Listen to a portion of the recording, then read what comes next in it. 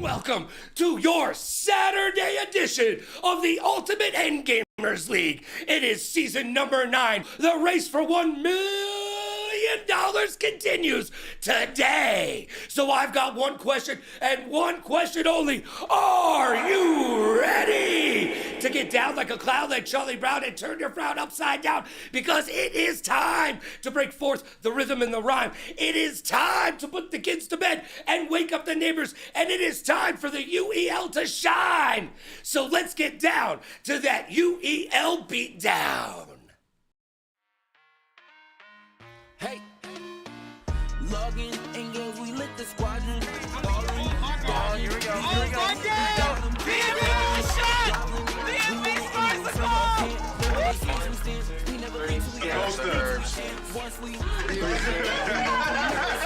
There's so many games out this period that a lot of people never really experience, so they get stuck in their college view. But another person that's defined as a person that pushes past just beating the game and instead completes the game. As you guys know. Did you miss it? All right. So they went ahead and did a timeout. I got lockdown on my team, man. What do you want me to do, bro? I need help. Mike needed Scotty. Carolina Reapers go back to back on the strength of Shekel. Traded, journeyman, expect. Had like pros. I'd probably say 10K. Yo, boys, no rush. Ultimate Endgamers League, so tough. Go capture that trophy. You can't win enough. It's the UEL, UEL, UEL, UEL, UEL, UEL, UEL, UEL, UEL, UEL, UEL. This is the Ultimate Endgamers League. Theater, Grand Rapids, and out overseas. You don't got a clue, come and get up to speed. And welcome in everyone to another day here at the UEL. I am joined here by Havoc. Hey, what's going on? Good game here today. We got the Gods versus the Reapers, two very strong teams. You being moved up from your tier 6 or 7 position up to the tier 1 on the Gods. How's it feel? There was a shakeup, and I have a lot of responsibility to step up for, and we're going up against a very tough team today. So I want to keep us undefeated for the season. So I'm going to be working my butt off for sure. Yeah, you mentioned that shakeup. I mean, there's a lot of new players on your team right now. How are you feeling about this new lineup? I'm feeling pretty good. We were able to get a practice in. I was able to kind of assess everyone's strengths and weaknesses, and I'm hoping to implement that today for sure. Good. And then one final question for you. What games do you want to see? Strategy, racers, fighters. Fair enough. What games don't you want to see? Most of the shooters and CTR, basically. Yeah. Okay, fair enough. Well, thank you very much. I'm going to let you get to the game. Yes, sir. And good luck today. All right. If he loses this now, I don't even know. All right, calm down, TOG. You just lost to him. Calm down. Stay focused, bro. Stay focused. Going great on his trail. Right now, hunting down that two from the bandits. Oh, and there and that one goes in there, taking this one away. It's 5-2. The first half is really starting to go their way. Yes, it is. Definitely is. This could be a runaway, like you're saying.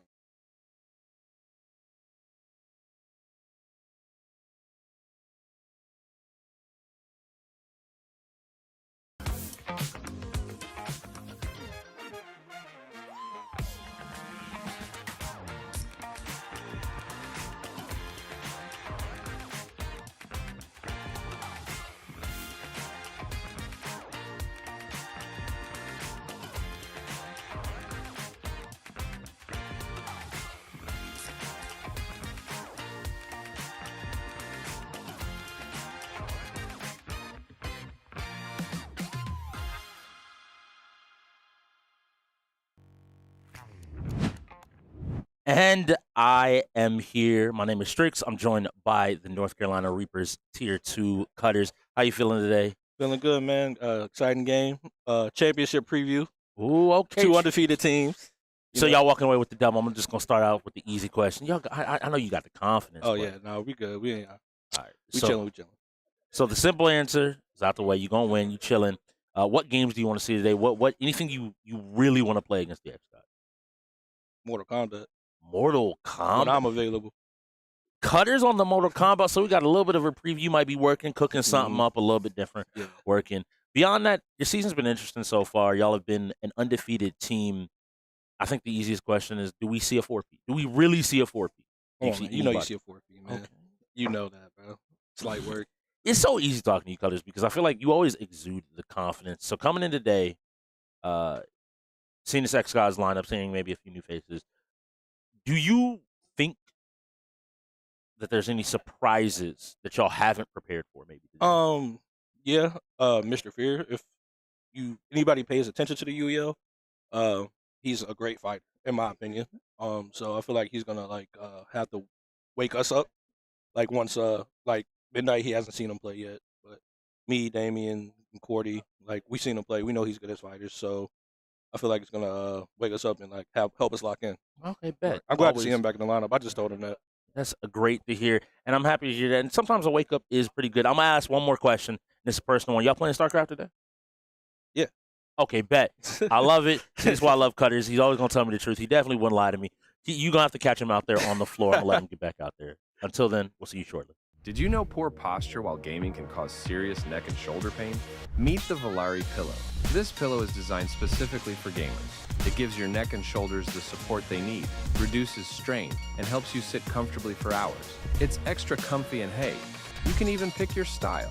It comes in rare, legendary, and epic levels.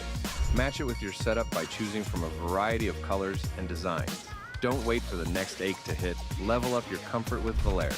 Use code UEL15 at checkout for 15% off your order. Grab yours today and feel the difference in your next gaming session.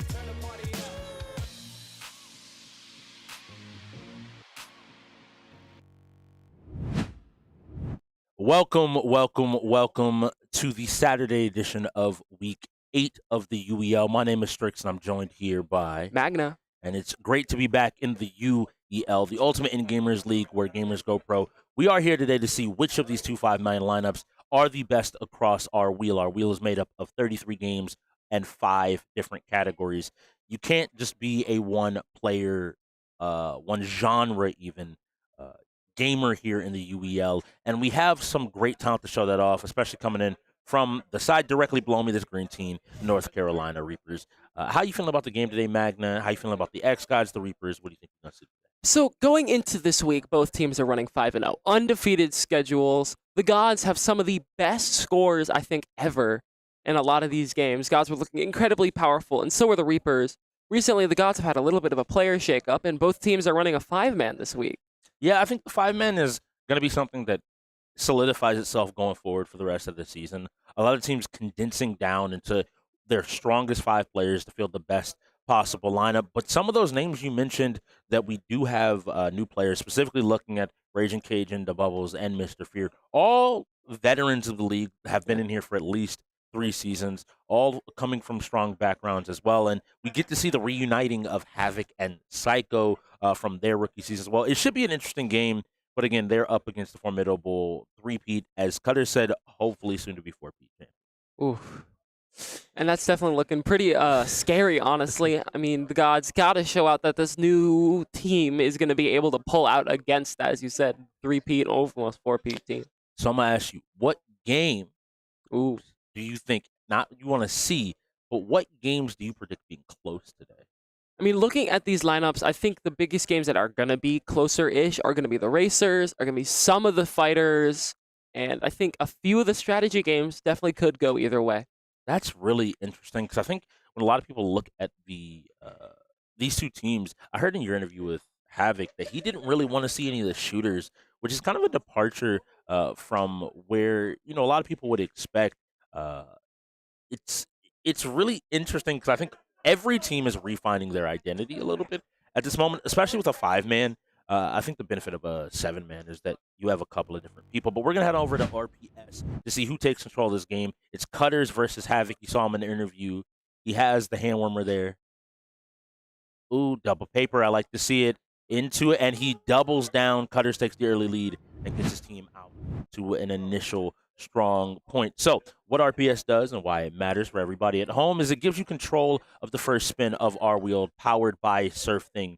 NPCs. This spin can either be chosen to be played or put back to possibly show up later into the game if maybe a team wants to see something a little bit different. The Reapers don't put stuff back too often.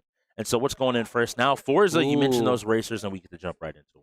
Especially Forza being one of those games that is a 5v5 game. It is incredibly important for everyone on your team to be at least a decent level of proficient in this game. Because if you aren't and you get a DNF on these laps, you only have 2 laps to make. But if you get a DNF, it's a 10-minute time. I actually also think that this and respinning. So I mentioned that the Reapers don't normally respin, but I think that this really does benefit the xGods. That Forza game, I'm looking at Havoc, Bubbles, and Psycho, who have all been racing anchors, and then Rage is not bad himself, but Overwatch 2 being this first game, I know some of these players are interested and going to have a little bit of fun here. A lot of people on these teams like them some Overwatch, especially Raging Cage and Mr. Fear and the Bubbles, even Havoc and Cycle. All of them have some experience in the Reapers as well. They're the Reapers. Yeah, they're the Reapers. I mean, looking at it though, I mean, the Reapers being one of those shooter teams, you got Midnight coming in as a rookie this season, already solidifying himself as a very strong player for that lineup, being a shooter and a lot of other things. And then, look at the gods, as you said, all of them being people who at least like this game. I saw Raging Cajun actually warming up in Overwatch earlier. So he's a scary DPS when Raging gets going, but it's the energy of Cat and Cutters in that 1 and 2 that I think is going to be the biggest determining factors of the Reapers. If they ever get started and get going, or even worse, if they get mad, you're in for a very interesting game, I'll say, to say the least. So who do you think is taking Overwatch to begin our game? Who's getting that first point? Well, looking at this, as you said, Havoc didn't really want to see shooters earlier. We know that the gods do play this game, but looking at the Reapers being one of those teams that play together, having the rookie shooter of the year, an incredibly strong shooter, and the newest, I'm saying, contender for rookie shooter of the year, I think the Reapers are most likely going to take this game. Reapers are most likely going to take this. It's interesting because I feel like a lot of their power in Overwatch comes from Rez, most specifically. Especially, obviously, the famous Doom Fist pops out. You can't leave your spawn. He's done it now multiple seasons. But I think he may be surprised if he doesn't give these xGods some respect. Some of these new faces really do want a chance to prove themselves and to get a chance to show up. I know you and I were chatting a little bit before that. Mr. Fear actually coming over from the Paladins hasn't had an opportunity to play this game this season yet. And even Cutter's noting out that, like, hey, he's a solid fighter that we have to be awake for. I think that presents this idea of these players want to prove themselves. They want to show why they're in the UEL, why they're on the lineups, and why they're where they are in this tier list. And today is going to be the opportunity. We just saw, again, their last game. The Reapers are 5-0, but the most games they lost was against the Cyclones of all teams. That's interesting. I'm curious because the Cyclones have not been one of the extremely strong teams this season going into it, going 0-6 thus far. And the Gods, I mean, being a really strong team, going 5-0, just like the Reapers, but the Gods have honestly had a more clean season. So I agree with you. That's the thing that I'm a little bit worried about is that I hope we see that same cleanliness. I like that as the call out of just their wins felt a little bit more dominating. Whereas the Reapers always felt like they were in control of games, but they weren't dominating every single win until the second half. I always say this about the Reapers. You and I have experienced it personally. They almost hit like this extra gear in the second half, but against a team like the Gods, you don't want to have to be hitting that extra gear. You want to come in from that initial moment. Yeah, I mean, that's the biggest Gods victory here. As you said, they get that bigger, faster gear in the second half. So you really want to be able to catch them off in the first half and see if you can maybe break their gearbox, per se. So that would be amazing. Now, some big patches came out. Some big changes came out from Overwatch. What is one character you want to see? One character, I mean... You can say multiple. It doesn't have to literally be one. See, I think it's more of what I don't want to see. I don't want to see a Mauga today. Mauga getting buffed to so much. Being able now, because of his chain guns that cause fire damage to people, to burn for longer, meaning that he could deal more damage from afar, meaning that Mauga is no longer just encouraged to be a dive character, but also to be able to poke. So I'm not very excited with that. And then looking at another thing that you mentioned, a lot of shakeups in Overwatch's meta currently, Ramatra, a character who was built to counter the shield meta in the game, who would punch through shields with one of his abilities. His ability got broken now, so he can't punch through shields. He only deals 2.5 times damage to shields. I want to see how many people have experimented with that because practice, I actually think in some ways is a little bit scarier. You don't necessarily need to rely on a Bastion or some high DPS character to burn through those shields really quickly. A good Ramattra feels like I don't even want to put my shield up against you, but at the very least it's not piercing the shield. But we're getting a chance at these lineups, so let me know and let the people at home what they're saying. It looks like that Malga you didn't want to see is center on your screen while we're looking here at Mr. Fear. Mr. Fear here playing, oh, never mind. Mr. Fear here playing Orisa. Looks like they're going to get a pretty different comp than what you'd see in a normal Overwatch match. Here we play in the UEL is open queue. So instead of having only 2 healers, 2 DPS, and 1 tank, you can have any amount of any character. So both teams, and what you've seen in the meta recently here at the UEL, is that most teams are going to be running what's called GOATs, which is 3 tanks, or a high amount of tanks, and then 2 healers. So you can see here, you got Mr. Fear on Juno. You have a Reinhardt, did I see? Yes. You have a Kiriko, a Mauga, and I believe there was a Roadhog? I may be mistaken. I want to see who this last tank is going to be. Maybe a Sigma here. It is a Sigma going into this game. So we have the 5th character being Sigma, who is one of those shield characters. So gods here are going to have 2 different kinds of shields. A farther range shield and a more brawler kind of shield. So do you think that it's good to have all of the shield? Obviously, what are the benefit of having something like a multi-tank composition, I would have to guess, is the health pool. But does having extra shields help you in some way in comparison? Extra shields will allow you to be able to tank more damage and take more fights here. Reinhardt being a character that I don't love in this pick. Reinhardt is not an amazing character, especially against someone like a Doomfist, as you just heard him moving up here. Reinhardt, basically, when he puts up his shield, is taken completely out of the game, not able to do really anything besides block. And there's a Doomfist for the flank already. Nice Rez dodge. doing exactly his patented technique, but no one going down quite yet. This first fight is going to be very important here on Dorado. Looks like they're holding this corner, but a big hit onto a ton of the xGods, and they're slowly losing ground here. It's not all at once. It seems like Rez has finally found his opening, and he goes down, stepping a little bit too far. That was really good teamwork there by the gods. You can see that there was 5 assists on that kill, meaning everyone was included in taking that round there. And it looks like Flame has gone down. Mr. Fear trying to get an angle to heal here. Unfortunately, hasn't been able to, but it looks like they're just staying up. But now he's getting jumped on by Rez, trying to get this kill, and the Juno finally goes down. And now it seems like they've lost their position, and they just have to fall back. And as you saw there, Rez killed both of the gods' healers, meaning that the gods really don't have any way to regain HP and realistically need to back up and play for their team here. You can see the Malga running out, trying to get back to his team. And the Reapers are just keeping that pressure up. Rez doing exactly what he needs on, as you said, his patented Doomfist. It's always just a pain, because it feels like the moment you get comfortable, this happens. He's in your face, he's looking to deal damage, he's knocking you back, and now you're fighting, trying to get this touch in. I don't know if I agree with the touch. You might want to have let this position, because if you die here, you're probably going to lose multiple and a beautiful combo of that Orisa into the immediate Doomfist ult for a huge amount of damage that is killing 4 of the 5 xGods. And as I said earlier, with Midnight skill coming into the season and rookie, but an amazing showcase in his shooters, definitely pulling off exactly what the Reaper skill needs to be. Oh, he's emoting on him a little bit. He's got the golden gun and everything on Doomfist. Rez is absolutely crazy. Putting a lot of time, a lot of energy.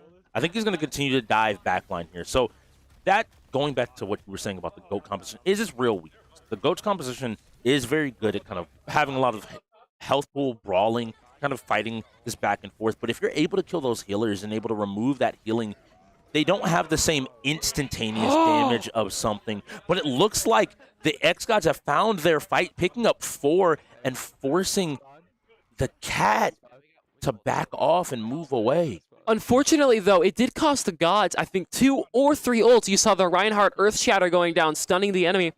And then the Sigma Singularity come out, but Sigma wasn't actually able to get anyone in the Singularity because they all had died. Meaning 2 ults, 2 of the most damaging and important ults on the gods have been taken out. It's crazy, and now it looks like they're trying to move forward. Both teams are communicating very well, and it looks like they're keeping an eye out for the cat. He's tossing and using this Moira to heal his team and keep his team up. Both relying, I'm trying to see who's able to, and a nice job by Rez to stop that charge. And they found the first kill and was immediately on to Rez. Interesting, but he's getting pulled in. He's trying his best. He's fighting Raging Cajun here on tank. I wouldn't normally expect this, but I think with the rise of GOATs, we've seen a lot of these DPS players being willing to shift over to other roles, and it looks like the xGods have found their moment. They found their chance. They're taking control of this game. I mean, you could see here a lot of this pressure was coming from Raging Cajun, really just being able to get in there and brawl, taking out a load of HP on basically the enemy team. Rez trying to get that stun to stop Raging, but it just wasn't enough at the start of that fight. The Reapers are starting to get back in here together. I mean, the biggest concern I see here is that Orisa is going to be a massive detriment against the Reinhardt, not being able, if she has her Harden activated, to be charged. You can see they're calling out, getting back up, playing together here, but Rez just gets the pick on Raging Cajun there, and none of the Reapers have gone down. Another one, Havoc down now too. I mean, this is looking bleak for the gods here. The bubbles went down as well. It looks like all 5 of the Reapers are charging forward now at this moment. And I want to highlight something really small, but I think is really important. It talks about the idea of this Reapers team. Their 2 supports in this situation are Rez and Cutters and the Cat. They're tier 1 and tier 2. They're playing that supportive role in this game and allowing their younger, lower tier players to kind of go off and take the lead. Yeah, I mean, you could see as a, that assist. Oh my goodness, trying to get a flank Psycho Flame here with the Mauga, but yeah, oh my goodness. I mean, gods are not playing up here, kind of stuck on this choke point that the Reapers are going to play them into.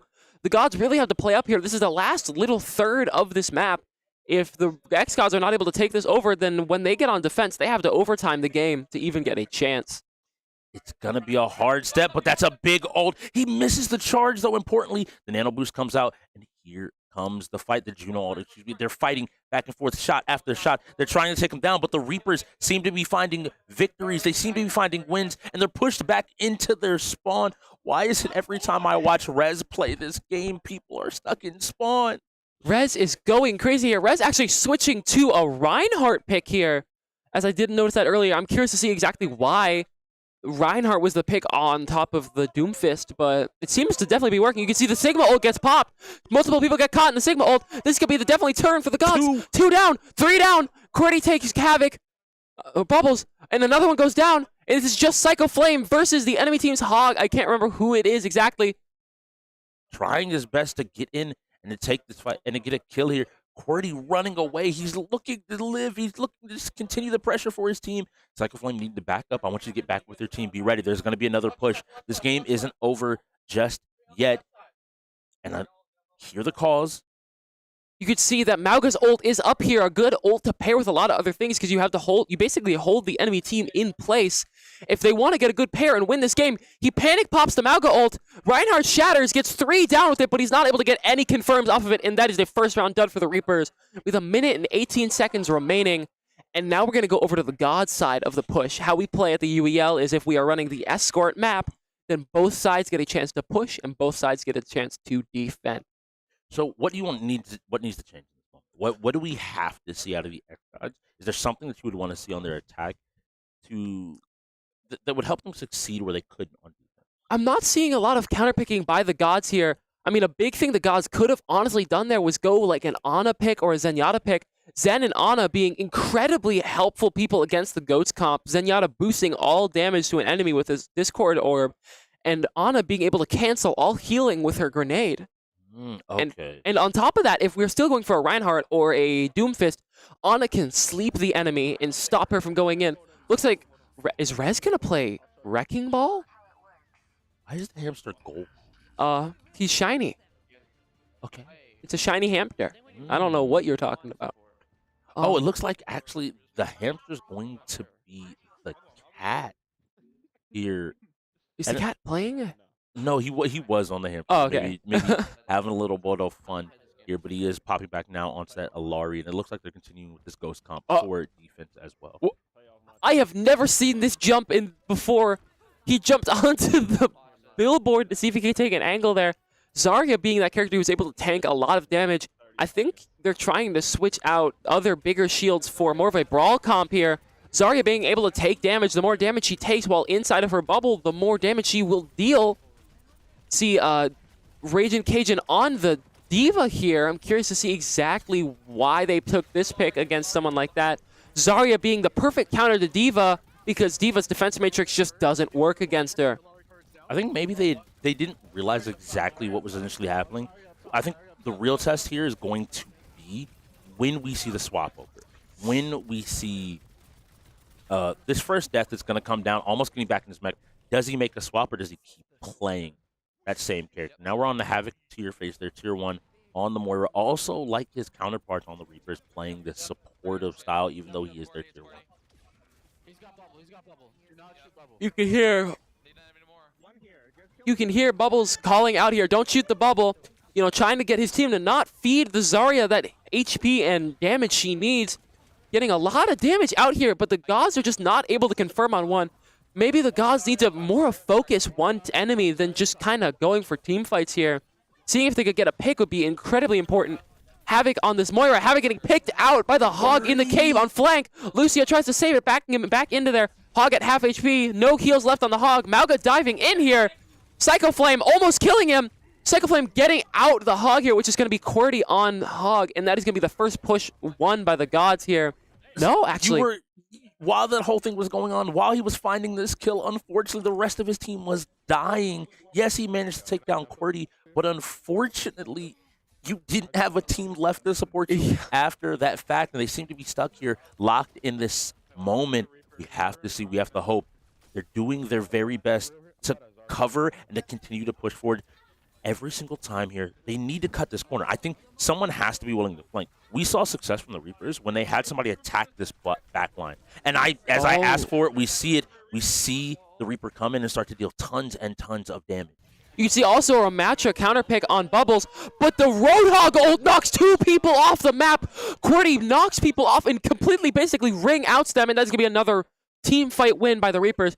Minute and 35 left in this part of the game. If the Gods don't make it to the first checkpoint, they're most likely not going to be able to do anything here and going to be forced into overtime. It's going to be so hard. They only have to... What is overtime? You have to... Is it different than the normal game mode? Does something change importantly about how the game plays? Overtime in Overwatch means that basically you have to make it to the first checkpoint, and if you make it all the way to the end, you're not going to have much time remaining for when the game restarts, because if you go into overtime, both teams get a chance to play again, but only with the time they had remaining in the previous rounds, meaning that the Gods are really going to struggle here. QWERTY playing on low ground, being able to take the Mauga with a lot of damage, a lot of them getting sunburst by the Yachty damage. You could see the flank getting called out. Lucio is down, Mr. Fear is out. Still no real counter picks against this tank meta, but they are doing a very good choice with the Reaper, but the Reaper's just not able to do enough. I think they've reached the point where they realize they just need to maybe try something different. I think a little bit of panic is setting in. Maybe that cleanliness that the xGods are so known for starting to show a little bit of cracks in the face of a top tier, a championship caliber team. I mean, looking at this, the Gods are struggling to even get past the first choke point. You can see the Zarya ult getting a lot of the Gods in here. Midnight popping ult. Midnight getting 3 kills here. QWERTY getting another kill, and Rez getting the final one. Only 1 left on the Gods, and that is another team fight loss for the Gods, and this is looking like it is GG's for the Gods. Yes, with less than 10 seconds left, I don't know if they'll even be able to touch this payload one more time. The Reaper teleporting in, just trying to get here. They pull people forward. They're trying their best, but they're not able to find these kills. That's 3 of them gone. There only has to be 1 or 2. Midnight with another couple of kills. That bar is finally decreasing, and when it hits 0, xGods' chances disappear, and the first win for the Reapers is confirmed. Wow, and that was a very dominant showing by the Reapers. Their first game was a little bit messy there. They were able to clean it up and finally get, I think, warmed up, to be honest. And then in the second half, the Gods are just not even able to get out of their spawn, basically. Not pushing the payload more than like 5 or 6 meters. Such a beautiful combination of ults right there. I think we're going to be popping out a game here where you're just looking at his teammates. Success, and now Final Stand Ragnarok being the next game. Now this is a strategy game, and the first time that we're going to have to see them make a selection on who they want to send in since 4v4. Yeah, I mean, I'm curious to see exactly who they send in for Ragnarok. I was looking at the Gods and speaking to them a little bit before the game, and they seem to have a pretty strong strategy and knowledge on how to play this game, so I'm curious to see if they're going to win this or if the Reapers, just due to their strength, are going to be able to come out on this top.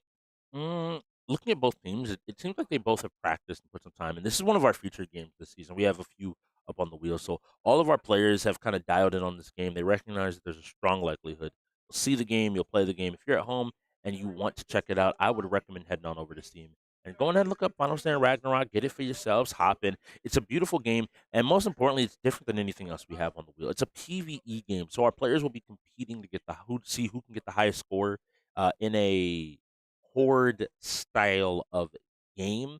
The big important thing is there isn't just normal horde gameplay. There's a ton of objectives as well, and there are thousands of enemies that you will see running at you at a time. And it gets really hectic at points when you get pushed by these hordes and hordes of undead and draugrs and different kinds of enemies from, I mean, ancient Norse mythology and stuff like that. It is a very entertaining game. It gets hectic.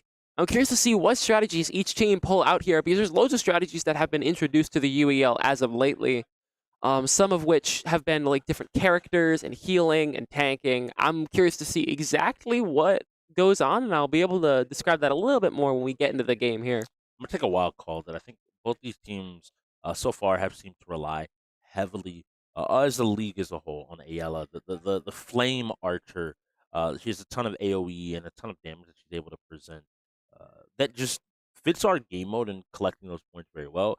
But as you mentioned, we've seen the rise even yesterday in the last few games of what I think a lot of people have coined revive tech here in the league, where you're able to get these extra points, 1,000 specifically. Shout out to Hollywood, he was speaking about it on the desk yesterday. 1,000 points for a revive. So if you end up doing that, you're able to get a extra points for your team that you might not otherwise have available to you through just raw kills. But you have to be careful because hey, the enemy team could come over and steal a revive, and now you've given them 3 points. Yeah. And that's the biggest, like, a lot of these strategies can be highly explosive in this game because sometimes you got to just dive into the enemy horde, or sometimes you want to do the revive tech, or you want to be tanky and heal. It's interesting. I'm curious to see who gets put in here for the gods. Looks like it's going to be Havoc, Mr. Fear, The the Bubbles, and So this seems really good. I already like this lineup at Raging Cajun. I think it's really good to anchor Psycho. Psycho already has shown himself. Funnily enough, Havoc and Psycho had worked together in their rookie season, and both kind of worked off each other being anchors while having other teammates to fill some of their weaker categories. And I think that this duo will bring that same strength back once again. But this 4-man lineup, Raging Cage in a strategy mind, the Bubbles enjoys this game, really seems to have some fun with it. Havoc, one of the best strategy minds in the entire UEL. I think that I would put him up there near the likes of Billy the Goat. Billy, you are the GOAT, so I'm gonna defer to you for right now. And then Mr. Fear as well. We see him in Dead by Daylight in a few different games, showing strong understanding in that category as well. So I like this lineup. I think it's a good opportunity. And leaving the cat out on the other side, I mean, he's the MVP for a reason, but I think he has a lot of faith in these young players on his team along with Cutter. yeah, I mean, Cat, maybe they're anchoring Cat here a little bit. Cat being one of those, as you said, older players here at the UEL. Cat being one of the highest rated players ever at the UEL. I'm assuming that he's probably got a lot up his sleeve in this game that we will get to see today. And 2 seconds left on the setup. Hopefully the Reapers are able to get it up and in, or they're going to have a forced timeout. Would you like to explain how timeouts and forfeits work? So, timeouts and forfeits below these players' names up on those title cards at the very top. What you can see, a lot of Ajab Al Sul, actually. Interesting. We're seeing a pivot. Dragon Ball Fighters being the next game, and with Cycle Flame available, that'll be good. But underneath these name cards, you see 5 timeouts, 5 forfeits for either side. So, forfeits are the easier one. If there's a game that you think you don't necessarily win, you can go ahead and forfeit it. You only have 5 across the entire 33 games, so you have to pick and choose. Maybe you realize a team doesn't need momentum. A team, you're not going to win the game and you want to save some time. An FF is the way to go. Timeouts are when you need a little bit more time to either get set up or to talk about what you want to do in game. It buys you a little bit more space and a little bit more energy to be able to find some success here in the league. The big thing here is after half, you will only be left with 2 timeouts, regardless of how many more you have going into half. So if you have 3, you go down to 2. If you have 5, you go down to 2. So use them or lose them. We have the final stand arena that we're jumping into right now, and it looks like we are watching Raging Cajun on the Yuki. Raging Cajun playing a Froth-centered character. Yuki having a lot of damage abilities, usually centered around dealing higher amounts of damage. Yuki can go invisible. Yuki has a vulnerable ability that makes the enemy take loads more damage. And then Yuki has a small AoE that deals a little bit of frost and knocks back. Hey, Ragin is staying on top of Cutters. You hear him yelling, "Go away, leave me alone here." Cutter's really not wanting to share his kills, but Raging Cajun finding the first Horde spawn and being able to get loads of kills and damage. Cutter's maybe not being able to keep up as much because of it. And now we see Carthalon, who the character Cutters is playing. He has a lot of heal built into his kit, as well as is just able to build up damage. He's supposed to be kind of like this damage support character, and it looks like he's just here to kind of disrupt and deal as much damage as he can. Ragin looking for a few of these kills. Now, this is the interesting thing. We don't see Ayala, and we see Havoc on Al-Sul here.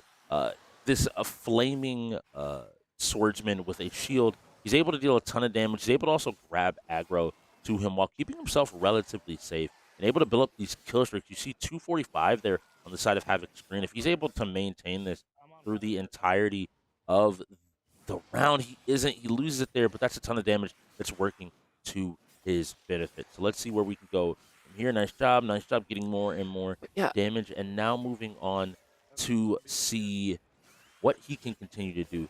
Nobody I've seen has gone down just yet, so it seems like neither team may be wanting to implement that revive tech. It's a little bit harder on this map to safely do it because your teammates and opponents should be watching kind of where you are. And if they realize you're getting low, which they can check on the screen, that top left, they can just immediately move and grab you. Yeah, I mean, that's the biggest thing because everyone's on the same team. You're definitely able to see exactly what everyone else is doing and exactly where they all are. So a lot of the strategy actually comes from more of just the speed you're able to make stuff. I want to go back to something we talked about earlier, though, when you were talking about Havoc on the Jalb Al-Sul. You see here, Rez is also on Jalb. I was talking to Havoc earlier, and he believes that Jalb is actually stronger than Ayla as a character here. Jalb being able to deal a lot of burn damage and even more damage with his sword. Maybe Havoc has something up his sleeve. Havoc does not see the Horde that is coming towards... Rez doesn't see the Horde coming towards Havoc and backs off. Midnight taking a lot of fights here. It looks like that the Reapers are taking a lot of the bigger fights here. I'm curious to see if the Gods are in any of a similar boat here. Your Rez is moving to help his teammates. I don't know how I feel about this. You're kind of leaving a lot of space for the opponent to play. It looks like the bubbles maybe is low, possibly going down, ends up surviving. I get the idea behind it. I think the reason that if you have, halfway decent aim, why it ends up being so big and why it ends up being so important. You hear the call out there from the bubbles asking for a little bit of help, and now looks like we might have a small tech issue. We'll see what's going on, and we're going from there. But most importantly, I think that Ayala's range is ultimately what augments and allows her to be the best character in the game. It's not that I don't think he's able to deal a ton of damage. He's able to pull out of aggro and get a ton of damage out. The big issue, more than anything else, the big issue for the entirety of the game is the travel time. We saw him lose his combos multiple times, where a player and a character like Ayala wouldn't have lost it because of that range damage, to be able to pick up that extra kill to continue to raise this damage higher and armor. It looks like 3 players are down, and we see the entire lobby now running over, I think, trying to get the points from these reses. I like the way that the game normally is going. I think the one worry I have here is that for the bubbles, he was away from his teammate. You always want to have a teammate there if you're planning or thinking about going down. You don't want to just be off on your own. Too much space puts you in a position where the enemy team can get there first in comparison to everything else. But now we're back on Cutters. Looks like Cutters was running over there, trying his best to get a little bit of damage, get a few opportunities. Now we have to see where is he moving to from here, waiting for the spawn. It seems like he knew the spawn, so good on Cutters, showing some of that practice has really paid off. Ready to jump on the enemies as soon as the game starts. Yeah, Cutter's getting a lot of damage here, staying on top of that Draugr spawn as you saw. Cutter's getting really low here. Cutters can definitely get down here, which is not be a good thing if the enemy team is able to revive him. Cutter's kind of running for dear life here, putting down the Bifrost trap, but he's stuck inside of it with people. He can't hide in or out of the trap. This is not looking good for Cutters here. His HP is abysmal, but he's getting healing damage from being Carthalon. And inside of Cutter's bubble spawns more Draugr. Cutters is just being absolutely rushed by all of these big enemies. This is not looking great. I think he's just trying to get a good position. We now see Cordy has rotated over next to him. So now even if he does go down, he has a teammate really in close proximity to find a win. He has gone down. I want to see Cordy immediately rotating over to try to get him. I think Cordy's playing Ayla as well, which is a good opportunity. Never mind, he's rotated away. It's going to come down to who can get to him first. And it looks like Rez has decided to make his way over here, just beating out Raging Cajun, but is also low himself. All these health bars are so low. It doesn't look like anybody's trying to organize a pickup here. Cordy now focusing back up and just trying his best to maintain as many kills as possible. We have 2 minutes left on the clock, and the third wave is just now finishing up. Yeah, this is not looking very good for either team here. I think I'm scared because the Reapers don't have their fourth currently. Rez disconnected, and I don't think he was allowed to reconnect, meaning that he is most likely having problems. Meaning that, statistically speaking, since it is a total of all of the Reapers' points, the Reapers are going to have a very bad time. I think it comes down to they got a few of those revives. I think all the revives they got luckily should make up the difference. And I think we might see Rez there moving, so maybe the call was he was able to get back into the game pretty safely. And so now they're picking up these treasure chests and doing their best to get as many points on the board as possible. It's surprising to me because in these last moments, a res takes 5 to 10 seconds roughly. I think you could get quite a few points if you really strategically planned out. But we see now Midnight picking up some kills on his own, still being far out here, hoping and looking for the opportunity for these enemies to spawn, to continue to take a fight. But now moving back towards the center, maybe a little bit of unfamiliarity from the rookie in terms of where he should be at this moment. Moving away and now starting to head back out towards the set. Yeah, Midnight moving around. I think he's just trying to cover for his teammate Rez, who I believe disconnected if it was. So I don't know what's going to happen here. I am really concerned for the Reapers, being that grand total amount is how you have to win these matches. So, oh my goodness. And it actually looks like that Midnight knew exactly where to go. He's inside of this big crowd of enemies. Hopefully he's able to get this kill done before the game ends. About 15 seconds left in the game. If Midnight gets this, he could be able to cover a lot more of what his team needs here. You can see Bubbles putting stuff at his feet here, seeing if he can just stay alive a little bit longer.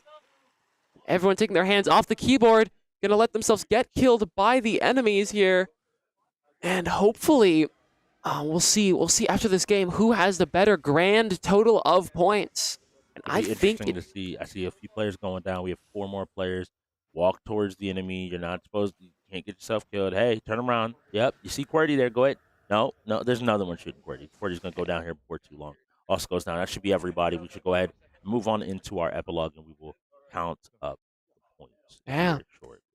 And as we get that set up, I mean, that was a very good game for both teams. Both of them were able to honestly find a lot of the hordes or stick in where the horde spawn locations were. Wow, QWERTY, Midnight, and Rez all in first through third, maybe covering for Cutters who disconnected. Curious to see exactly what that is all about. Yeah, I think this is going to more than likely be a Reapers win with QWERTY being 2,000 points or so above the top scorer over there on the xGods. There should be plenty of points that should give him enough of a cushion. Even with the difference, his difference basically brought QWERTY's score up to where the xGods were, and then his teammates were just below him, still being 1,000, 2,000 points behind. So I have to believe that this is going to be a Reapers win, but we'll let the people out on the floor handle that as we get ready for this Dragon Ball Fighters coming up next. Dragon Ball Fighters is our most prolific anime fighter here on Real, I think I'd say. We have a few other ones. We'll get to them in time, but this one is a 3v3 where each player controls one character. Now, Psycho is being one of those stronger fighters. We'll probably see Psycho, Mr. Fear, and if I had to take a wild guess, Havoc going into the game here. And looking to play, and that was a Reapers win overall on Squirks, and congratulations. And from what I heard, by 2,000 points, meaning QWERTY's points made the difference there. QWERTY being the MVP of that round, I believe. I mean, as you said, DBZ being one of those most prolific games here at the UEL, very popular, very fun game. It's so colorful, so stimulating, you know. But the question is, I'm curious to see who else goes in here. Obviously, Psycho and Cat, but I think Psycho, Fear, Havoc if you're the xGods. You might want to get a point on the board. You don't want to let this point get too big too wide, too big of a gap at any point. And then if we're looking at DBZ, we're talking about Cutters has been playing. Rez, I know, has put some time in. Midnight's been showing himself to be a pretty good fighting rookie so far over the course of the season. I know it's not his default category, but he's been streaming a lot and putting a lot of time into these fighters to catch himself up. And then QWERTY has been in the league a long time as well. Again, the Reapers have the veteran talent. They bring in one rookie or so a season that they really think is strong, really think can round out their roster. Yeah. Well, and so I think that Midnight probably is that they're looking, rather than necessarily just grabbing a fighter, they're going to build up a fighter and a player like Midnight, have him really put that time and energy into learning and getting better. Dragon Ball Fighters, though, is a crazy game. You mentioned colorful, you mentioned stimulating. It will make you lose your mind if you are not careful. There's so much that can happen on the screen at one time. It's a little bit crazy, but you'll have to wait 2.5 more minutes before you get into it. Yeah, definitely. I mean, Dragon Ball is one of those games that, like, it's so speedy and quick. How we play here at the UEL 3v3, obviously, we play, like, the party version of it. So everyone has one character, and you can tag in and out everyone on your team. Everyone has one health bar, of course, and it's whatever team is standing at the end wins. So it's that's what's so fun to me, is that, like, whoever can manage to be that final player standing tall, head and shoulders above, it's amazing. At the end of the day, it one of those stressful games, because sometimes it can come down to one player having to fight three, and if they're able to, they can manage to take a win. So in the downtime, I do want to give a big shout out here from the UEL over to our director, AV, and Rochelle. We want to give you a big congratulations on your wedding today. You helped direct everything here, AV. We hope you have an amazing day, and we wish you the best on your nuptials. Have some good times, have some fun. If you're in the chat, also do the same. Please go ahead and wish our director, AV, as well as Rochelle, a big happy wedding day. Yeah, definitely. Congrats to both of them. I mean, very happy day here at the UEL. But, I mean, speaking of fun stuff going on here, what games do you want to see? I mean, I know we're not seeing StarCraft. I think that, like, this is the funny thing to me, is that more than anything, I think the Reapers played the Paladins in StarCraft. I am very kind to defer.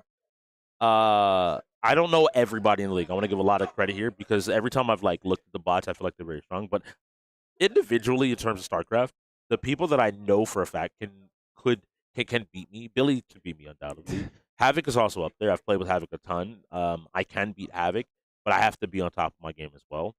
I think that Cat feels that there's less of a chance to surprise Havoc, but maybe he feels like his teammates aren't in a position to support him enough, which is what they did last season, where they targeted him out. So StarCraft would be fun, but I don't think we're going to see it. So in lieu of StarCraft, I think we could actually see some really fun fighting games today, because these two teams, no one has a singularly, defining fighter like we see out of some teams. So I think we could have some interesting game. We do have a technical timeout, and that reminds me of Technical Timeout, our show on Wednesday night. Sam, tell them about Technical Timeout. Technical Timeout is a game where we review the entirety of the week, get all the hype moments, get all the reviews, and look forwards to seeing what is going on. Great sections such as the champ or the chump, and, I mean, just a lot of good banter, a lot of fun interviews, good time. What is it? Every week, Wednesday at 9 p.m. EST, 6 p.m. Western, right? Yeah. You got it right. I'm remembering. You know. Logan, we see you out there. We always got to keep an eye on you, lest we be, the chump. We be the chump for Technical Timeout. We have a small just tech timeout. They're making sure everything to get sorted. Software is a little bit different. We have PCs that can handle 33 games, so sometimes the software doesn't always play nice with each other. But we will talk about that in a little bit. What about you? You asked me for games that I wanted. What games do you want? I mean, I'm looking at these lineups. I also wanted to see StarCraft today, but I'm assuming that we're not, like you said. I mean, I said earlier, the games I was excited for are going to be the tighter games. So I want to see more of the fighters, some of the, I don't want to see the sports actually because I'm not sure how the gods are going to perform in sports, but I want to see stuff like CTR maybe, stuff like Dead by Daylight with Fear in or Havoc. And oh my goodness, Mr. Fear getting into the game and immediately getting comboed by Cat. Okay, overhead with the, And we're watching Psycho Flame here's perspective. But on the player 2 side, currently getting hit is the side of the Reapers. The player 1 side is Psycho, Mr. Fear, and Ragin' Cajun. And now it seems like these players are immediately getting in. The Reapers maybe have picked it up a little bit in fighting games. They like to always reference that people say they don't have fighting game players, but they are doing their best to do as much damage across the board. That is one player going down for the side. Mr. Fear is out, and now Raging Cajun immediately gets popped into a combo coming out by the Cat. Looks like he's put in a ton of pressure, a ton of ability, a ton of time. That shows you why he's a T1 and the MVP of our league, using Vegito Blue here to get a ton of damage. And the combo transferring over here, bringing in QWERTY to drop the level 3, almost picks up the kill, isn't able to, but catches him on Wake Up. All that left is Psycho Flame. He's going to have to come in and deal a ton of damage, and the train is running. Damage coming from all sides, and it looks like QWERTY's been practicing his B&B. Throws him back into the corner. The assist doesn't connect, but it looks like the pressure is there. A nice 2H to take him up into the air, bring him back down, and continue the combo. They are throwing all of this damage out, knowing that they're able to get as many kills as possible. Psycho Flame has to find it, but he gets grabbed, and that's going to be it. The game is over. I mentioned the fighters, but it looks like today Broly is the biggest guy. It took QWERTY and Cat going in and running through the xGods. An impressive showing there from both of the players on the Reaper side. Rez didn't have to do anything. Rez sat there and watched that game and ate some popcorn, but I mean, Cat came in there instantly with a combo. Every time someone tagged in, it was basically a round start combo from the Reapers there. Gods maybe need to block a little bit more, to be honest. But, I mean, that was a really, really fun game. And next up is going to be Lethally Blaze. And unfortunately, a player I know who's really, really good at this game, Mr. Fear, is not available for this game, which is going to be very, very unfortunate and difficult for the Gods here. I know he's going to be a little bit annoyed. Psycho has been performing this season as well, so maybe we see a Psycho and Bubbles combination, Bubbles being that sports player, hopefully being able to go in here and do a little bit of damage. But we'll find out exactly who's coming out on either side. On the side of the Reapers, we are getting their lineup. So we'll tell you once everybody's in. We don't want anybody looking up at the screen and maybe be like, oh, who's going in? Oh, I don't want to deal with that just yet. Lethal League Blaze is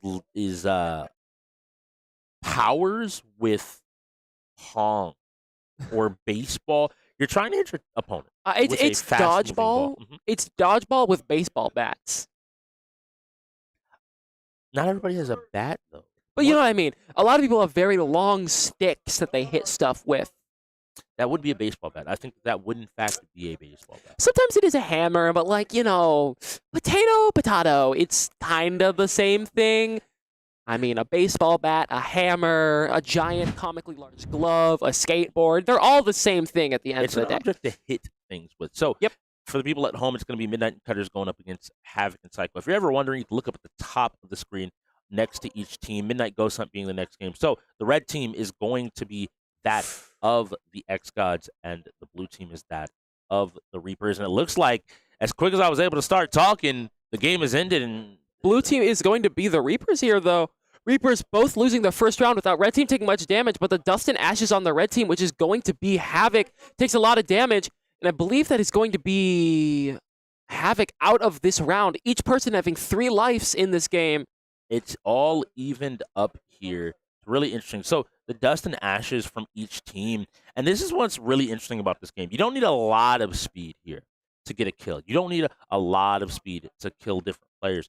You just need to find the right angle. And it looks like neither team is able to find that momentum. But this is such a timing game that you have to sometimes bait your opponent in. You can see they're trying to wait to catch this hit themselves and trying to get as much time as possible. Psycho Flame looks for a hit, isn't able to find it, And now it's going to come down if Havoc's able to. But the nice play by Cutters on the dice to just flip the ball around behind him. You got to be ready to react immediately. But only Cutters remains, and he has 1 life and not that much of a life left. And Psycho is just picking up this speed until he can just straight up kill him. Psycho and Havoc have found the first win for the xGods. And that was a very, very good showing by the xGods there. I mean, you could see there at the end there, both of the xGods were left alive, while Cutters, I believe, was the last one standing, getting absolutely taken out there by Psycho Flame. Very, very good showing, even without some of their stronger players there. It's a really interesting game because it seems very simple, but you have to understand the angles, the different powers that characters have to keep up with exactly what's going on. And that transitions really well into something like Midnight Ghostant, where you have Ghosts and you have Seekers, but they all have powers that allow them to interact with each other. I'm talking very broadly, so you might be able to give the people at home a better explanation of what Midnight Ghost Hunt is and how it functions. Alrighty. So for those of you who have played it before, it's a game like Prop Hunt, right? So basically, it's a 4v4 game. There's 4 hunters and 4 ghosts, right? The hunters have a minute to 30-second cooldown time where they're not in the map, right? The ghost's goal in that time is to find a hiding spot inside of items, paint cans, chairs, whatever they can find, hide and take their time so that they are not spotted. The ghosts, I'll get into some more mechanics when we get into the game, however, but the goal of the hunters is to kill all the ghosts, find what props they are hiding in, and shoot them out of the map. And then the ghost chance is to make it to midnight, which is 4 minutes into the game here at the UEL. And then at midnight, the ghosts are able to become basically the Super Saiyan ghosts. And they are able to kill everyone. They start glowing with this aura. They get Kaioken, they're covered in red aura. And they're able to kind of run around and deal a lot of damage to the hunters. And if you take out all the hunters, the ghosts win. If you take out all the ghosts, the hunters win. The problem, however, is if not all the ghosts are taken out by midnight, then they get revived. So the dead ghosts, who are ghosts, get brought back to being ghosts again. It's weird, but it's a lot of fun. It's a very entertaining game, and it can get really tense at the end there at midnight when there's loads of ghosts and loads of survivors all hiding in the corners with shields and ice guns and all sorts of different strategies.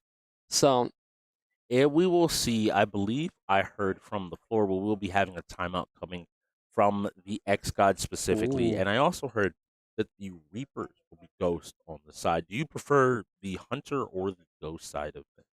To be honest, I prefer the ghost side of things. It's a very entertaining game to play as the ghost. I mean, the ghosts have a lot of different capabilities and abilities. They have loads of items and creativity. You can run. It's like looping people in DBD or like a Survivor in Dead by Daylight, where you can run around loops or avoid the killers in fun ways. There's like the Spectre ability where the ghost can leave their prop and fly around the map, doing all sorts of different kind of jukes and avoidance strategies. And then on the other side, there is you got like heavyweight for the ghosts and like healing orbs and stuff like that. And then if you're talking hunters, the hunters have loads of abilities of their own. They have lots of guns and different weapons they can use. And then they have these radars. The radars are really important because that is how you find the enemy ghosts. The ghosts have this little meter that goes up, and the more they don't move, the more the meter goes up. The ghosts can taunt, which makes a little noise, or they can move to get rid of it. It's called their ectoplasm. Ectoplasm, thank you. And the higher the ectoplasm, the more your radar is going to scan the ghosts and go up and down. You'll see a little dial that these people are going to hold. It looks like a dial. And that is how you're going to be able to find a lot of the enemies here. It's going to be a really fun game because it's this hide-and-seek element. And we see people that are good sometimes at the hide-and-seek element. Not so great at the killing element.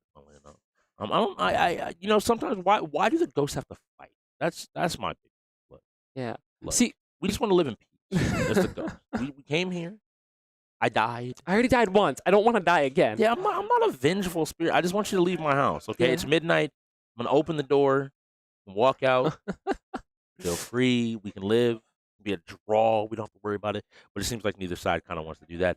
And it's really interesting to see that the Reapers are taking the ghost side of things. I would have expected them maybe to take the hunter side. Teams seem to be leaning towards ghost. I think it is harder right now where I want to see if they have come up with a strategy. Oh, hey, that's us. if they have come up with a strategy to deal with kind of this bunker down strat that we've seen a lot of the teams do, which is, hey, we're going to get a bunch of traps, Yeah. things like C4, and then we're going to just set up in one corner area room of the map and say, yeah, go ahead, come in, try and kill us, see what's going to happen. Oh, wait, boom.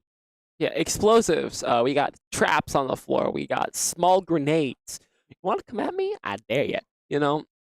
So I want to see exactly how that is carried here by the gods, seeing as they're going to be forced to play on attack, I'm assuming, or the hunters. Yeah. Being on the hunters, though, the xGods have had the fastest, I believe, win on Ghost side. They managed to kill a team in less than like 30 seconds to a minute. Oof. So it'll be interesting if that translates into being a good hunter. And we're going to go ahead and pop on over here. We have to see who we are looking at. We'll find out just for you in 1 second. And Apex Legends being our next game, we have to see. We're on the ship map. So no Maelstrom just yet. But to all the pirate fans out there, we will see players moving around. We're now on Mr.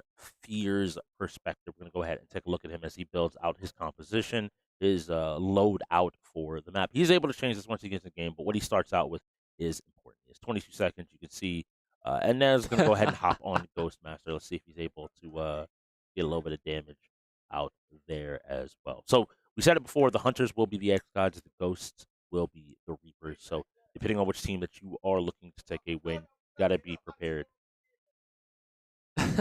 You can see Fear is very upset that he's not allowed to keep playing his game on his Game Boy, quote unquote. As you can see here, a lot of the hunters are sticking together going into this pirate ship. What is this hiding spot by QWERTY? I know what hiding spot this is. This will be very interesting to see if anybody's able to find him. What hiding spot is this? So there are very interesting textures, I think, in the game overall. And sometimes the box of a texture or an object, especially if you find a small one, can be, you can clip into just the edge of it by a wall. And so it can be really hard from the found out. Now, the funny part is, whenever you play the Reapers, they play a little bit of a mind game. So I can already see Cat yelling out on the floor, kind of being like, oh, he's right on top of you, what are you doing? And just kind of, I think, messing with them. It looks like Havoc kind of locked in, doing his best to find any of these players.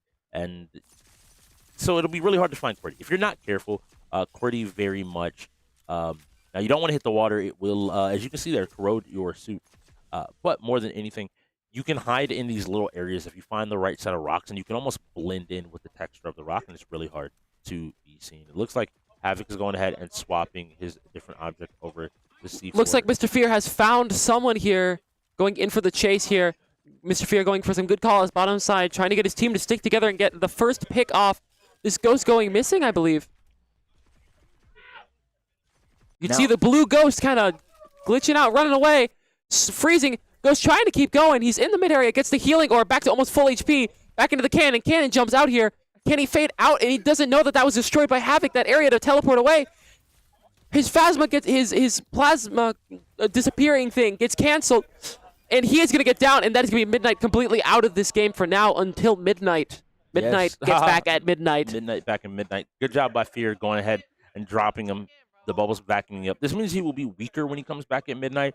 Instead of Kaoken times 20, only Kaoken just itself doubling power. And Havoc now using this meter, looking to maybe find some of these enemies. If they are sitting still, this will give him a great opportunity to go ahead and realize where they might be. So now looking around, just doing his best to find out where a player might be. You see that arrow moving a little bit. There might have been a player there at one point or another, but they're not currently is one. So Havoc just doing his best to cover the whole map and see if he sees somebody. Maybe possibly, seems like one of his teammates might have found somebody.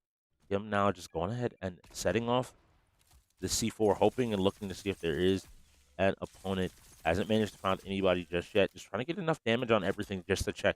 This is the hard part. Now, as we approach this last minute, I have to expect that Havoc is going to go ahead and head back, and people are going to start getting prepared for, as you said, Midnight's return at midnight, along with the rest of the Reapers. You don't have a whole lot of time, and you have a 30-second cooldown between your ability to switch loadout. So you don't want to be out here. You don't want to be taking too much time. If you want to cut it close, you can kind of wait for the last 15 to 30 seconds, maybe. but that's cutting it real close. And now we're at that mark. They're going to need to start heading back, going ahead and getting ready. Because if you are caught by yourself out and unawares at midnight, you are going to end up taking a loss. Now, you can see here, Bubbles popped out, and now he has to wait for this cooldown to come up once again as well to be able to switch this loadout reasonably quickly. You want to make sure you get everything handled. I'd love to see him hop off the vacuum. You don't really need it at midnight anymore. Get something different. With 17 seconds left, we have to see what we are able to do and what the teams are going to be able to be prepared to finish. Let's see. And now we see Midnight still here. He's respawning. 3, 2, 1. And Midnight may be going to turn into a cannon here on the ship, I'm willing to bet. Yup. And here we go. Midnight trying to get a little bit of damage. Midnight poking his little bit of head out there. Can he get a shot on the enemy? And just barely is not. I don't think Midnight knows that, though. Oh, my goodness. 2 of them are already down. Wow. 3. There's only 1 remaining Hunter. Oh, and he's hiding in the corner. He can't get hit in the corner. He's doing his best. I believe he has the shield up. Oh. And has found the angle to go ahead and get and hit him. If he's able to get another hit, he is able to kill him. Oh, it was a fake! That was crazy. Cat that was trolling his own teammates. That's hilarious. Cat turning into whatever the last remaining Hunter was there and sitting in the wall, faking for some reason. The last Hunter you can see is over there. Are they able to get the avoidance? Oh my goodness! You can see the flight ability is really coming in handy here. But this Hunter is really able to kind of just keep running. Cat here on the cannon. If he hits this cannon shot, I am going to laugh very hard. Havoc having to move, but is unable to get away. A nice job, a nice attempt there by Havoc to get out. We're unable to win that one, but a good showing. I think the Reapers picked that map for a reason. They knew exactly what they wanted to play, how they wanted to play, more than anything. So now we are looking at Apex Legends coming up next. A classic battle royale. I think a lot of people at home know Apex. But the real question is, are we going to have those open rosters? I actually might not expect to have open rosters. Some of these players aren't the biggest fans of Apex, I'll say. And that usually leads to players doing their best to limit what they have to deal with in this game. So the base rosters for here in the UEL is anything that is unlocked to you by free when you jump onto the game. That means Bangalore, that means Pathfinder, that means Wraith, that means Bloodhound, and that means Lifeline. And Gibby.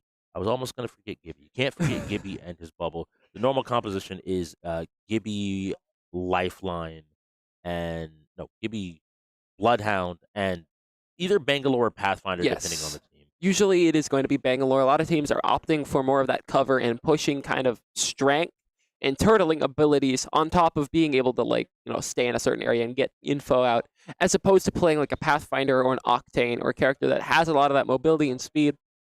I'm a little partial to Pathfinder. I love my Pathfinder. He is a great character.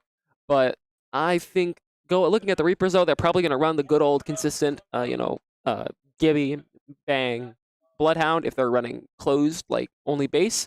But if they're running open, I really want to see what comps each team are going to go for here, because this game allows for a lot of creativity with over, I think 20 characters now.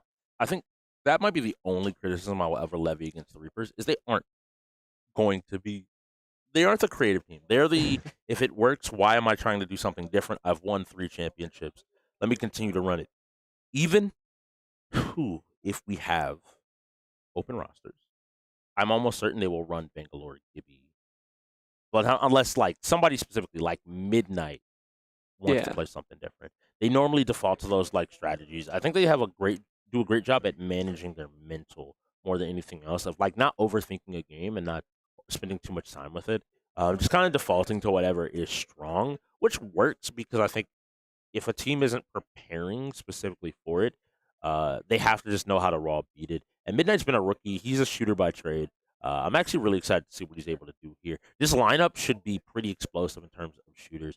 And looking across the board at excuse me, that was the last game. I was still, unfortunately, looking at Midnight Ghost Hunt. So if you don't know, down below, it even caught me, so let me help you out there. If you see that in game, that normally means the person is playing. But if they're grayed out, they cannot be chosen for the next game.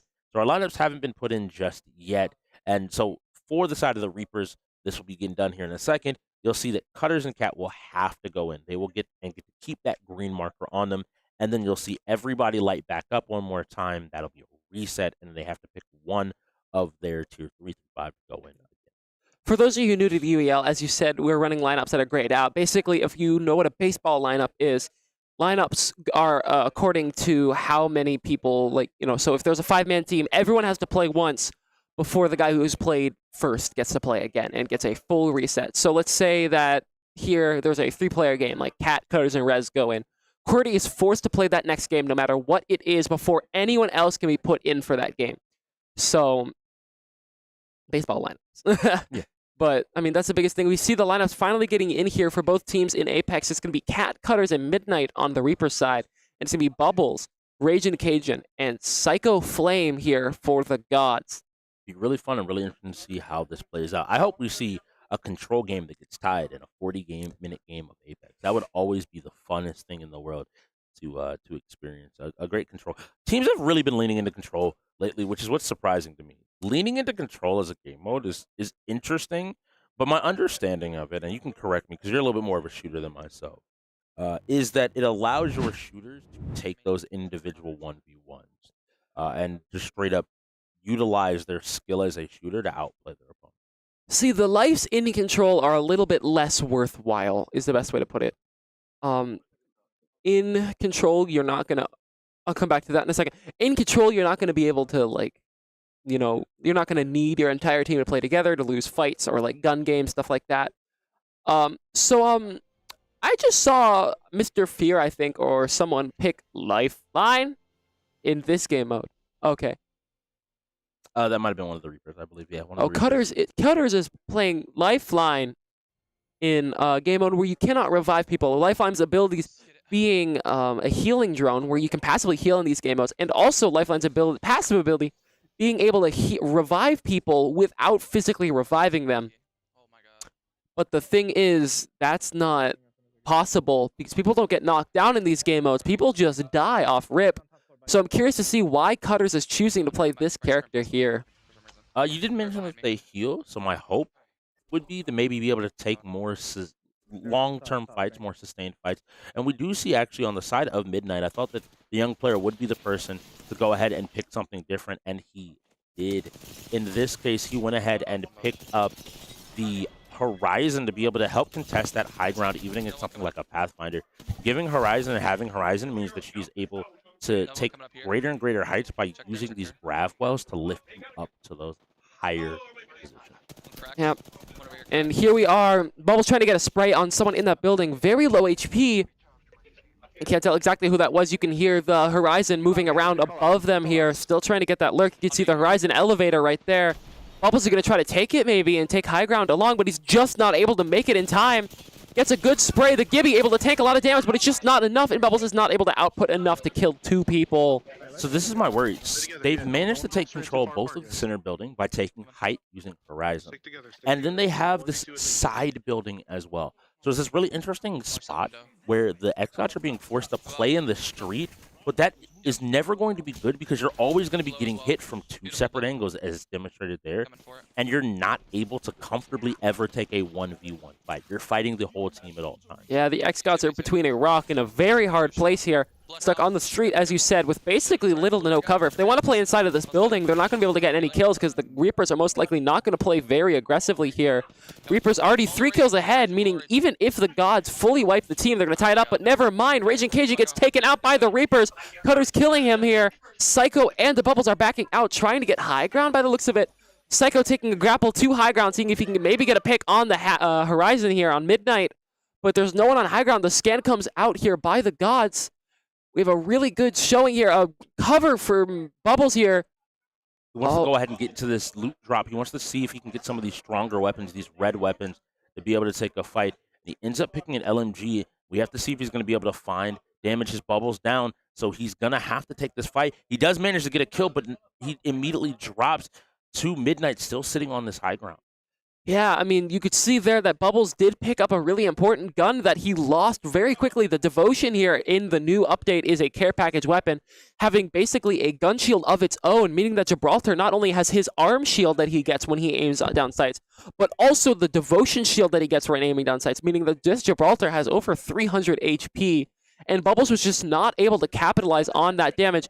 Bubbles gets a confirm on Cutters, but is just not able to hit enough shots to take him out. 2 people on that entrance there, but it's just not going to be mattering here. I think Raging Cage is going to push out on his own here, and Raging's most likely going to get taken out, and that's Psycho Flame dead also, and Raging dead 10-1 here. Reapers are dominating in this game. I'm curious to see if the Gods can even take anything back here. They don't have much time and absolutely zero room for error. You can see the Reapers are just trying to spray the Gods out. Oh dear, Gods are finally able to play together here, no longer staggered. No one is at lower HP. Raging is taking a fight here. Bubbles is trying to take high ground. And down goes Raging. And what we're seeing here is a little bit of staggering, a little bit of separation. These are a set of new players all playing together and getting comfortable. And I think that that's leading to this big disparity. The Reapers have played with each other for so long. Cutters and Cat now 2 seasons deep, 3 seasons deep. They've played against each other for the longest time. They now have the opportunity to play with each other a ton of time. And Midnight being that only piece that they've been working with all season, I think the synergy right now is just at an all-time high, and that's why they're seeing such a big separation between the 2 teams. And guess where Midnight's headed? Back on up to the top floor. Yeah, Midnight keeping that pressure up from high ground. Really nowhere to hide from that high ground. Midnight needing to hit a few more shots there to get a kill.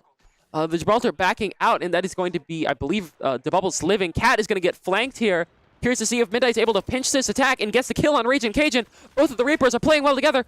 Midnight pops his ult here to see if he can pull some people into it, but no one gets pulled in. The enemy actually does get pulled in, and that is DeBubbles getting pulled in by his black hole, and that means DeBubbles is no longer out here. Gods are being horribly staggered by the kills here, staggering a term in video games, when shooting games especially, when you respawn in a bad manner where your team is basically respawning one after the other and not together. See, Midnight finally getting a little bit of damage, but it's 1-16 here, and it's just not helping here that the Gods just have no advantageous positioning. Psycho not really able to use... I'm not seeing any of Psycho's ziplines to play with the team here. Psycho having to run for cover again. And I think that's the issue right here. I think, again, the synergy is what I'm noticing being the biggest issue. The Reapers came into this game with a plan. We're going to bring the Horizon. We're going to take control of this high ground. And we're going to use that to create this constant pinch situation where you now have to play in the streets against different teams. You don't get the chance to take these 1v1s, these 2v2s, even these team fights, because your entire team is standing out, where my team is hitting you from multiple angles. They pick up a kill on the Cat, and now we see the rotations coming out. Midnight sitting in, leaning in, looking for an opportunity to take a fight. Took a little bit of damage, but now he knows where the opposing player is. His teammate is there. Cutters is right there, and they can play together. We see an immediate drop, but he has to swing in. He manages to save Cutters. They don't realize there's a flank. They didn't see the flank coming up the stairs by DeBubbles. DeBubbles is able to pop his ult in an indoors space, and Midnight is able to get the kill here. I'm curious to see exactly why Bubbles popped his ult there. Indoors, the ult does not do anything. I think maybe he was trying to catch them rotating out, thinking that they might immediately rotate towards them, but that's not the Reaper's MO. The Reaper's MO is always pressure, is always damage, is always pushing forward. That is the problem, and now they're back on the rooftops. Now you're back to trying to fight your way in and out of a ton of situations. You have to look everywhere, and we have the hands-up call. That's going to go ahead and be a Reapers win 22-3. And that was a dominant game by the Reapers there, showing exactly why they are a very strong shooters team, especially going against the Gods there. Would not expect anything different from the Reapers. I wish I saw a little bit more from the Gods, but I think that really does come down to, as you said, the synergy and the team play and the team plans. And Havoc asked for one thing, and that was for the shooters not to be rolling, and we have our third one coming up right now, that being Halo Infinite. There are 7 shoulder shooters on our wheel across those 5 categories. So at home, if you're wondering what those 5 categories are, because we've only seen a few of them, most of them actually so far today. We saw Forza, which would have been a racer, but that was put back at the start of the game. We've seen Apex, we've seen Overwatch, and now we will see Halo, which are shooters. That's your second category. We're working up to 5. Number 3, we have Dragon Ball Fighters, which is the tip of the iceberg of our fighting category. Final Stand Ragnarok, which is a strategy game, and Lethal League Blaze, which contrary to your belief at home about that possibly being a fighting game, that's actually a sports game, and those are your 5 categories that we do have here. 33 games, now only 3 hours left in our normal 4-hour game, and we have to see who is going to take this. Right now, the Reapers are clicking all cylinders. That second gear we wanted to see earlier, I think, is on full display right now. Yeah, I mean, already, we were talking about it being after the second half here, but the Reapers are able to keep a lot of that speed and already get a lot of that energy and hype that they need to be able to be a momentum-based team. Halo Infinite going up next, 2v2, also meaning that basically anyone besides Midnight is able to go in for the Reapers and the Gods on the same way, but for Raging Cajun not being in, Halo Infinite is one of those games where it's more of a duo game, where it's not really based on the teamwork, but it's based on that speed and if you're able to play around your teammate. I'm going to guess the Bubbles and Psycho Flame, and then we'll see somebody, probably like a QWERTY. I could see a QWERTY Res or a QWERTY Cutters angle here. Let the cat sit out just in case something else ends up rolling up here. QWERTY is a good enough shooter. I think Psycho, we saw him playing with Ambushman pretty consistently as well. So him and the Bubbles as well. The Bubbles, a lot of people just see him as a sport racer guy, but he got a little bit of aim there. We saw him. He wasn't able to close out some of those shots in Apex, but he was definitely on target. So I think that duo could be pretty strong to be able to find some damage. Yeah, I mean, that's going to be the hope here for the Gods is that they're able to take this game out from the Reapers. Halo being one of those games that's kind of a legacy game here at the UEL, so I think the Reapers do have a little bit of an advantage here, being able to have been playing it for the longest time, while the Gods maybe not able to be playing it for as long. Looks like QWERTY and Rez are going to be going in here, 2 of the Reaper's strongest shooters. That makes a lot of sense. You predicted that correctly. And actually, the Gods are putting Havoc and Psycho in. Maybe going back to their Season 1, their rookie synergy. They did play together as teammates before, maybe understanding each other a little bit better than the Bubbles or Mr. Fear. These are 2 players that they aren't necessarily familiar with. We'll be finding out. Now, for people at home, we do have game mode that you can pick between. You can pick between Capture the Flag, King of the Hill, and Slayer for these doubles matches. And the key thing that I think everybody at home, people are going to want to know and hear and find out about, just going to let you know, we do have AR pistol start, not the normal BR pistol start that you might be a little bit more accustomed to seeing. Yeah, so 2v2, we do not run rank 2v2 or like higher level 2v2 stuff. We run just basic duos game modes. So there is just the basic the basic AR and pistol that you start with. One thing I do want to point out here that you were talking about a little bit is the setup, right? Setup is most important. You saw RPS at the start of this game, the Reapers electing to skip the game, meaning that the Gods got the first setup. Setup allows you to have the first choice in any game for what you want to pick game mode wise. If you want to pick the game mode, the map, what side you are on the map, and stuff like that along those lines. Gods do have the setup for this game. Halo is a notoriously difficult game to set up. However, I do believe that the Gods most likely will pick map here or game.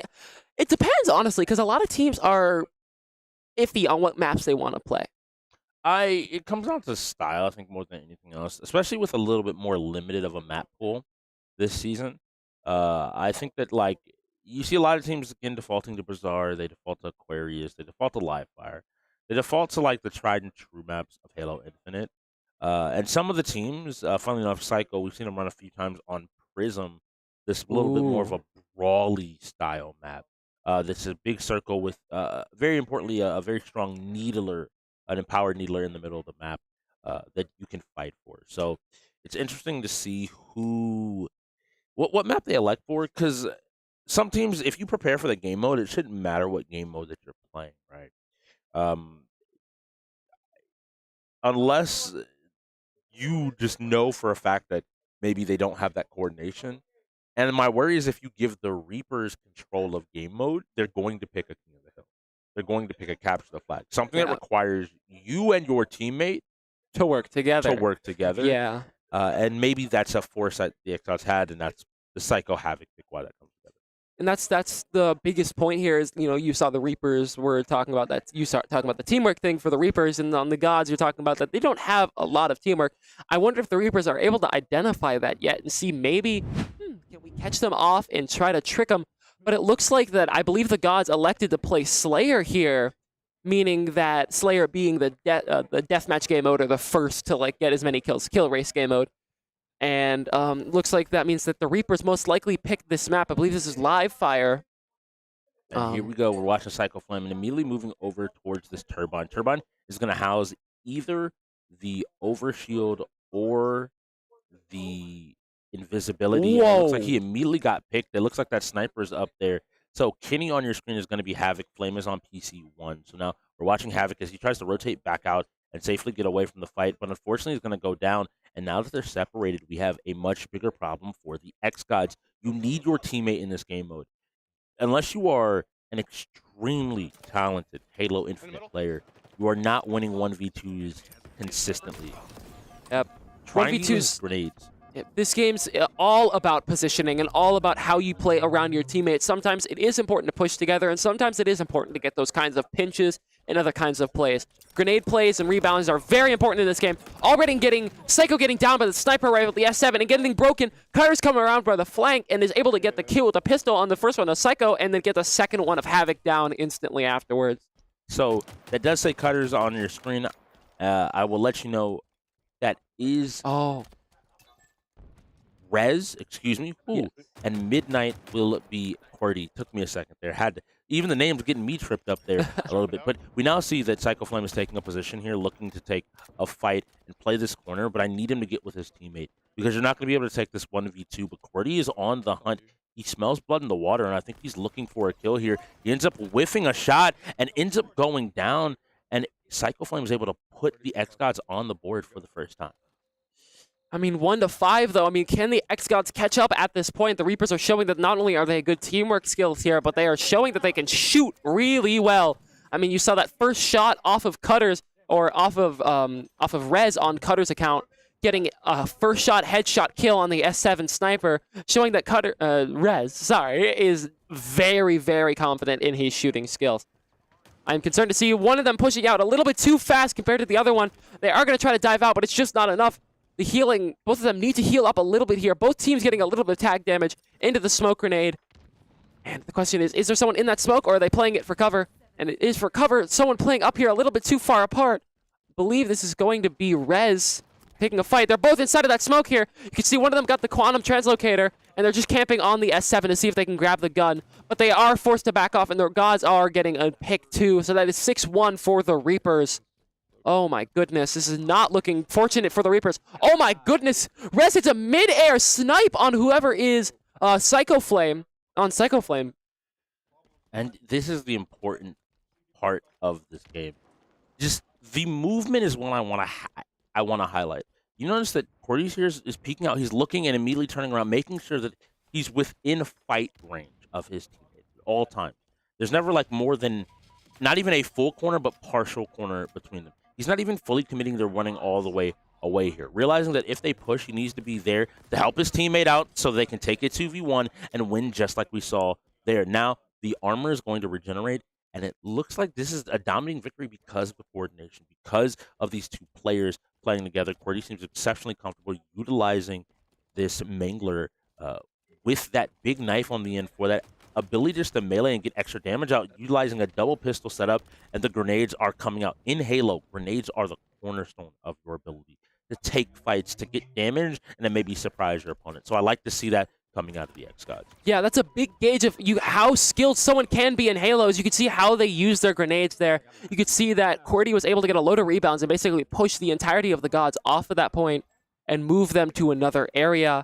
You see Rez taking a fight. This is a one-man over here because the other one never got picked out, meaning that the Reapers could be able to do it. But that looks like that is going to be Havoc taking one kill, but Cordy is able to get the next one. Man, I am struggling with these names here. Oh my goodness. But the shots, Cordy isn't struggling to hit those shots. If you're at home wondering who Cordy is, you can see that beautiful all-color picture down in the bottom right-hand corner. Focus locked in. Not even worried about a care in the world other than taking each and every single one of these frags, switches to his pistol, immediately picks up a kill, is rotating, looking for his opponent. Is he able to find the shots? He is not, and we see a team fight victory going the way of Psycho Flame and the xGods. But right now, with less than 2 minutes left on the clock, there's a 9-point gap. And that is going to be an incredible detriment for the gods here. They're going to have their catch up or lose the game. And I believe this is just going to basically be it for the Reapers. I mean, there's not much they can do at this point. I mean, for the Gods. Gods are down by 10 kills and 1 minute remaining. I don't even think you can respawn that many times in 1 minute, meaning the Gods are most likely going to be out of the game. And Rez managed to get the sniper calling out for it, ends up firing off a ton of shots, making sure even if someone picks it up, there's not a ton of ammo left in it, but is not able to find a kill. And we see QWERTY going down, and it looks like the xGods are finding their footing, and like you kind of alluded to, it might be a little bit too late, but I like the idea that this team is building synergy between these games. As time goes on, they will look better and better. And Havoc said he didn't want to see the shooters. Well, I want to present an alternate option. Get them all out of the way in the first half. Make it so the thing you don't want to see is no longer on the wheel, and now you can play in your comfort zone. You don't have to worry about them rolling. You can straight up play the game and just work on cutting down this lead. I like the little pivot, the little bit of a wait, but the team is right behind him looking for a kill, and that is another body being picked up for Rez, and with a few seconds being done, unable to find a kill, and there we go at the very last second. And that was another dominant showing in a shooter by the Reapers. As you said there, maybe Havoc wants to see all the shooters go in the first half, so maybe he can just get that speed in the second half. However, the problem with that is your team's mental is going to be so thoroughly shot through at the end of the half because of how much pressure and force they have on top of you. This is one of those things that, about the UEO, I agree with you. I think a lot of teams can't handle that, especially if it's your game, right? I can only speak from personal experience. An example that I can give is playing Billy in StarCraft. I have historically said to people, let's not play Billy in StarCraft. As someone that's been a GM and a player and a head coach before, the big thing I tell people is, like, I don't do it normally if I realize my players can't handle the mental load of it.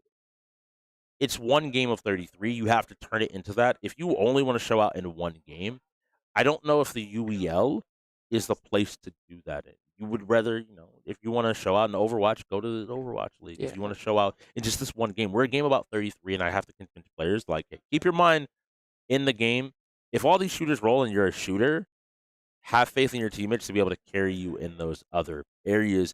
And right now, we're going to see how these Valorant lineups do stack up with each other. Now, there is some talent over there on the side of the xGods. The Reapers love to play this game. I'm not going to talk about the Reapers for right now. All right, they've been looking good in those shooters. But Bubbles, Raging Cajun, put that time in. We saw Psycho Flame as well. Put some time in, and it looks like all that time and energy that I was putting out there was in fact wrong because we have a forfeit for the xGods. I'm curious to see exactly why they did that there. I mean, that's going to be a big struggle. But the Bubbles and Mr. Fear being back up as the only two people allowed to play here. Next game up being... is that NBA? It's going to be 2K25 with the Bubbles and Mr. Fear, and I'm not sure if either of these players are incredibly proficient. I know that Cutters and Cat definitely play this game at least a little bit. Cutters definitely being one of the more proficient players in the UEL at 2K. Bubbles versus Cat should be a good game. I think the big question here is going to be more of who can provide that support here in the 2K. I'm going to take a guess that we might see Bubbles. We might see actually a double big man out here, which would be really interesting. But Mr. Fear has been getting some time in. I know he was on the Paladins. He's shown up to some in-person practice. He has been working, has been practicing and playing.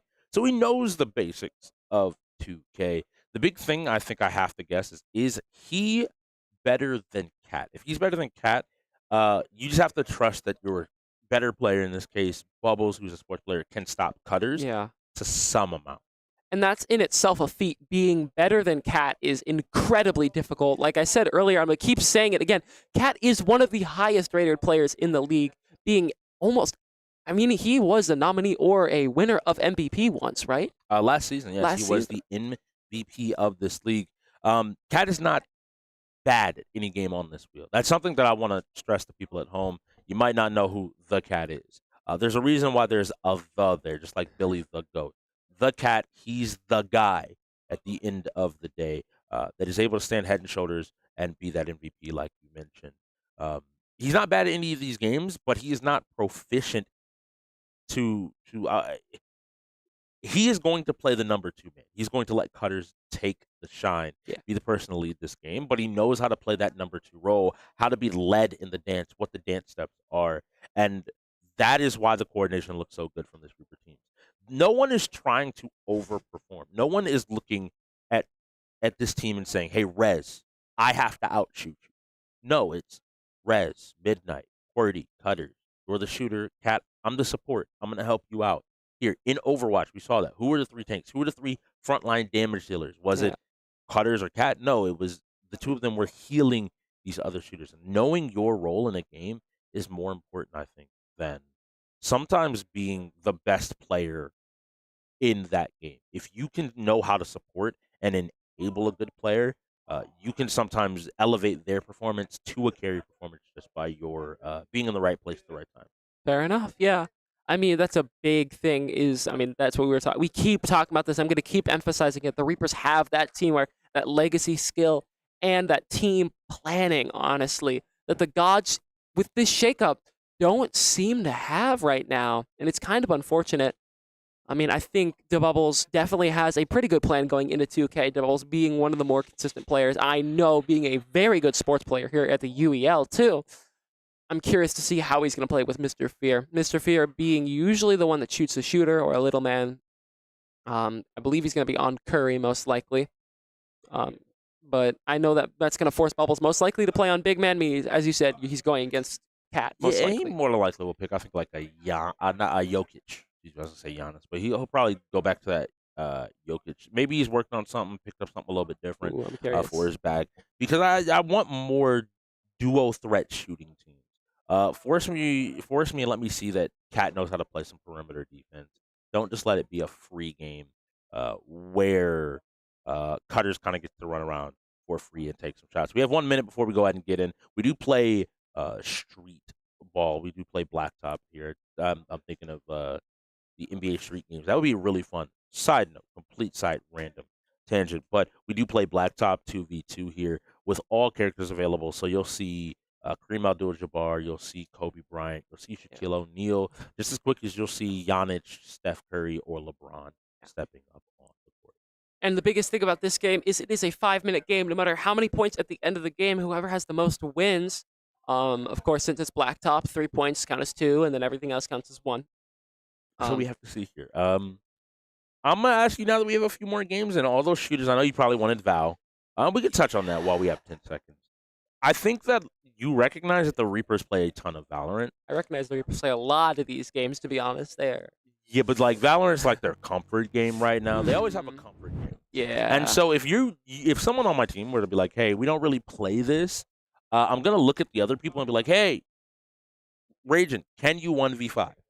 If the answer is no, we're getting out there and Checkmate Showdown coming up as well. Now a 5v5, so we got to see how and what positions these players and pieces will be. So we'll get you these players here in 1 second. Everybody's getting their shot set up. Everybody's getting all of their little conditions they need to take a possible win all together and ready to go. All right, so Bubbles will be Jordan. Fear will be Giannis. So actually, Fear willing to play the big man there, still having some threat there on the shooting. Cutters on the Kobe, and the LeBron James will be the Cat. So I like the both these teams feel a little bit balanced in terms of going up against each other. Giannis's height should help him maybe get a few more rebounds. But if LeBron and Cat's able to show that he has some energy, some time, some effort here, put into some 2K, he might be able to play off here in a quick run by into a quick dunk. Oof. I mean, I feel like the LeBron definitely has a lot more speed here than the Giannis may have. The problem is, though, that this LeBron is not a big man comparatively to LeBron James. Oh, my goodness. Giannis being that big, and there's just not anyone who can really compete with him. Shoot the ball. Oh, man.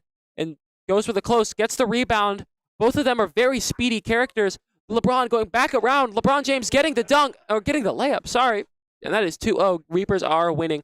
The Cat is going to be the one on LeBron, and Cutters is going to be the one on Kobe. As you can see on the top side of your screen, as Strix pointed out earlier, the biggest way to tell who's where and who's playing is what is on either side up there.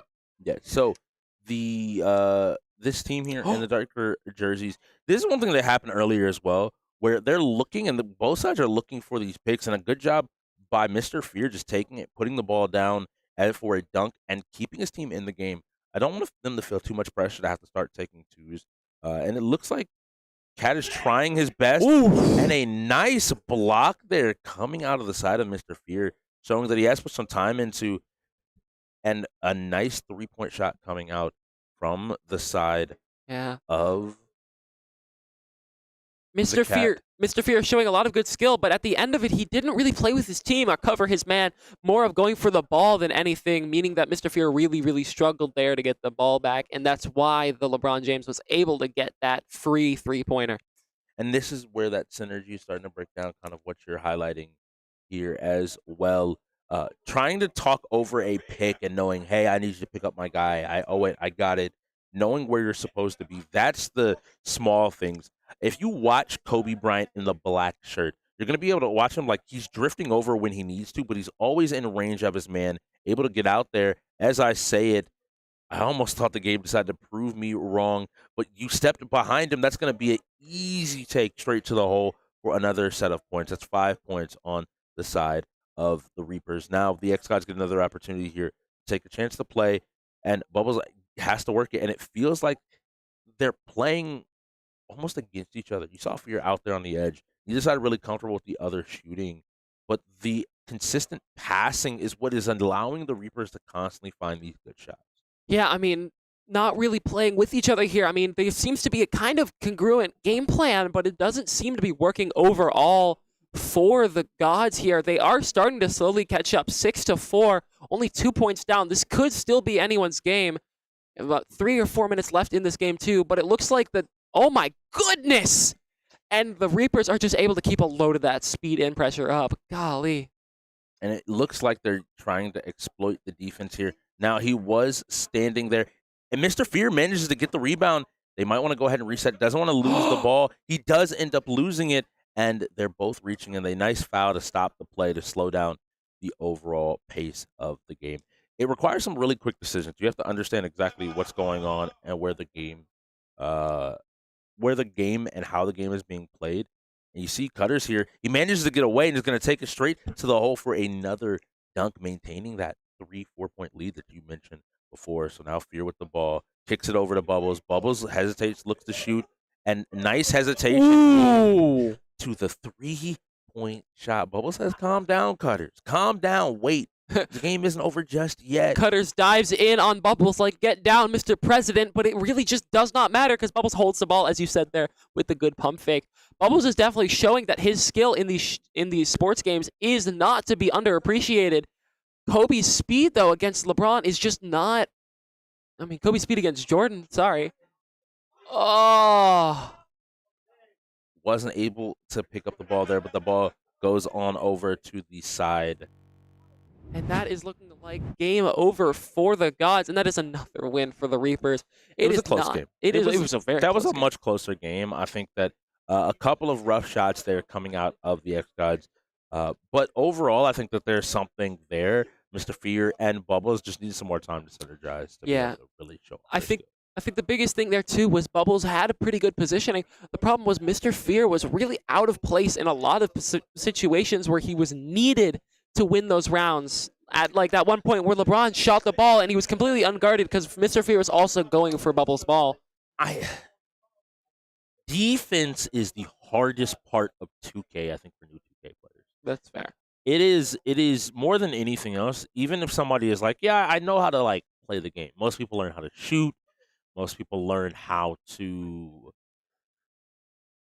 dribble, even some of the dribble moves, how to pass. But the idea of just staying in front of your man and knowing when you need to be directly next to them or give them a little bit of space, give them just a little bit of room so that you have time to react to whatever move they take is what is going to be the hardest point. Now, Checkmate Showdown is going to be coming up next. This is an interesting game because a little bit of chess, a little bit of fighting game. It is in the strategy category.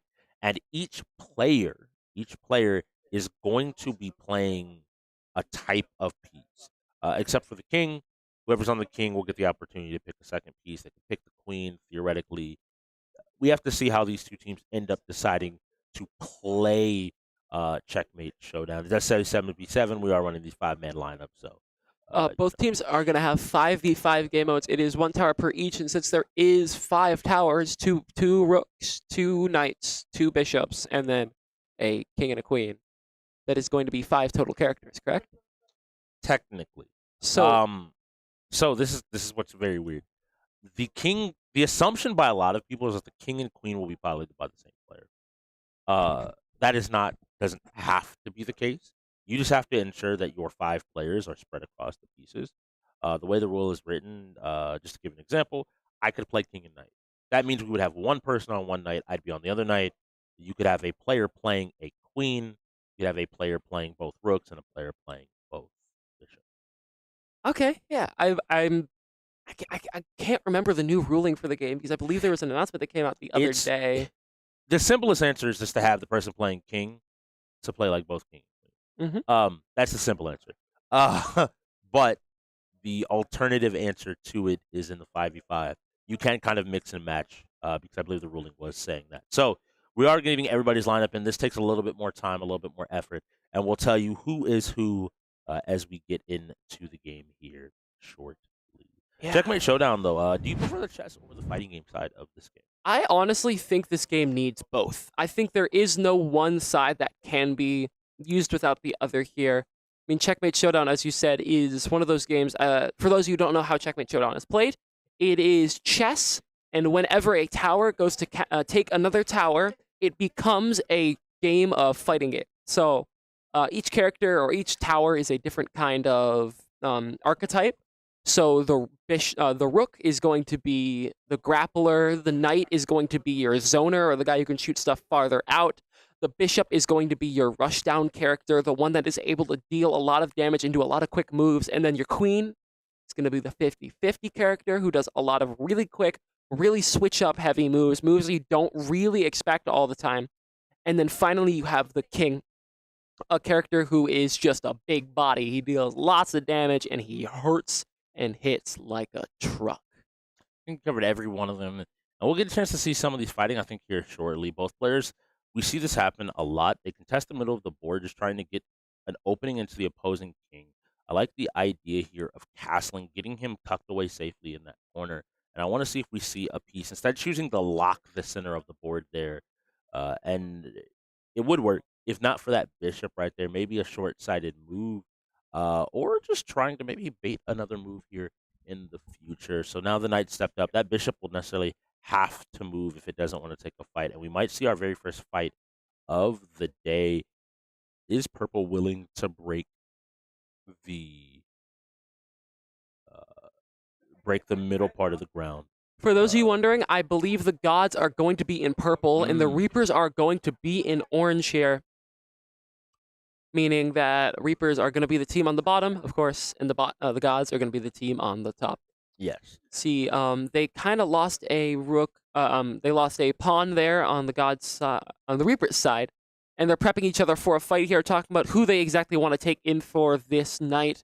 Knight is going to be the battle you really need to take here if you want to push into that king. Honestly, this bishop v knight is a really good matchup for the bishop, being able to rush down and really not much advantage for the knight here. The queen assist, too, is going to mean that this knight is going to be in a lot of trouble. Not only do you have an assist, but if you are the attacker in this game, you get the super ability, meaning you can deal another, 250 damage.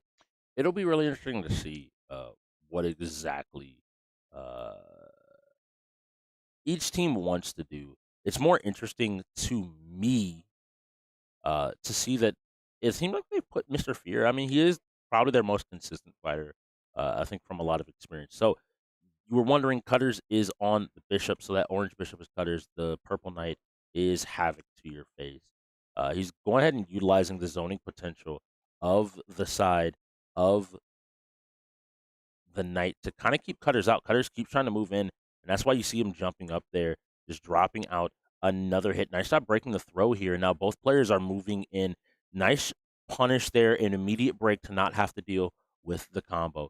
So at home, if Cutters gets in and manages to get a touch, he should be able to deal a ton of damage, but Havoc does not seem to be wanting to let him do so, and Cutters finally finds his touch, and this is where the damage is going to come out. We have to see. There isn't a break available, so he's going to eat this entire combo, and the health bars are almost back to even now. In fact, Cutters taking the lead, but an early combo from Havoc means he's able to get himself back into a power position. He's stuck in the corner, a nice throw escape. Nice job reacting, and he manages to jump and catch Cutters. The movement, is he going to look for a throw. He thought there was a jump there coming, and once again, the throw breaks on both sides. Both players are awake and ready to take the fight. I like checking the assist there with this spam, and Cutters finds the jump. We see an early break again. Now, whichever one of these players survives, they're only going to have 1 bar of health, and it won't be Cutters, but with the break, he manages to stay alive. There's 6 seconds left. Havoc finds the touch, but that is one of his knights down to 200 health for the rest of the game. Yikes, and that was a very, very close game there. Havoc just barely able to take out the win. Havoc now in a pretty tight position here. You can see on the top Havoc playing the knight role on the towers. I'm curious to see what exactly Havoc is going to do in this position, pressuring a lot of the towers on that back area there. Is this pawn going to push up and try and scare away the knight? Or is it going to be another option? Big thing I'm seeing here is the middle of the map. As you mentioned earlier, it's a big point of the game is to take up that early and middle bit of the map, but it seems like it is not doing well anymore. Pretty empty in the center. Yeah, so I have my frustration with Checkmate Showdown has been, I feel like the option of this game, even more so than normal chess, is to avoid interactions with your king whenever possible. And so you notice that the center part of the board is completely open. The king does not have a safe place to go on the side of the LA xGods. And so if they're able to put out some pressure here, like what we're seeing here, moving the knight up or the queen up to the middle of the board, that king is going to be in a fight almost certainly. You might be able to delay it by 1 round, but you're not going to be able to stop it from happening. Yeah, I mean, biggest thing you can do here is try to get some blocking in for the king. Maybe get some towers surrounding the king, so at least you have to take a fight before you get in there. But it's really looking bleak for the gods here. Not many options. I would actually, if I was going to make a move here, I would love to see the king side bishop step up in front of it. That gives you the option to castle to get your king tucked away safely in that corner.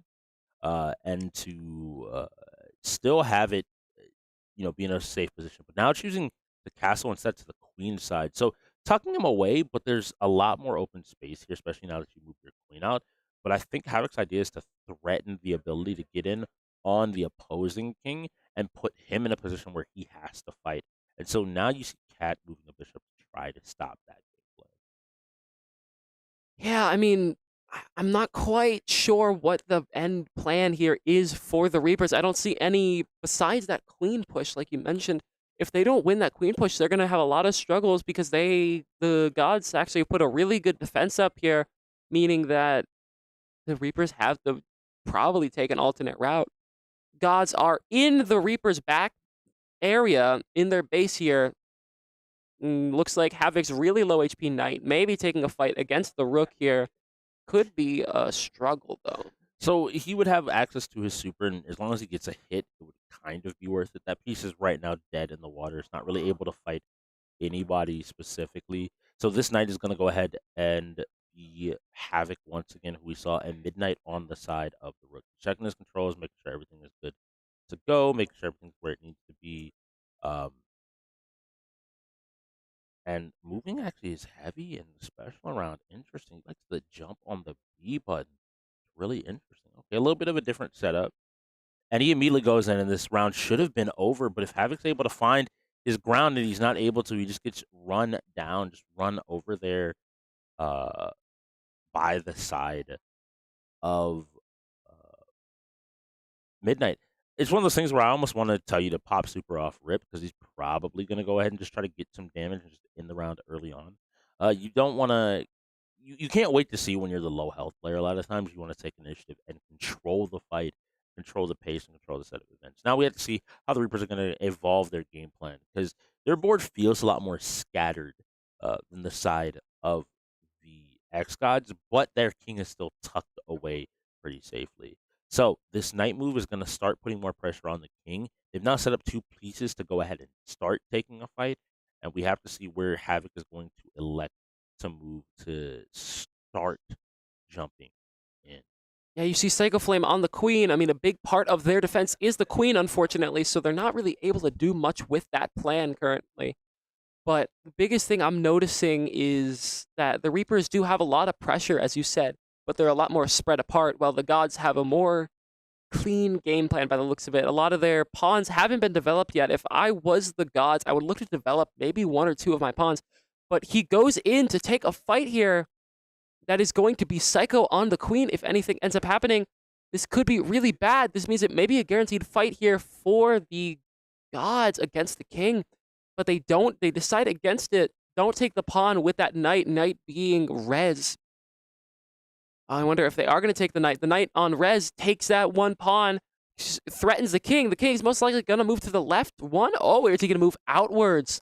I am interested to see what the move is here. So stepping back towards the middle of the board, maybe not wanting to trap himself in that corner, thinking that the Reapers are trying to set up a pincer attack here and completely leave him without moves. If he continues to move into that corner, he's only ensuring that he limits where he can move to. But now you're going to see the orange queen step in, and this movement almost guarantees a fight will have to happen. But instead, moving the knight back to block.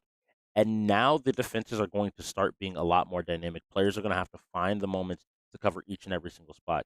Now, if you step back even one spot, he has the protection. His king is pretty safely covered. Even these one-move attacks aren't going to be able to pierce the defenses that Havoc at least currently has gone ahead and set up. He instead, in the case of the cat, deciding to protect the defenses of his own king.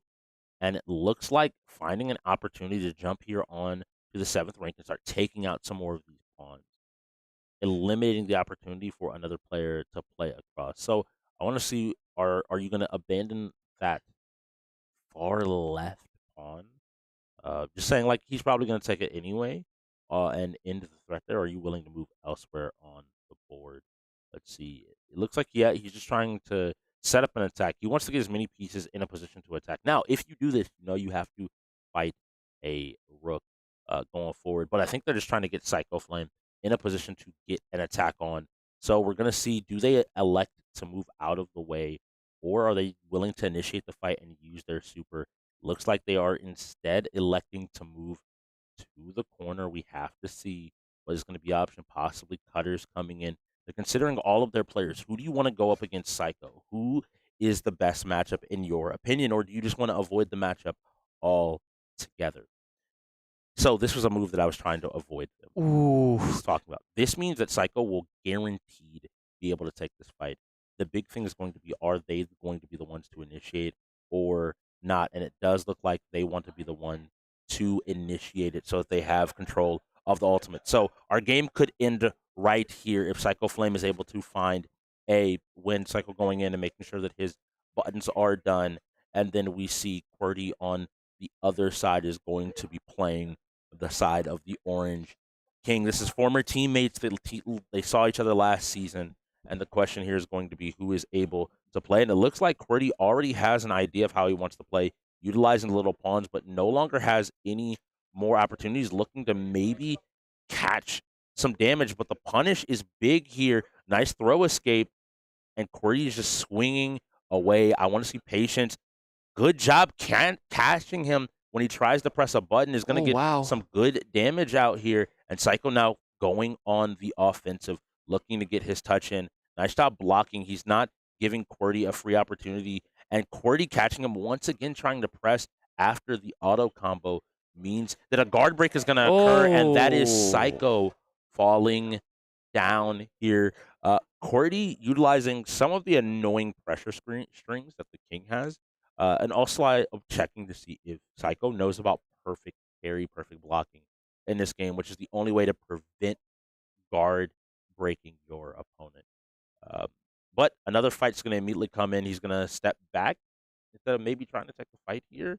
I think the pressure is just going to come out, and players they're in a position now where they can start to rush down their opponent. Yeah, the Gods are in a really interesting position here because that first queen, if they actually won that fight, would have, of course, won the game. If the king goes down, that is how you win Checkmate Showdown.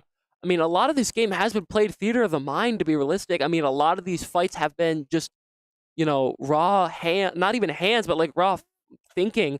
Not many fights have gone out. Only 2 or 3 have occurred. one with that knight earlier, and now with the queen. Not Now, I like this position. I like this decision. You're forcing him to either take or risk him moving in a position to force your king to move here on the next step, forcing your king to the back rank, guaranteed. And they instead are choosing to take the fight with the rook here. I don't like this. So next turn, what I expect to see is that pawn not actually take the orange pawn, but instead move forward. This forces the king back one to the final, the back rank, where he is only going to be able to move left and right. If they do not kill this knight, that means that he is in a position to be captured now by the queen and both sides. We see the immediate swing, and Rez now getting started, seeing if he's able to pilot that knight. A nice job by Raging Cajun to go immediately into the throw, and he's starting to get some damage out here and put a ton of damage on the Rez. Rez looking for his opportunity, a nice jump to avoid, but on the trade, forcing out the immediate burst, but Rez is getting his opportunity. A nice job bouncing him off the wall. Rez has a combo here. We love to see it. Unfortunately, unable to get any more damage out. Ends up getting grabbed, and Rez is going to have one guess for game. Never mind. Cajun might just end it here. And Cajun takes it with 3 ticks of life. By the way, you can see those 5 ticks like at the top of the screen in the health bars. If that health bar is not fully depleted, it will return back to full, meaning Cajun is back to 600 HP on the rook. He can most likely get a very large push in here and at least devastate the back lines of the Reapers if he would wish. This is a very good game and a very long one. I do not like that move. I think it's super short-sighted. Even if you've now lost the normal back rank mate situation with the knight, he still would have been forced to step back if you had just pushed forward and allowed that pawn to stay up. Now, yes, you manage to lose a player here, but you're going to still end up losing the queen there. You've opened up this file, so I guess it ends up working out. I think you could have done a very similar move without having to lose your pawn in the process. But again, the fork works. Reapers are 4 times champions. I'm not, so 3 times, excuse me, looking to be 4 times champion. So maybe I should just let that go. So it's going to be Mr. Fear. It looks like going up here against the side of on king, of course, Mr. Fear on king. Yes, he more than likely is going to have to try to get away. I like them opening up another avenue to start rotating their king out. A lot of good foresight from both of these teams, not letting themselves get fully trapped. Now, the question is, with all of these pawns and pieces moving out of the board, these kings are more and more exposed. We saw Cordy take a fight and do a pretty good job. We're going to have to see if he's able to do the same once again. And now stepping over, going to force the king to move here. You don't want to take this fight, so you just go ahead and move diagonal. And one thing I do want to point out here, though, is that little clock on the top side of your screen, the orange and purple clock. Orange is how much time the Reapers will have left to be able to choose their plays and stuff, while purple is how much time the Gods have left. Gods are really in a bad position here, but they do have a lot of time remaining. They could move the rook there and pressure the king a lot, meaning that they would have to be forced to move that bishop again. But it looks like they're opting for a different kind of plan here. I'm curious to see exactly why they moved that rook up only by 1. I'm curious if that was a mistake or not. They want to bring it all the way over to force a situation where the king has to take a fight, but your king is very quickly running out of spaces that he can move and play. In fact, every single space will lead to a fight except for that corner space, I believe. And so now you're in this very tricky situation of where do you want to fight more than anything else. I have to expect the queen just steps forward here and completely locks out any opportunity for him to escape, unless you just want to take the fight. If you're not going to take the fight, well, you just gave him another spot to move. In fact, you may have given him an out of the corner in general. Oh, go ahead. Instead, I think there's a lot of fear here about maybe their king now being exposed, and they're just trying to keep more and more pressure. But you've given Havoc the opportunity to make this move that he looked forward towards, where you're going to see this rook come across, and you're going to have to take a fight at this point. Now, are you going to let Cordy go in again? Are you going to trust his ability? Nope, they're instead moving and electing to go to the corner. Looks like they're hoping to see if they can have the rook, the bishop. No, the rook. I was right. The rook mirror match. The other thing is the 20 move rule is becoming in effect here. 20 move rule being basically the game ends after each team has moved 20 times. 54 seconds left on the Reapers, while 1 minute and 20 left on the Gods. If I was the Gods here, honestly, I would be trying to drain that clock because they instantly lose if that clock is up. So, I think it's really hard to drain the clock and keep your knight safe. You have to really be thinking, or king safe, excuse me. You have to really be thinking in advance. Both players looking for a fight here, and the xGods get the first hit. Cajun, nice job blocking, but Midnight's immediately ready to go as well, utilizing this throw to get more damage in, and it looks like he's looking to get in consistently, isn't able to find a hit. Both are swinging away, but Cajun has already done a ton of damage. He unfortunately goes down, but not before bringing the side of Midnight down to half. Midnight having a great showing. I told people he's been working on these fighters. This play could be it for the Gods. The Gods are going to play this play, and it's going to take another run on the rook. If this bishop, who is going to be the Bubbles, is able to take out this rook, then they may be able to completely win this game because the next move will have to be against the king. If I was Bubbles, I would try to play it safe and run for as much HP as I can take. You can honestly play neutral in this game really well and run the timeout because the clocks are so short, and there is really only one way to block. Bubbles jumps over the first lariat and the second lariat. Midnight seems to be just kind of pressing here. Bubbles hits a shot. Hit. Nice. Bubbles get the combo going. Just barely gets combo broke. Jumps over the lariat again, but gets into a combo. He breaks it again. Back to get another combo. Bubbles is getting a very good amount of damage here. This could be the Gods' way to win this game if Bubbles is able to take this out here. It is going to depend on the Gods, and it is going to depend even deeper on Bubbles. He's doing a great job. He's not trying to get caught by anything. He has to be aware that Super's back up. I like that he's moving in and out. He's diving in and out of combat. He's not ever staying in this range and letting Midnight be comfortable. But Midnight finally starting to get some pressure. Another break comes out here. And for the first time, we see Bubbles with low health. Bubbles ends up going down. And with 200 left, Midnight is the last player standing. There's one more bishop and there's one more rook still left on the board, but you have to get them into the game without losing any more lives. So the option here is rather than continue to attack, they want to play a little bit of defense. If they are able to get this kill onto Midnight finally, Midnight is honestly the MVP of this game right now, having done a ton of work. Yeah, I mean, Midnight definitely showing that he can play rook here. Oh my goodness, purple team, again, being the Gods, putting a lot of pressure out. Midnight is just not able to do exactly what he needs to do. Goes to the Super Gods. Raging Cajun is not able to get the hit. Gets another confirm here. 200 HP down. Raging Cajun gets another confirm. Doesn't continue the combo. Gets dropped again. Oh, Raging Cajun hits him. Kicks him in the chest here. He gets kicked again. Raging can win this. Right here. If he gets the combo, and he gets the burst out. Oh my goodness! And that was an incredible matching of play there. Both of them pressing the same button at basically the same time and clashing all of their hits. And that is a very good way to basically keep your team safe here for the Gods. Yes, and taking out one of Midnight's pieces, he's the only line of defense now here left against the king. But now we have to see, what do the LA xGods do? There is a move that they can do. It puts them into a pretty dangerous spot. Looks like they have found it. They're willing to step back out further onto the board. And now they're looking to close the door on this game. Now, notably, they've given up all defense of their king. And on top of that, not only that, this is the rook that has been absolutely chipped out this entire game, leaving the rook at only 200 HP. If I would do anything, I would opt for that rook battle and take it, and then see if I could get my friendly rook up into that king, who is completely undefended at this point, and see if I can get that bishop at least to set up too.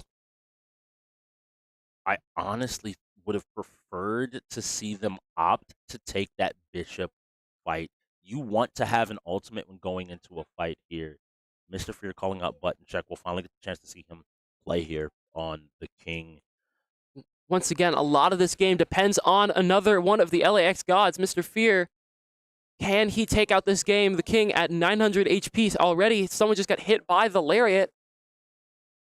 Looks like something may be going on here. I think that Midnight press before the button check was allowed, meaning that Midnight immediately lost all of his character, and Mr. Fear loses 0 HP because he wasn't down that entire tick, meaning that the king is back to 1,000. It's one of those small things that a player can call button check, but until you hear the live call, the best plan of action is just straight up not touch the controller. Whether that's sitting down or whatever, just leave it in a completely neutral state, because that gives the xGods an opportunity back into this game. Losing that rook means that the queen now has to cover all of the horizontal and vertical routes the king could take, and you need that second piece to lock off one of those corner pieces. I could go all the way back. This is why I wanted the pawn to move forward. If the pawn moves forward, he has to step back. If he doesn't step back, he instantly loses to a pawn. If he does step forward, and then if he steps back, you move the queen. The queen traps you in that back corner. Nice job utilizing this armor. And I mentioned Midnight being the MVP for the side of the Reaper as well. Right now, I got to look at a player named Raging Cajun doing the same for his team. Doing a great job. He's constantly finding damage after damage, forcing the burst out. He's jumping over all of these hits. It looks like Raging says, I'll do it myself. But Rez is an MVP level candidate. He won, but not in fighting games. That cross-up catches him, and now the Reapers are in a position to give up this game. Cajun managing to maintain 2 health bars means they're still able to get at 30 and take a fight. Now, I think he's going to immediately be put back into a position. This time it's the queen, it's the cat. He's looking to do it himself. The MVP of the league from last season, looking to show out, looking to show off. Well, he didn't touch him, technically. There's a whole set of conversations, by the way, about where I technically want this to be against button check. Yeah.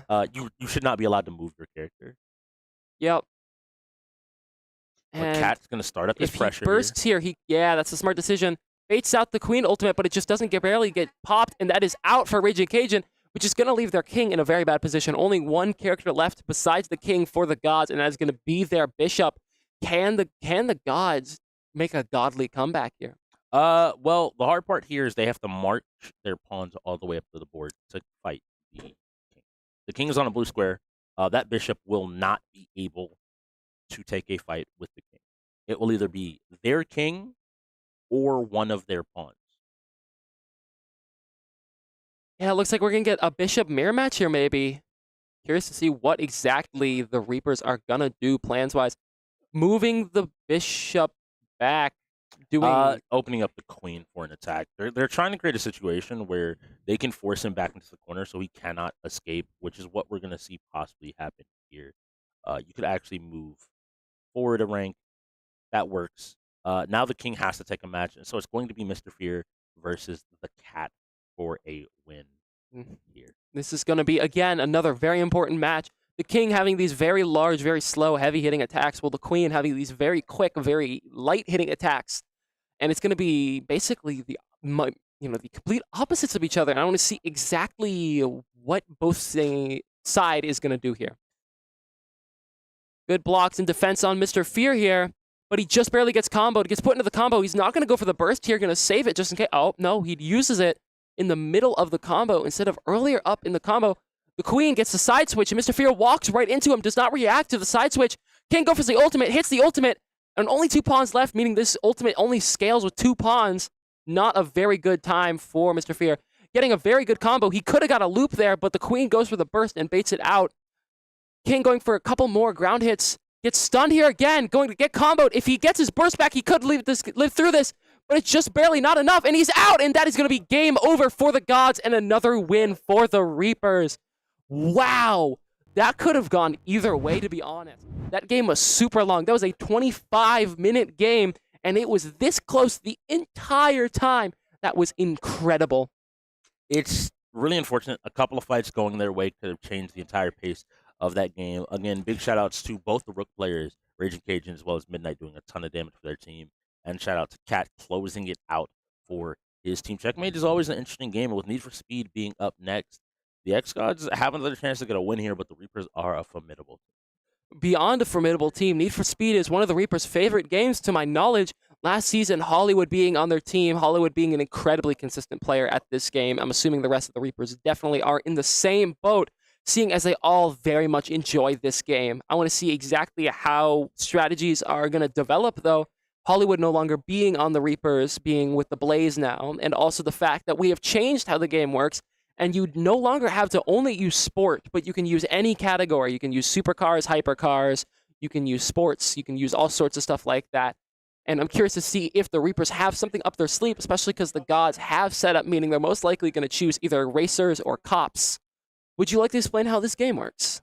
Racers and cops, I think, covers a little bit of it. There is going to be one player designated the most wanted. This is the person with all the information, but their job, most importantly, is to get away. Specifically, spend 30 seconds outside of the range of the police officers and to have them lose track of them completely. To do this, they have different power-ups and different abilities, but ultimately, the job of the racers is to protect the most wanted, to get them away. The job of the cops is to catch the most wanted. I think we've seen a few, Walker, Texas Ranger type situations happen. So it really is a game, another one of these chase cat and mouse games, but it is a high coordination based game, which is why I got to immediately lean to the Reapers. Most of these players have played together, and with Cat being available, Cat makes sure to keep everybody in line. The Reapers are going to go ahead and call a timeout. I think they want to get this game in before half. They want to make sure that they don't have to worry about the xGods, not setting it up and being a little bit more relaxed, saying, yeah, we don't need to play this many games. Instead, the Reapers saying, no, we're going to get this done. We're going to get 1 to 10 and show why we are the favorite to win the championship. Yeah, definitely. And you could see here, also, if they play this last game in this half, that means 1/3 of our entire wheel is going to be taken out, which is an incredibly high amount of people taken out, games taken out here. And looking a little more and more difficult for the gods to win every second and every win the Reapers get here.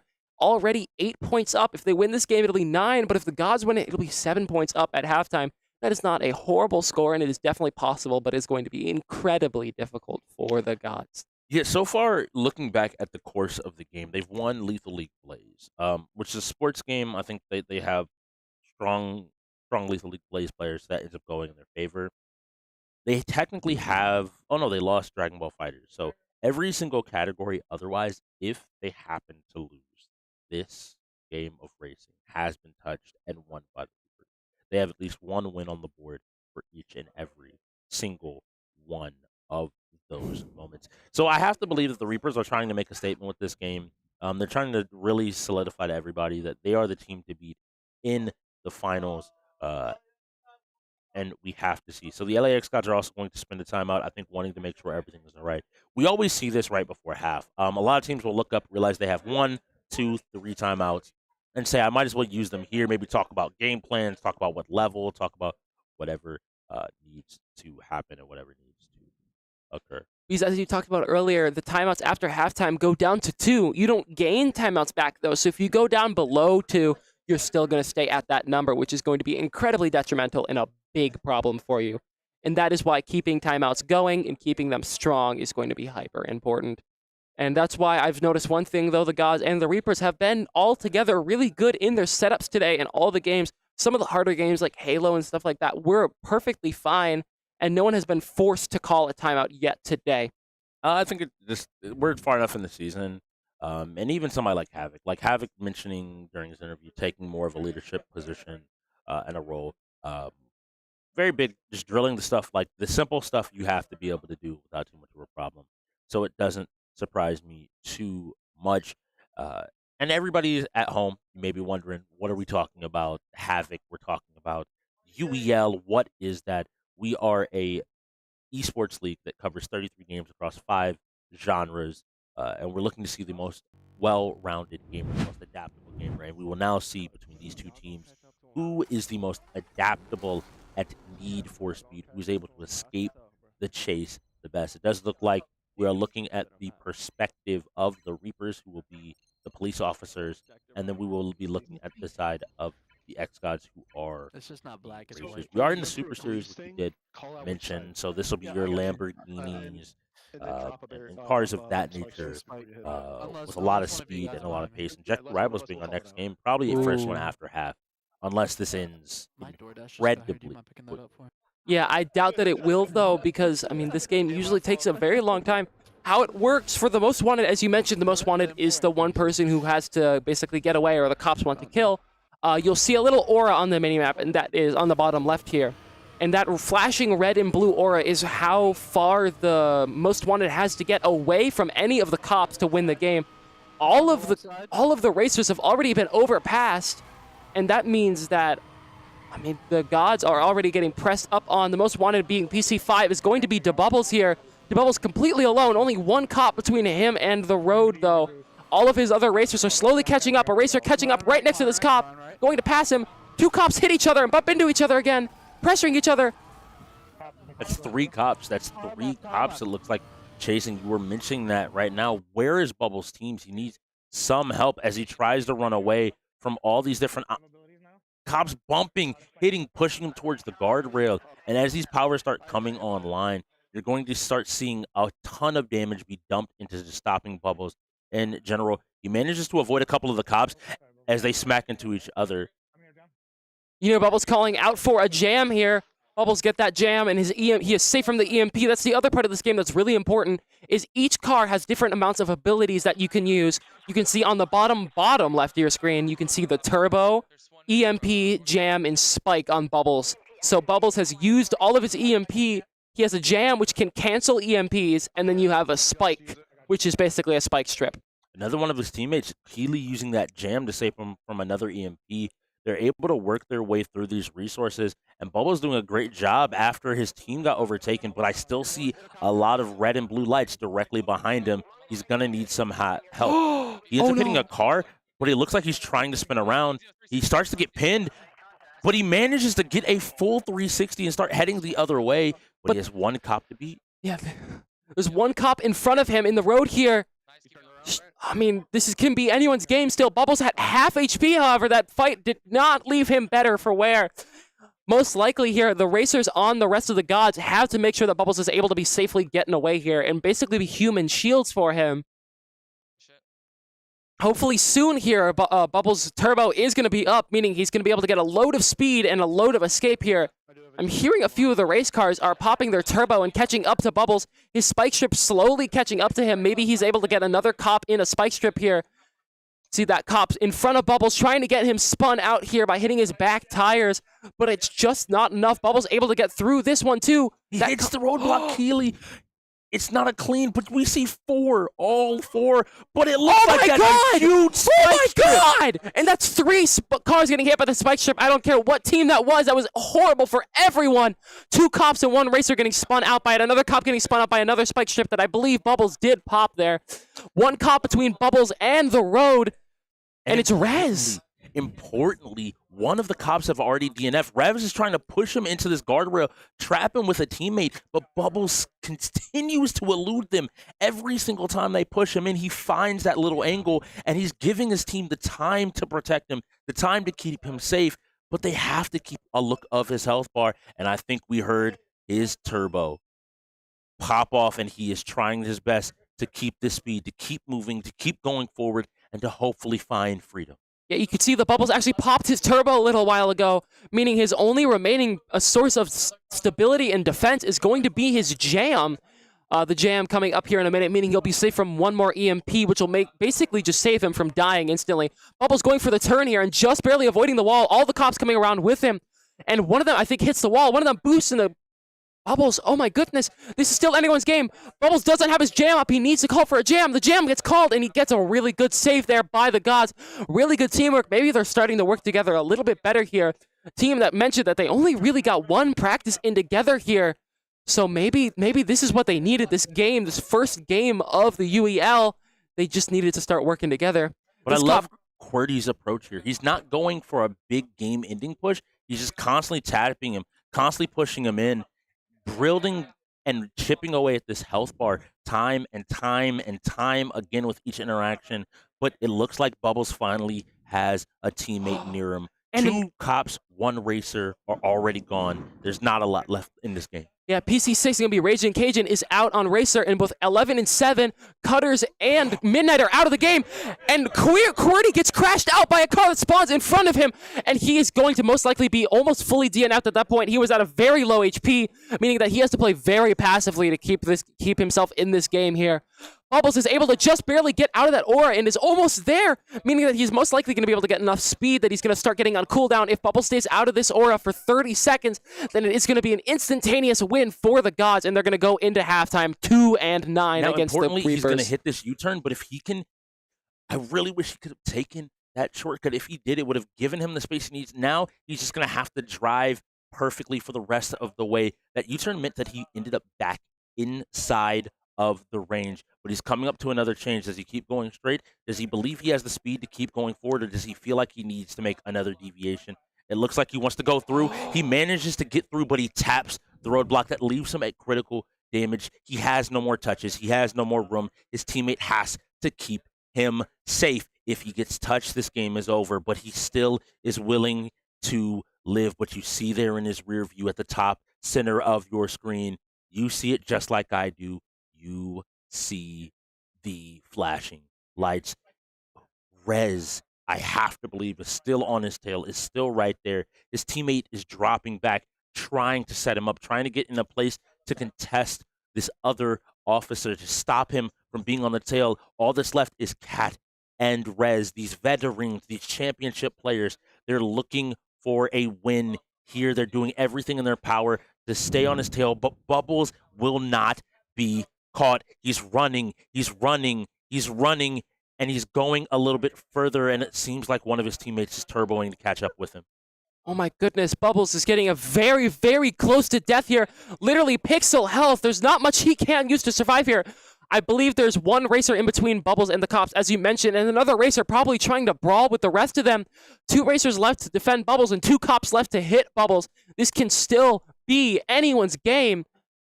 I mean, I'm looking at this. You can see this cop is just barely on Bubbles' tail. Bubbles is keeping a lot of pressure up, and here comes the cop. He blocks the cop. The cop is forced to have to hit the wall there. Another one of that racer. Racer maybe having a spike chip. I'm really curious to see if he does or not. And this racer, again, hits the wall. This is not looking good. He's got to find it. He's popping turbo. I think he's trying to get the hit. If he can manage to get this hit here, and he ended up getting wrecked out. So I think the call there was for Psycho to pop turbo, hit the officer, take him out of the race, and then to find an opportunity for Bubbles to just get out. But I have to believe that was a pedestrian. We didn't see any of the cops touching him. And that's the scary part there. Bubbles was one step away from escaping. What an amazing first half from the Reapers. And the xGods look like they're cleaning it up, finding some synergy. I'm excited to see what's in store. Yeah, the xGods are definitely starting to grow, and hopefully they can step into that godly persona, you know? But for that is the first half of the game. We'll be back in about 15 minutes, and we'll catch you back with Jected Rivals. With the game that they're playing, what exactly is happening, but there's a complaint that players from the other team are pausing, and they assume that somehow messing up their flow of the game. So we're gonna investigate after this match. If there's gonna be an issue where the other team is not allowing ours to perform as best as we can, the admin has to have a sanction against the other team, or we'll have to replay the game. But I doubt that that's going to be the case, so I assume there's going to be a sanction in case we actually suffer from this. There were complaints, and we complained twice, so we'll see what the overrule is going to be by the end, and that's it. We'll see. Because I seen him. And he's like, it's not in the rules. I seen him go invisible, like a pause, but it's not pause. It's when you turn to the side or go backwards. So like when he spun out, then it pauses. Because I said, look, it's all fucked up. It's not on expert rules. I know. Let's go to it. If it's on expert rules, I'm wrong. Bro. Yeah, it should be 9-1. I said if it's on expert rules, hey bro, then I'm wrong. But he's sitting there. And they already closed it all out. Yeah. So I was like, it's too late. So that's a forfeit. That's a forfeit. Thank you. Thank you. Thank you. Where does it say it in the rules? Thank you. Thank you. Where's it say it in the rules? Once you check. Well, we already checked with the game master beforehand, so it's a 4. I mean, if it's not in the rules, should that be something announced to everybody? It should be announced. Like, Like game master information phone. about it. And we was told nothing about It's it. not in the Hey, bro. rules. It's not in the rules. Hey, just like the fuel's not in the rules, right? The what? The fuel and Forza. That was unlimited, right? Y'all also had the Forza. That was messed up too. But we'll take this one. Don't worry about it. Look, Zach, look. In the rules it says, if a player does not finish the DNF race, their race will not be finished in 60 seconds. We never finished the race. But if you're resetting the whole thing before him, you're restarting the whole thing to get a faster time. That's what we're saying. But we have 60 seconds to do that. Yep. It acts like a DNF when you reset. It was never. That was never a thing. People have been resetting all season. That's how it is. What is the call? The DNF for the clip. That's insane. Because it's restarting the time over. It's restarting the time from the beginning. And that's not a GM. That's actually ridiculous. Well, it's integrated. That's one. Okay, that needs to be in the rules. That needs to be in the rules. That needs to Wait, be if it's not in the rules, how are we supposed to know? It's not the rules. People have been doing it all season. Yeah, literally all season. I don't agree with you guys, but he's the GM on site. But he don't need to be. Hey, that's hey, get him out of here. That's messed up. That's how you know they salty, bro. They salty. Hey, go ahead. What? So wait, Reapers win! Not really. Handicap. It's okay. So far we're doing pretty good. In the beginning it wasn't in our favor, but we bounced back and we were winning almost every single game. So it's looking good in our favor, but we're definitely got to tighten up a little bit more.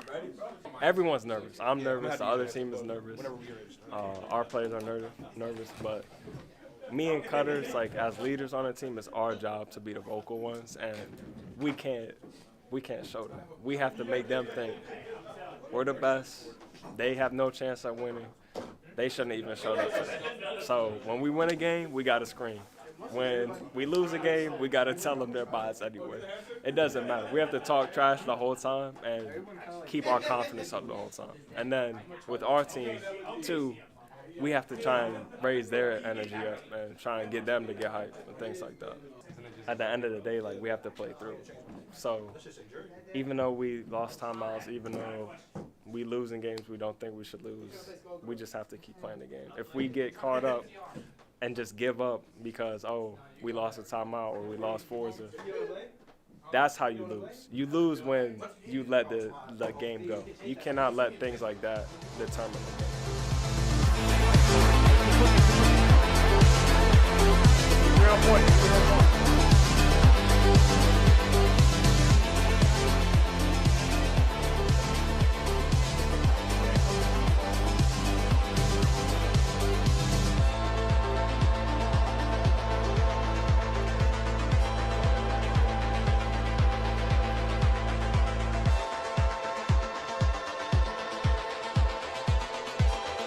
Right now it's going to be the final fight and it's going to be very, very intense.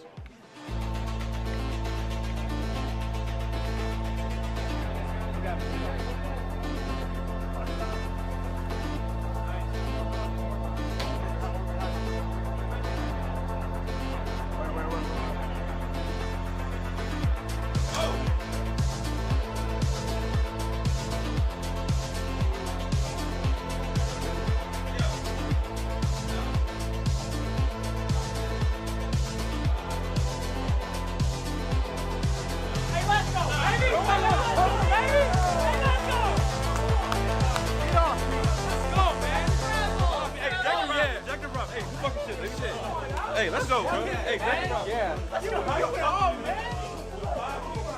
We were. Okay. So, Align, right? We were this close to losing, this close. We came back all the way. These guys, they're cooking. But then the next question is, it was 16-6. Now, once you guys being the 3-time Reapers going into this game, which we thought was going to be a close game, it wasn't. Why did you let the Click win 6 games? What's going on? Because at this point in time, the team you have is already a championship caliber team. Why are you dropping 6 games? I'll answer your question. Why are we winning all these fighting games with no fighting games?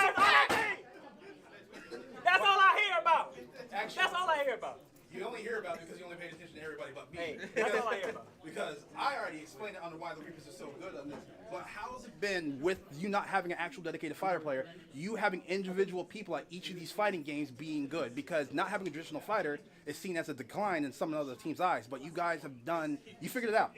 You have Ricky, you have Cutters, you have yourself, you have Midnight, you have people across the board, and Rez, excuse me, who touch each one of these fighting games. So how does it feel like knowing you don't have to pay a dedicated fighter who's weaker across the board, while having a team who's stronger across the entire wheel with one fighting aiming and specialty? It feels like 4 times. That's how it feels. It feels like 4 times. It feels like 4 times. 4 times. Exactly. It feels like 4 times. Oh my God, bro. That tier 1 matchup between Hollywood and Bo Seam. We already know who's winning that, bro. Bo Seam all day!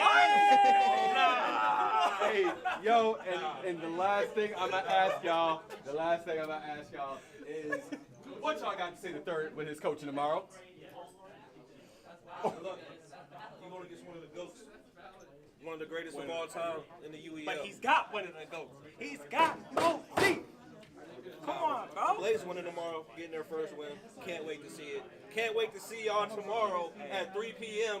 Shout out to SurfThing for these amazing PCs, baby. Hey, thank you, gentlemen. We are going to go back over to our post game and we will get the commentators to get us out of here. You guys have a wonderful night. We'll be right back. Viewers, don't go anywhere. Oh, God, I love you, motherfucker. Come on, Cordy. Come on, Kurt. They said that they were going to beat us today. Yeah, we just fucked them up, bro. Come on, bro. I can't get hyped, bro. Get hyped. Yeah, come on, get hyped, bro. Let's go. Come on, Cordy. Let's go. Cordy! Oh, my God. Oh, my God. Oh, my God. Hey, Ricky. Let's get hyped, Ricky. Yeah! Hey, put your hands in the middle. Yeah. Welcome to Gracie University, and thank you for checking out our certified Gracie Jiu-Jitsu Training Center in Fredericksburg, Virginia. Whether you're training here at headquarters or at any other certified training center around the world, there are 3 things you can expect when learning Jiu-Jitsu the Gracie way. Number 1, structure.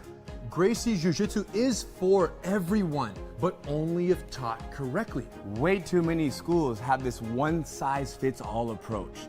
The problem with this is you have people with all different needs being taught jiu-jitsu the same way. So what we've done is spent a ridiculous amount of time creating specific programs for each and every demographic. And the benefit of this is that each person is going to get from jiu-jitsu what they need from jiu-jitsu.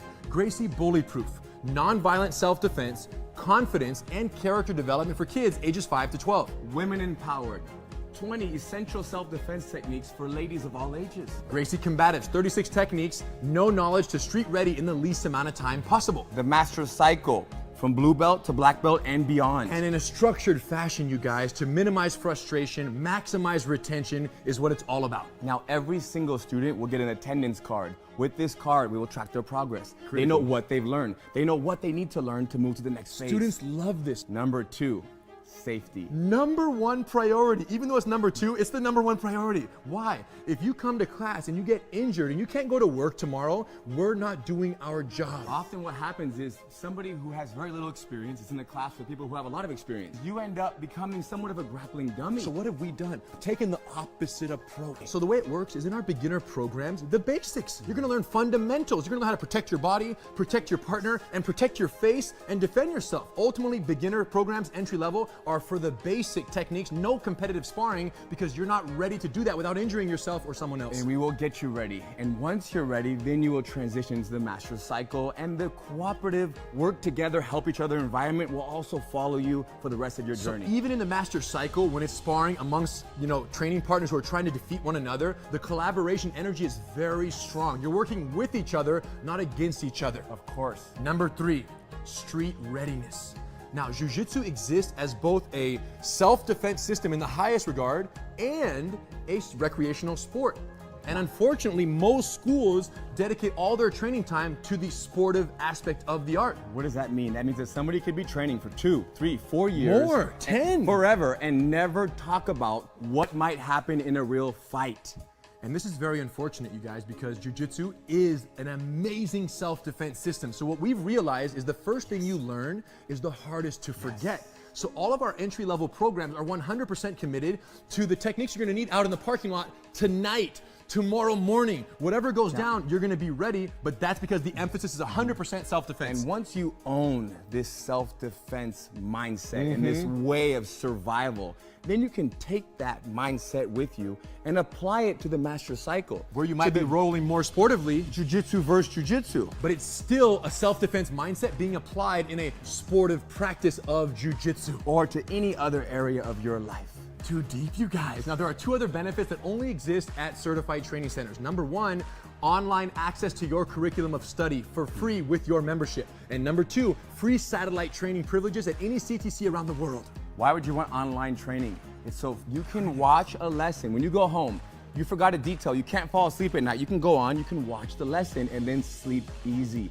Or you want to come to class the next day, but you don't know the lesson, you haven't learned it Or yet. you want to prepare, right? You show up already speaking the language because you watched the lesson. And we found that students who watch their online lessons during the week, in addition to coming to class, grow at twice the rate of progress than students who just come to class. It's all about time and energy. There you go. So online access and satellite training privileges, which means you can schedule the rest of your life's vacations or business trips around certified training centers, because nothing worse than going on a vacation and not being able to keep up on your jiu-jitsu. Nothing worse than that. And when you do a class, wherever you're vacationing, when you do a class there, what do? You do class number 7, you remember, you take note, and you bring that back, and you put it on your card, your attendance card at your school. So any classes done remotely count on your attendance card back home, because the curriculum is identical for all the beginner programs at CTCs around the world. The bottom line is this. You guys need to go to a CTC, tell them we sent you. They're gonna do 10-day free trial. What's the benefit of that? Well, if it's not everything that you've ever wanted when it comes to jiu-jitsu, then you say, you know what, it's not for me. But if it is everything you've ever dreamt of and more, enjoy. We'll see you on the mat.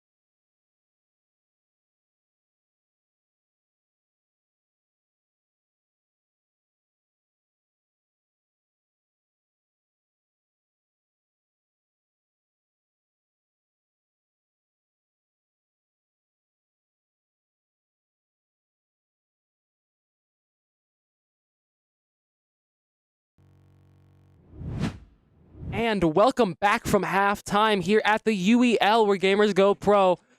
Next game up is going to be Ejected Rivals. For those of you just tuning in, welcome to the UEL. We play 33 different games here at the UEL, 5 different categories. We play strategy games, we play shooter games, we play sports, we play racers, and finally we play fighter games. And the next game up is going to be a racer, and it's going to be Ejected Rivals. Ejected Rivals being a stunt racer, stunt diver kind of game. Basically, you're in a car that you can drive, and it's got a big red button in the middle that's the ejector seat. And once you get in the ejector seat, you can fly out, and you have a jetpack, and you have like handbars that can fly you around places. And it's a lot about that mobility and speed that you can keep up. Okay, interesting. So we've talked about setup a few times where different teams have to set up the games, but they get an advantage. In Ejected Rivals, what is the setup advantage you get? A setup advantage Ejected Rivals allows you to choose whichever map you want. This game being not only a stunt racing game, but more of a party game kind of game. So it has multiple different kinds of mini games inside of it. You have like dartboard games, you have races, you have demolition derbies. There's all sorts of different kinds of strategies and plans and game modes you can use.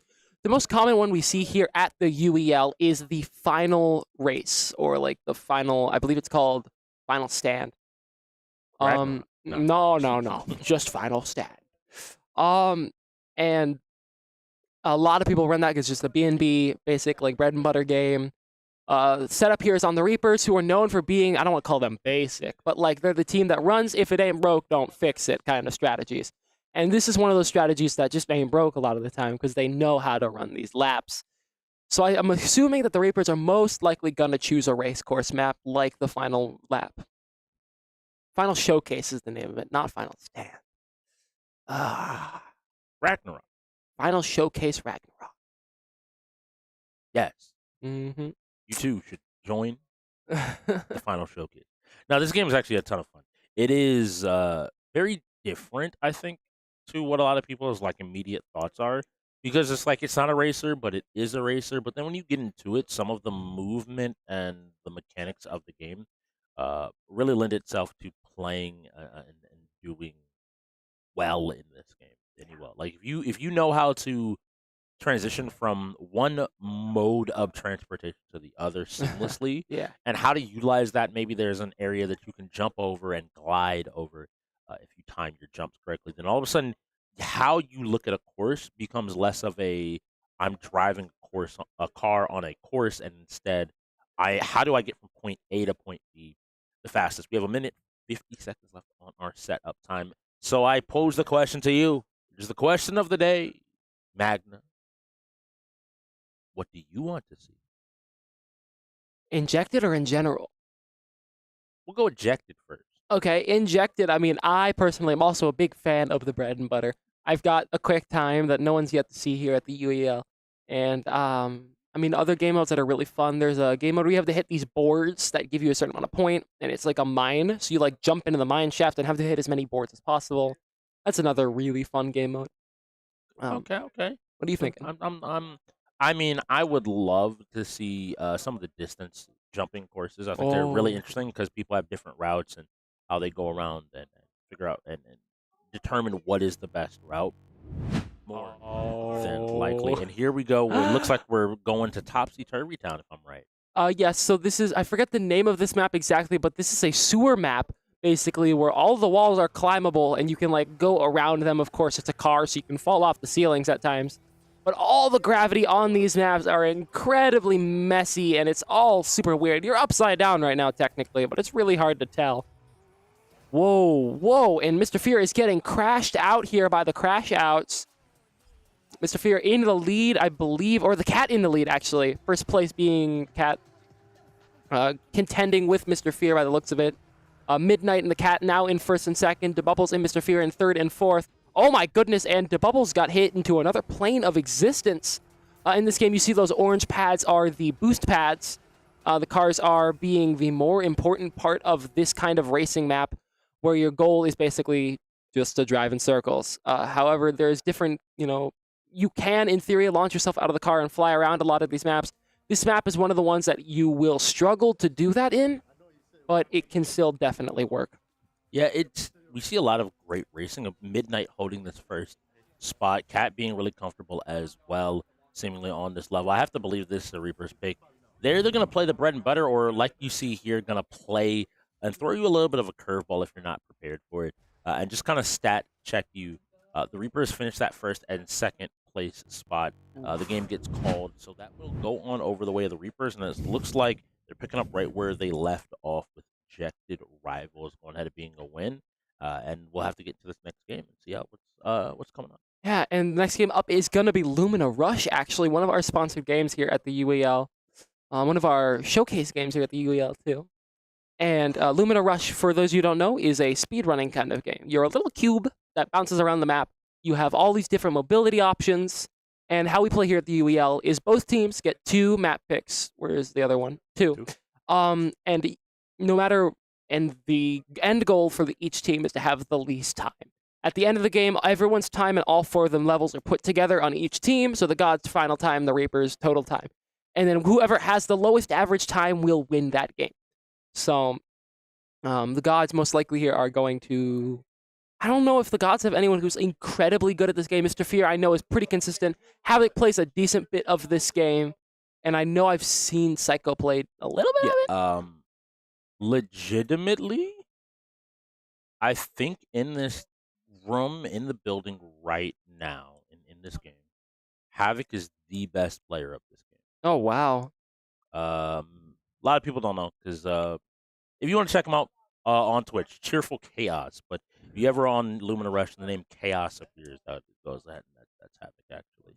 A lot of people don't necessarily realize. I think that he's only played a little bit of the game, but no, Havoc's prepared. He knows most of the levels. Generally able to put up a pretty quick time.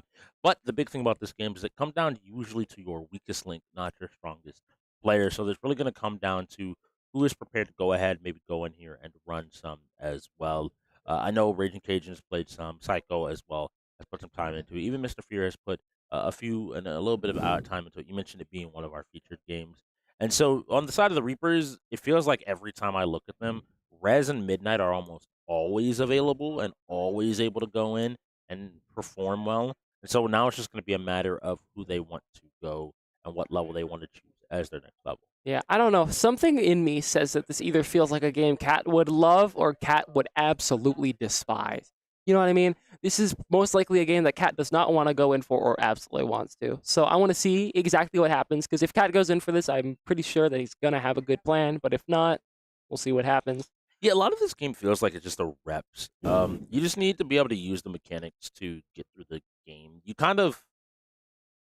I don't want to say... I want to say you need to make sure you finish every single level, and once you're finishing every single level, then we can transition into making sure your fastest player is getting the fastest time possible. But I think a lot of people focus in on their level specifically versus just having a general good time of all the levels. Yeah. To be able to find and to take a victory. We have to see. Lumina Rush is interesting because, like you said, it's average time. So one bad score can kind of throw the baby out with the bathwater. Yeah, I mean, you see here that looks like Havoc, Ragin, and Psycho are going in for the Gods, and Cutters, Rez, and Midnight are going in for the Reapers. As you said, Rez and Midnight being those really consistent players that are just able to play a lot of different games. I know Rez is up there in the leaderboards in this game, if I recall, in quite a few levels. Yes, yes. Rez is also pretty good. It's just, I know Havoc, generally speaking, has always has a game plan and was up there, usually like top 5-ish for a very long time. Maybe Rez has snuck up there and put in some work and shown that he is the better player. But it really comes down to the levels. In this game, it's not just as simple as bouncing on and off walls. There's cannons, there's speed boost, there's even different gravity areas that you have to navigate through, all while trying to avoid death pits and bad, dangerous spikes and across spinning the map. discs of doom and death. Ugh. You can tell that he plays a lot of the game. All right, we're jumping in here. This looks to be actually one of the, I believe, threes. This is one of the threes, one of the later levels in the game. Yeah, you could see, oh my goodness, Havoc trying to get a good time here. Almost, ooh. Havoc struggling a little bit, being able to get the shortcut timing right on this. Maybe he can hit the time well, gets the first checkpoint. It's that teleporter like launcher. And he goes for a reset here. Looks like 2 of the Gods besides Havoc have finished the level entirely. Curious to see if this was a Gods pick first or if this was a Reapers pick first. Midnight still has not reached that finish line. Midnight just reaching that finish line at like 16 seconds. So a very good time by Midnight. Havoc getting the second best time, Midnight getting the third best time, and then Havoc's team following. So Raging Cajun, Psycho Flame, all doing pretty well in this game. Midnight actually taking over Havoc's position here. So 1, 2, and 6 we're taking up here. Wow, that's a very even score. Blue team is going to be the Reapers, meaning that the Reapers have about a 3-second deficit to the Gods currently because of all the consistency on that side. And here, Cutters. Funnily enough, having a 30-second time hurt his team the most. Ooh. Yeah, Cutter's definitely not finishing that level in a timely manner here. Probably going to be a struggle. This is probably next level coming up. It's 318. one of your favorite levels, I believe. Yeah, I really enjoy this level. I think it's one of the later levels in the game, and it utilizes that gravity mechanic really well. It can be kind of tricky if players don't know how to handle it. So we see Havoc instead just going kind of for the safe route. There's a little bit of a skip. It's difficult to do, but Havoc still is playing for the best time he possibly can. Nice job choosing to skip over there, and with a 12-second time, he puts himself in a great position. And Rez ended up doing a full restart here, means that Havoc with a 12-second time is already going to be difficult for most players to beat in general. Rez now is playing it safe himself, going around and getting as much speed as possible. So you can normally jump up to that second purple block if you utilize your momentum really well, but it is a dangerous attempt. All of the xGods seem to have finished this level. It looks like they've put some time in and play, and this could be the difference maker. If you are if none of them finish and you have an average time of a minute, this would mean that you have to make up so much. No. And this is why this level is so important. It's such a difficult level at the end there. Hitting that end anti-grav spot is super difficult. And you see as all three of the Reapers don't finish. A 23-second average time versus a 2-minute average time. This puts them in a position where they have to clean sweep. And not just by a little bit, but diff by a lot. And like I said before, I think Havoc just knows the levels, knows exactly where he wants to be for each one of these paths. Ends up going a little bit too fast. You see him even laughing here. I think he's found a little bit more of his comfort zone. Boom. Jumped a little bit far. If he's able to land on the purple, he's basically able to do this in one quick run. A nice job. Instead, takes the safer path. He just wants to make sure he finishes. Ends up getting 8 seconds. Not the best time, but the fact that he's still up there, and now we're looking at Cutters just doing his best. He just needs to get across that finish line. So both teams will have no DNFs this time. It's just, is the gap big enough for them to be able to get a higher score? We see Rez there hitting a 5.63, showing that maybe this was his pick of the game. Yeah, most likely. Rez definitely showing his strength in this level, hitting it almost consistently every single time. 5 seconds or 6 seconds times every time. Curious to see if any of the gods can catch up here. 6.72. Havoc takes the second place spot.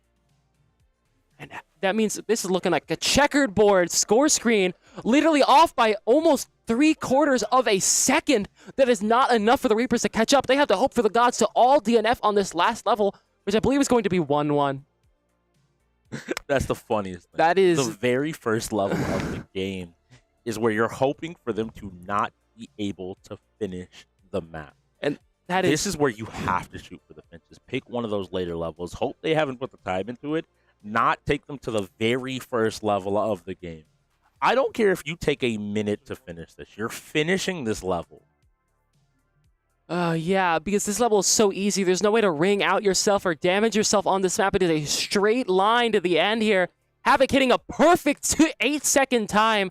World record pace, or at least high level pace here. Getting next up is Midnight at a 10-second time, and the next up is Psycho at a 14.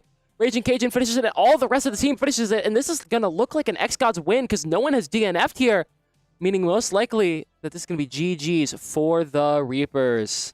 Wow, know what level the Reapers are practicing. Yeah, 318 is one of those levels you'll see around the league a lot that is just used to catch people off because it's such a difficult ending. It's really funny because I joke with people all the time about it, and people seem like, haha, yeah. But I think that is legitimately one of the more annoying levels because as you try to get better and better times, it requires more precision for you to be able to. Havoc locking in here, maybe trying to get a perfectly clean run, a nice jump there. If he's able to land there, 8.35, he needs to get over the edge and just drop down in there. Havoc with the fastest time. Because everybody finished all levels on the side of the xGods, and there was that DNF, it has to be an xGods win, and we hear the call from the floor. So 9 games later, and the xGods are able to find another one of their wins. Wow, and that was a lot by the xGods. xGods showing that they definitely know how to do that game and are very consistent in it. A lot of the players coming from the bots on the xGods Raging Cage into Bubbles.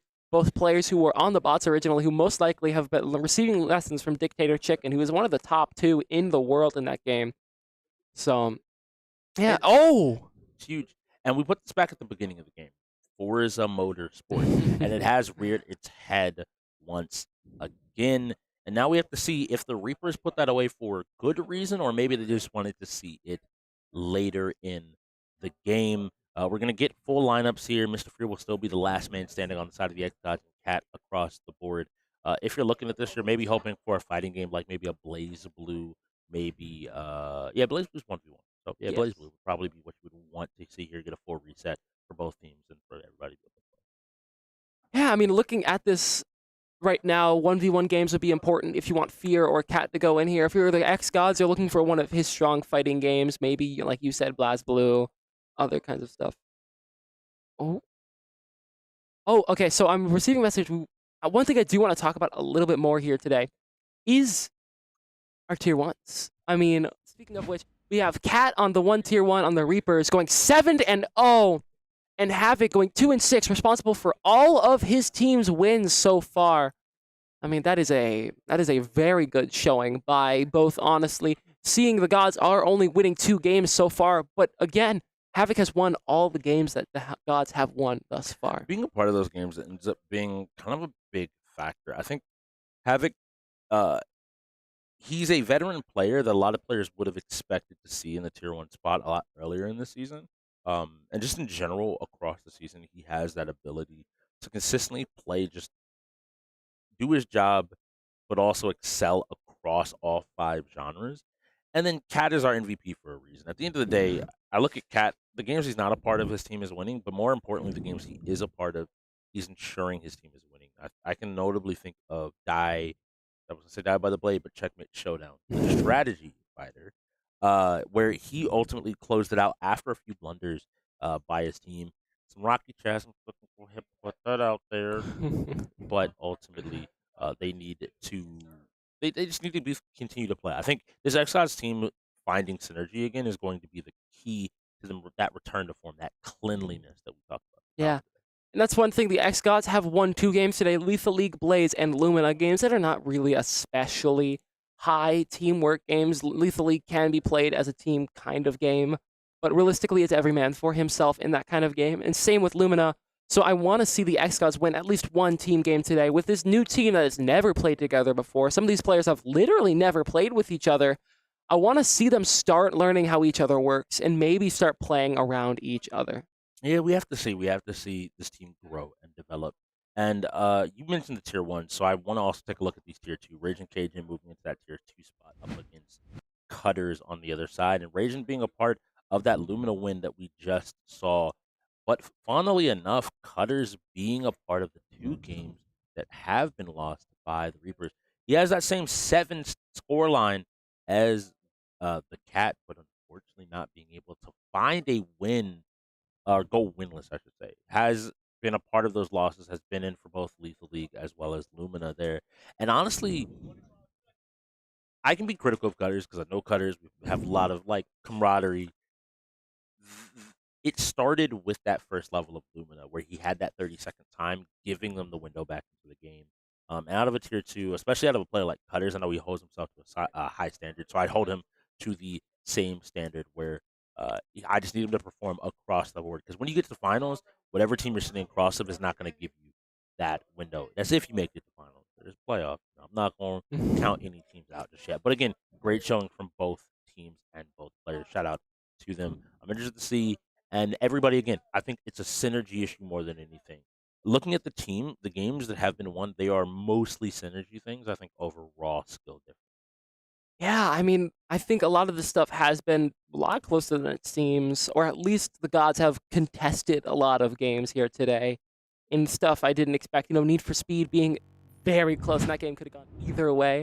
A couple of other games that we've seen today, DBFC was a pretty dominant win, but other stuff like a Midnight Ghost Hunt was pretty close for a decent bit. They made it to midnight and just weren't able to finish the game out. It looks like everybody comes out going fast. You mentioned some of those different games. Roller Champions being next. And this first turn is where we see a lot of chaos happen. Goodness. Extremely quickly. And now we're watching Mr. Fear. And everybody's racing to get back on the track here on the Virginia Speedway, hoping to find a victory. And Bubbles getting spun out once again and being pushed off the map. This is the race that I normally expect to see at the front for his team, taking his time, getting back on track, and is going to look to make up some of that space and some of that time. PC10 is going to go ahead and be one of the Reapers in a lead here with a 15-second lead. And that is the cat here chilling on PC10. He's leaned back, reclined. He's skipping an entire portion of the map, just maintaining these straight lines to the best of his ability. He knows exactly which parts of this track he can step off of utilizing those blue lines. Ends up being super helpful for you maintaining and finding those fastest lines. Yeah, I mean, Cat definitely showing that sometimes even shortcuts don't get punished in this game. Showing that sometimes on the Virginia Speedway, you can take these slight little corners a little bit quicker and go into the grass, not getting punished for it. My biggest thing is Cat has such a lead right now. He's like 3 or 4 seconds ahead of the next person, and -7 is the closest one on his team, too. Cat is absolutely showing that he can play this game and is a very good MVP from last season. It really comes down to just Forge is a game I think he's comfortable with. Before, he used to have other teammates that were able to bolster his strategy and maybe feel like he needs to step up and stay there. But directly behind him, not too far, we see Psychofame. One of his teammates possibly running into him, spinning him out completely, but he's not ending up going too fast. He's taking his time, finding his ability to get back and go forward. And now we are on to Rez, now in that second place spot, cruising along just like his tier 1 here, moving at full speed with one of these blue players between him and his first place opponent. Looks like a lot of cars are spinning out here. I believe this is going to be midnight. We're watching on PC7. Importantly, he is stuck in first gear going 20 miles an hour or so. Looks like he got into a really bad crash with someone earlier and has been struggling ever since the start of the game on that first corner where everyone took damage. PC1, I believe, is going to be 50 cal getting basically sent off into Mars.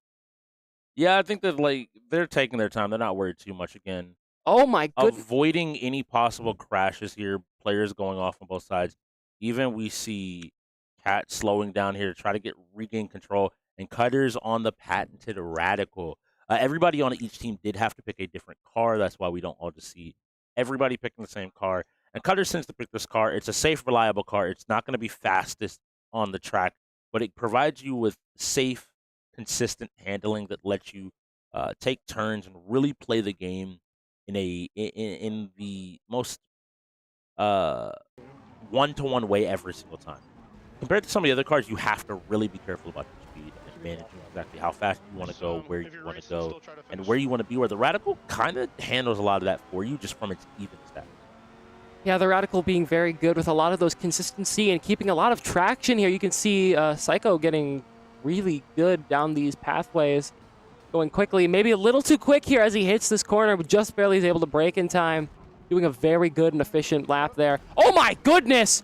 Someone else comes in with a steel chair and hits Psycho off of it. I believe that may be Havoc that hit his own teammate there, yep. Psycho and Havoc racing together here right next to each other. Less than a second apart. Both of them in second and third, I believe. This is a good spot. If they're able to get everybody across the finish line with these 45 seconds, this could be good. We know that Midnight's not going to finish. Mr. Fear here also on lap 2, and we have to see where he is. So he had a 2-minute and 30-second lap. With a minute to go, he has about he has 30 seconds to go, but he's not slowing down at all. Instead of flying full speed into the wall, I think trying to ensure that no one else is able to finish the race as well. And so now I'm looking at Cutters. This might come down to how many DNF on each side. Cutters isn't immediately near that edge. He slides off track, but just trying to slow down enough. But he's going to have to gun it, and a good job by Mr. Fear to push him off track and ensure that he's not going to be able to get that finish here. 3, 2, 1. So let's see, what do the DNFs look like here? Oh no, this can be anyone's game still. Finished 4th, meaning only 2, maybe 3 people finished the race. Yeah, only 3 or how many people finished? So it's 3 on each side, and it looks like the red team, who Cutters is a part of, had a slightly faster time. But that's not for us to decide. That's for the game masters to figure out. Their job out there on the floor is to give us our ruling. So we'll get that here in a second. But Roller Champions coming up next. This is a game you know pretty well. Oh yeah, World of Champions is really one of my favorite games. World of Champions being one of the only sports games that I am incredibly proficient at here at the UEL. But World of Champions being basically a demo derby version of basketball, or if y'all are familiar with it, a ball game from like ancient Aztec games and stuff like that, where they had the hoop, on the wall. It's basically a demo derby, what you have to get into a hoop. So you get the ball and you have to take a lap, right? If you make a lap around the course, then the goal will open up and it'll allow you to shoot for 1 point. If you take another lap while still holding the ball and never losing the ball, you will get 3 points. And then if you take a third lap without ever getting tackled, losing the ball, or the enemy team picking up the ball, you'll get 5 points. And you need 5 points to instantly win the game. Here at the UEL, we play 6-minute games, 7 or 6-minute games with a 3-minute overtime, meaning that this game can go by incredibly quickly if you have a very competent team. I can tell you right now that I know the Reapers are pretty dang good at this, but I can also tell you right now that Dub Bubbles is a very good player in this game, being a very good sports player and also just enjoying this game in the past. So I want to see exactly how this ends up here. Yeah, it should be pretty fun. It should be pretty fun. I want to see how both these teams perform. Maybe get some insight. Sports are one of the categories they managed to already take a win, so I think the xGods could find their third win here in the game. But like you mentioned, the Reapers are no slouch. They're nobody's pushover. You have to be ready to compete, to fight, to challenge the Reapers every step of the way. They're never going to give you a win. You have to take it and make sure that it is yours from beginning to end. So we'll hopefully be getting into this game so far for a second. So looking at this, what would you be saying to the xGods to try to help foster some teamwork in this moment? If I was the xGods here, I mean, I would probably, it depends on who I'm talking about. Like, if I am a player or if I'm a coach here, I'd be trying to get the team to work together, to talk about strategy, either just calm or like work together. A good way to work together is just listening to each other, right? You don't need to know exactly how your teammate plays to understand that they're going to be doing something if they directly tell it to your face. So, and while the news came in, while we were going on about Roller Champions, the Reapers did in fact win Forza. They did in fact win Forza. So it looks like they had a tight enough time grouping that they were able to go ahead and finish that, even with the DNFs. That's the hard part about DNFing that a lot of people don't realize. The real goal of a DNF is to ensure that you get one less DNF than they do. If you do, then it does not matter how fast the person in first is. You can just take the game overall. Yeah, I mean, that's the thing. DNFs are very, very, very detrimental. It adds a 10-minute time, if I remember correctly, to your clock. So every DNF is heavily detrimental, just like Lumina, to be honest. But the thing is, since both teams had an even DNF, they've got to calculate exactly what it was. And it looks like the Reapers may have won that game. Unfortunate for the gods, however, what can you do? Yeah, it was a good showing. I think there's something there.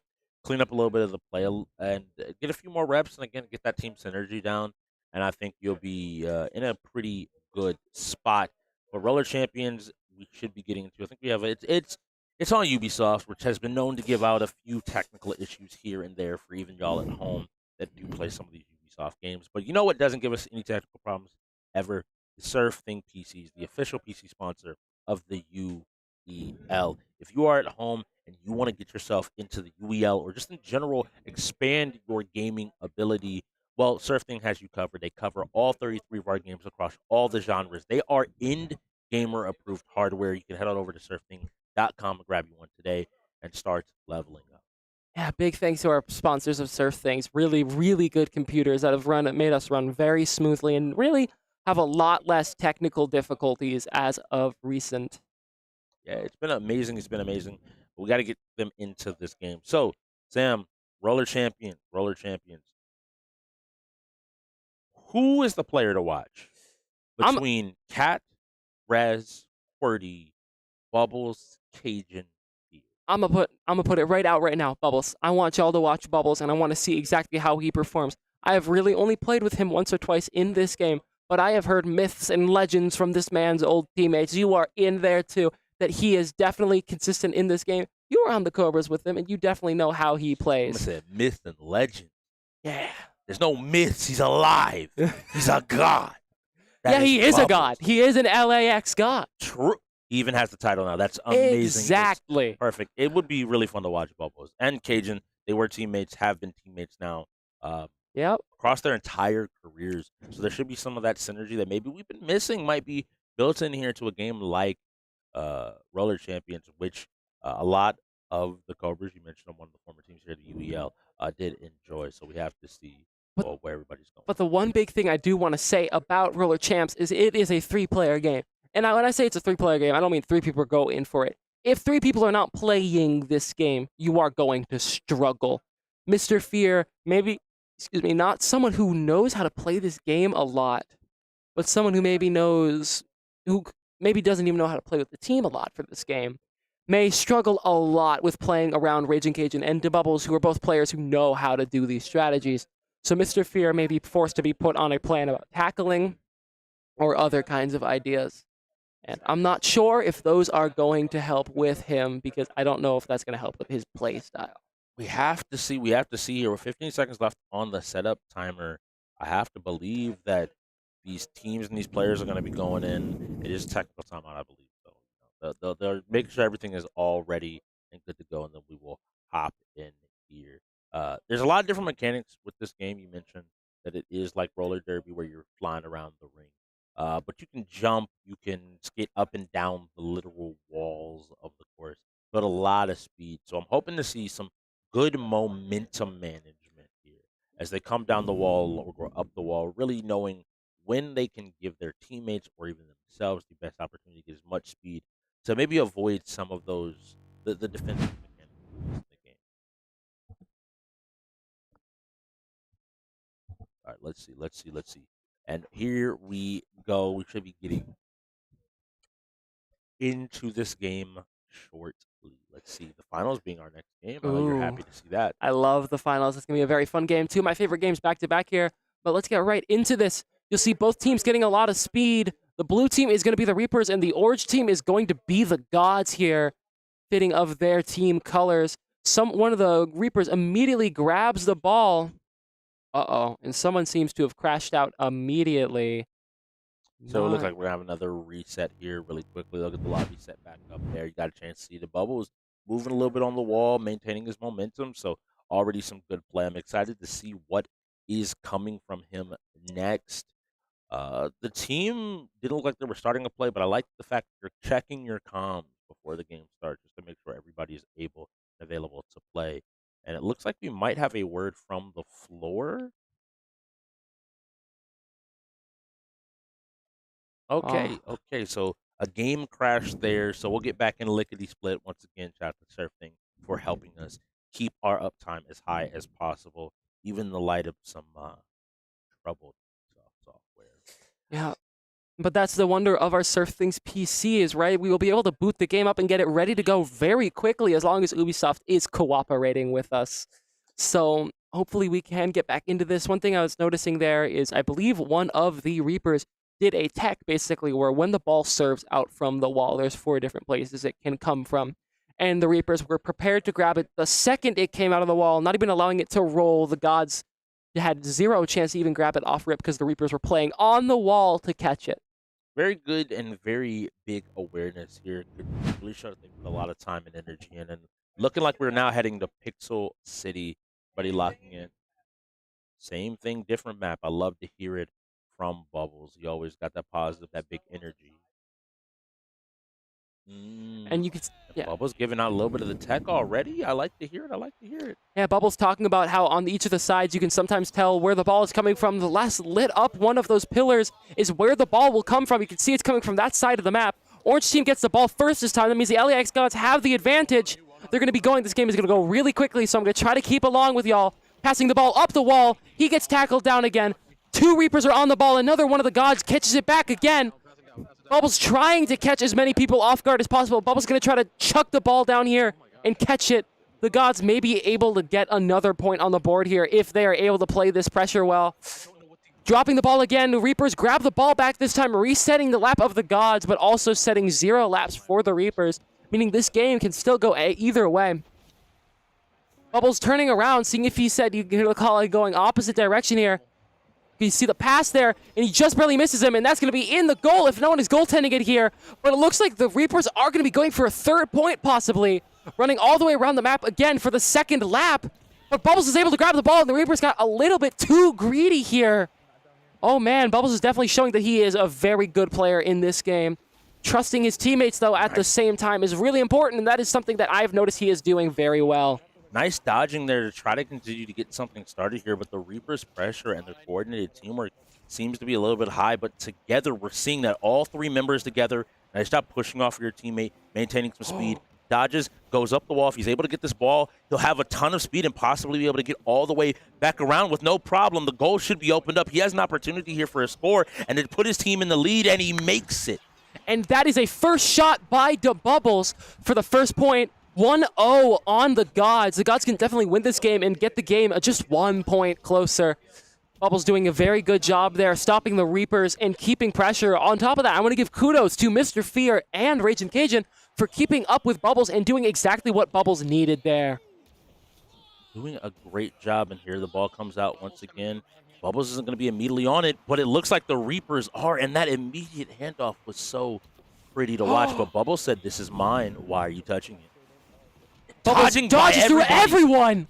But Courtney says, "All right, enough of your show. It's time for my team to get started." Cordy really trying to tackle out his teammate here, but nothing really happening. Bubbles committing a little bit too much to that double tackle.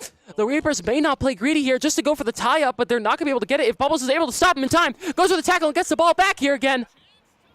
Bubbles is trying to get the team here together, work together, calling for setups and call-outs here. Bubbles just has too much pressure as none of his team is able to cover for him. Bubbles needs to maybe pass the ball a little bit more here and trust his team just that much more. They get the ball back, but again, the Reapers gain the ball back again.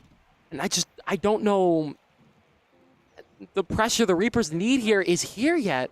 And the Gods get the ball back again, but the Reapers get it back again. And this is the wonder of this game. It's a back and forth the entire way through. Only 1 point at this goal, too. So the Reapers absolutely could still win this. Gods grab the ball back and reset the lap. Oh my goodness, a tackle again. They're trying to go back around here, and I like it. They're starting to distribute the ball more like you called out, and they're starting to find a little bit of success, but they have to get back around this corner. This corner, neither team has been able to progress, which works in the favor of the LAX Gods. Yeah, LAX Gods keep getting the ball back. Even if the Reapers do end up getting possession, the LAX Gods reset their lap before they even have a chance to keep on going. That is another pretty good pass here. Going to go for the pass, but it's not enough in time.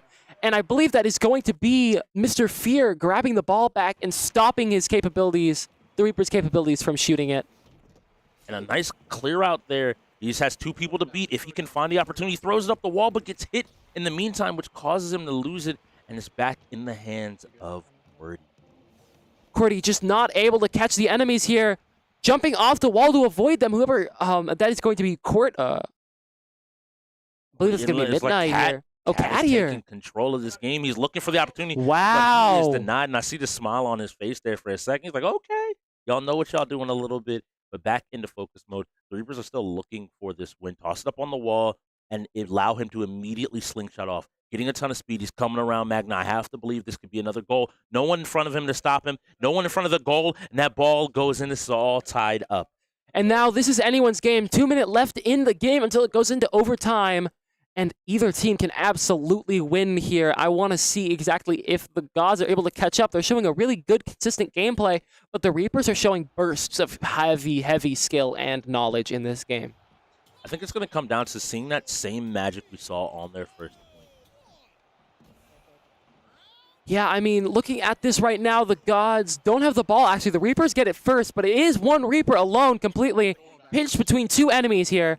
But he is able just barely to get around, running counterclockwise around the course here. Not going to be able to get him a lot of points. A tackle, good job on, I believe that is going to be Mr. Fear again. A very, very good gameplay.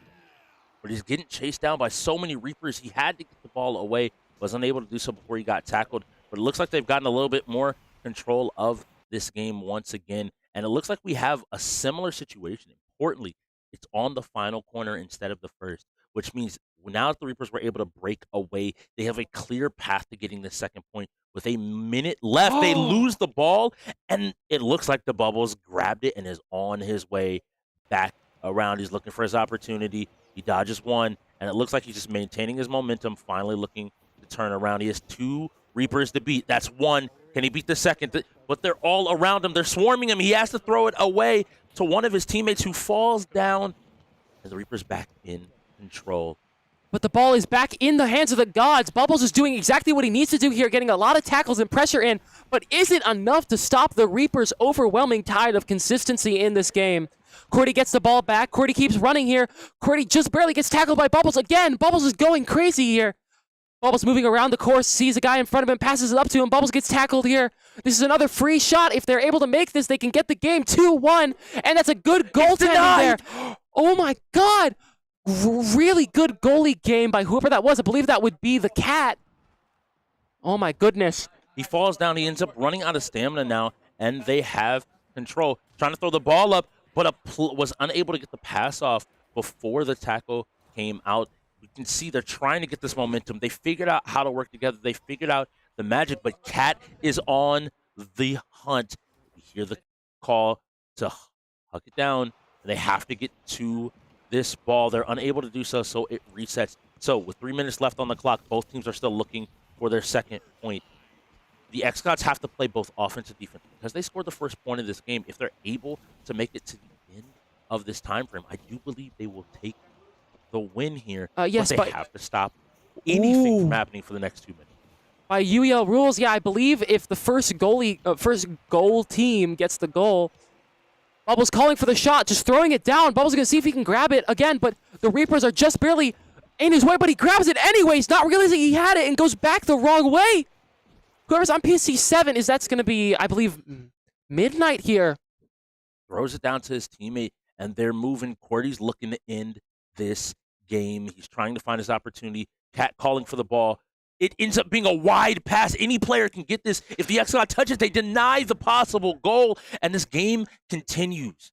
This is a crazy game currently. 2 minutes left in the OT, and anything can happen here. Gods get the ball away just as Bubbles gets tackled. Can one of the Gods grab the ball here, or are they going to have it back in the Reaper's hands? Reapers get it back again, but there is someone in between. They're pinched here. Gods grab the ball back. Bubbles is ready to receive anything. Bubbles may be able to throw it down. Someone chucks it down just barely. Is Bubbles able to grab it in time? He is. He avoids Cordy here. He's going to keep going back down. Cordy trying to catch Bubbles. Cordy tackles and drops down to the ground here. Ooh, the movement. The movement is really clean here by Bubbles, but is it clean enough? 2, 3, oh my God, he's clean. And that's another group of people. Bubbles is absolutely holding the ball exactly how he should, but he gets down here, and it's just not enough. But his teammate picks it up. They still have control of this ball with a minute left on the clock. They have to keep it moving, and now Bubbles switches to enforcer mode. I love the awareness. They chuck the ball down. No one's there to grab it. This could end the timer, but it's back in the side of the xGods. I think I know what's on their mind, and it's 1 minute away. Yeah, the xGods are absolutely doing exactly what they need here. Even if they don't want to get a goal, they can just play a really good game of keep away, as you were saying. But the Reapers get the ball back again. The Gods are just barely whiffing a lot of these really important plays. Bubbles is just barely not able to get a lot of these tackles he needs. Well, he gets tackled again down by Midnight. Running back around the map. Pinch here. Bubbles is able to maybe juke him just barely. Bubbles may go for a goaltend here. Passing up for the guy with speed. But is it just barely? Is it funny? Gods get it back. Can the Gods stay out of this in time? Bubbles got the ball. Bubbles throws it all the way down to his teammates, Raging and Mr. Fear. Are they able to get it in time? And Bubbles just barely is not able to give the ball to receive to those two. And the ball is back in the hands of the Reapers. 6 seconds left in OT, and the game will be over in favor of the Gods. Can this happen? And it's a draw, and the Gods win it! Wow! That was an incredible game by the Gods. Shooting that first goal saved them the game. Mr. Bubbles is now his new name. Shows that he is a God, and a God in that game, to be specific. And now we're going to go straight into the next game of the finals. And I want to see that teamwork carry over. I want to see the constant communication. I want to see working off of each other, recognizing win conditions. When someone's in a position to succeed, enabling them. That is why they were able to take that third win. A great set of game plan. Again, looking like this team has a little bit of something cooking. It is the Reapers. I know everybody at home is like, it's 3-12, 3-12. It's the Reapers. Look, at the end of the day, the Reapers come in here on a daily basis and say, why did we give up 5 games? Why did we give up 8 games? Why did we give up 3 games? So I'm going to hold you to the standard. I expect every game from the Reapers to be flawless like their current record. But this LAX Gods, They're brewing something. A new pantheon might be forming before our very eyes. Absolutely. Again, we were talking about the shakeup a lot in this new teamwork, to be specific, and that was an amazing example of how that teamwork can work here. This new pantheon, as you said, showing that they can be the gods. Oh no, and the xGods forfeit the finals, and I don't get to see the game I wanted to see. That is such a bummer. But again, the gods came into this game saying they did not want to play these shooters and are sticking to their guns on that statement, which is unfortunate for their end score here, but it does make sense at the end of the day. All right, here we go. There's not a lot of shooters left on that wheel. I think it's Rainbow Six Siege and Fortnite. They're not playing Fortnite. They're not playing I can promise you they're not playing Fortnite. But we have to see what is going to roll here. FC24. And now the question is, who are they going to bring out to play here? I know they would normally want Raging Cajun and the Bubbles to go in for this, but you never know. Mr. Fear's been working on the sports game. Psycho and Havoc are also experienced players here in the league, playing almost everything, if not everything, across all of the categories. On the other side, you have Rez and the Cutters, the resident sports player for the Reapers. I think the two of them together should be pretty good. And maybe Cat says, fine, I'll do it myself. xGods, you handed me my first loss of the day. It's time for me to hand you a few more myself. Yeah. And that's the biggest thing here. I mean, next game up, I don't think we've seen the wheel spin yet. FC.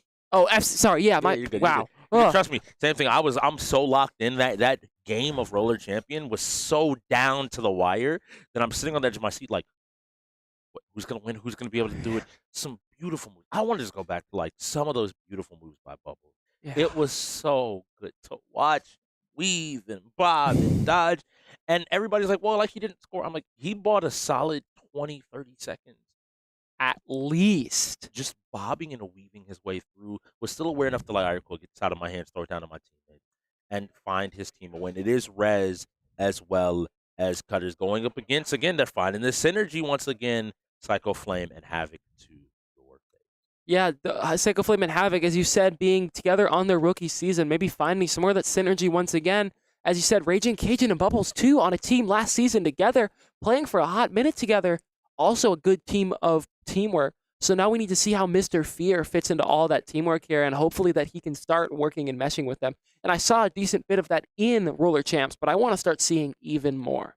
Yeah, I agree. I think that it's going to be a thing that we see teams do this all the time, and this gets into the greater UEL strategy. We see teams that do well in the smaller games, 3v3, 2v2, yeah, 1v1. You win your game. But what sets the Reapers apart is as a unit, they are strong in everything that requires just all of them as it is the individual player. They're both strong individually and as a whole, which leads them to take dominating games. When you have Overwatch Final Stand, Midnight Ghost Hunt, Valorant, Checkmate Showdown, Need for Speed, Forza, Finals, these are all 4v4, 5v5 games, right? That require a majority of your roster to play and to come out and prove and work together well. Still, again, it's a rough situation, but I have to see this FC which side is going to go ahead and take it. Yeah, I mean, I think either team could take this. The Reapers have a lot more of that skill. Rez being one of those players that is known for playing well. Cutters being one of those players who is known for being good at this game specifically. Havoc and Psycho, now people I think I've heard are like exceptional at this game. So I'm curious to see exactly how they can pull it out here. F1 FC being one of those games that is a very difficult game to catch up in. Yeah, it's one of those interesting games as well on the wheel. I want to see which one of them is going to be able to work together because you and I both know the key to FC and a lot of the sports games only comes back to passing. No one teammate is almost ever going to be able to take over the game completely and totally. Instead, it's going to require you to work off of each other to find a win, and especially in FC, you need to know when it is to give up some space, pass it backward. Yeah, that's the biggest thing. I mean, as you said, you can't really have just one man running in on his own, even if he's a very, very consistent and very good player here. And that's maybe where the xGods can win, is we were talking about the synergy all day, and this is their biggest tests, is these games where they need to start working together, playing together, planning together, and really just winning together. And I think we may have a timeout here from one of the teams. I'm pretty sure it's the LAX guys since it was their setup. So we're going to go ahead and take a look at this. While they get everything set up, it could be a tech issue, so we'll give you a hard answer here in one second. Getting into FC, though, we do play Volta. That's the name of the game, mode 3v3, which means that you're controlling 2 of 3 players on the field. Somebody will occasionally be swapped to the goalie, but you need to pick a team and balance out how you want to approach the game. A lot of teams pick PSG, they pick France, they lean on Mbappe's skill, and as we've seen the league develop, is there anything that hasn't maybe been tapped into or any potential that you want to see on display? I don't know. I haven't seen a lot of teams. I'm not going to give away my team's personal strategy, but I mean, a lot of teams I've seen, as you said, real, Paris SG stuff like that. Paris SG being good last year, having Messi and Mbappe, I believe, but then Messi leaving currently, so it's just Mbappe on Paris, if I recall. So not a very, very, very strong team compared to others.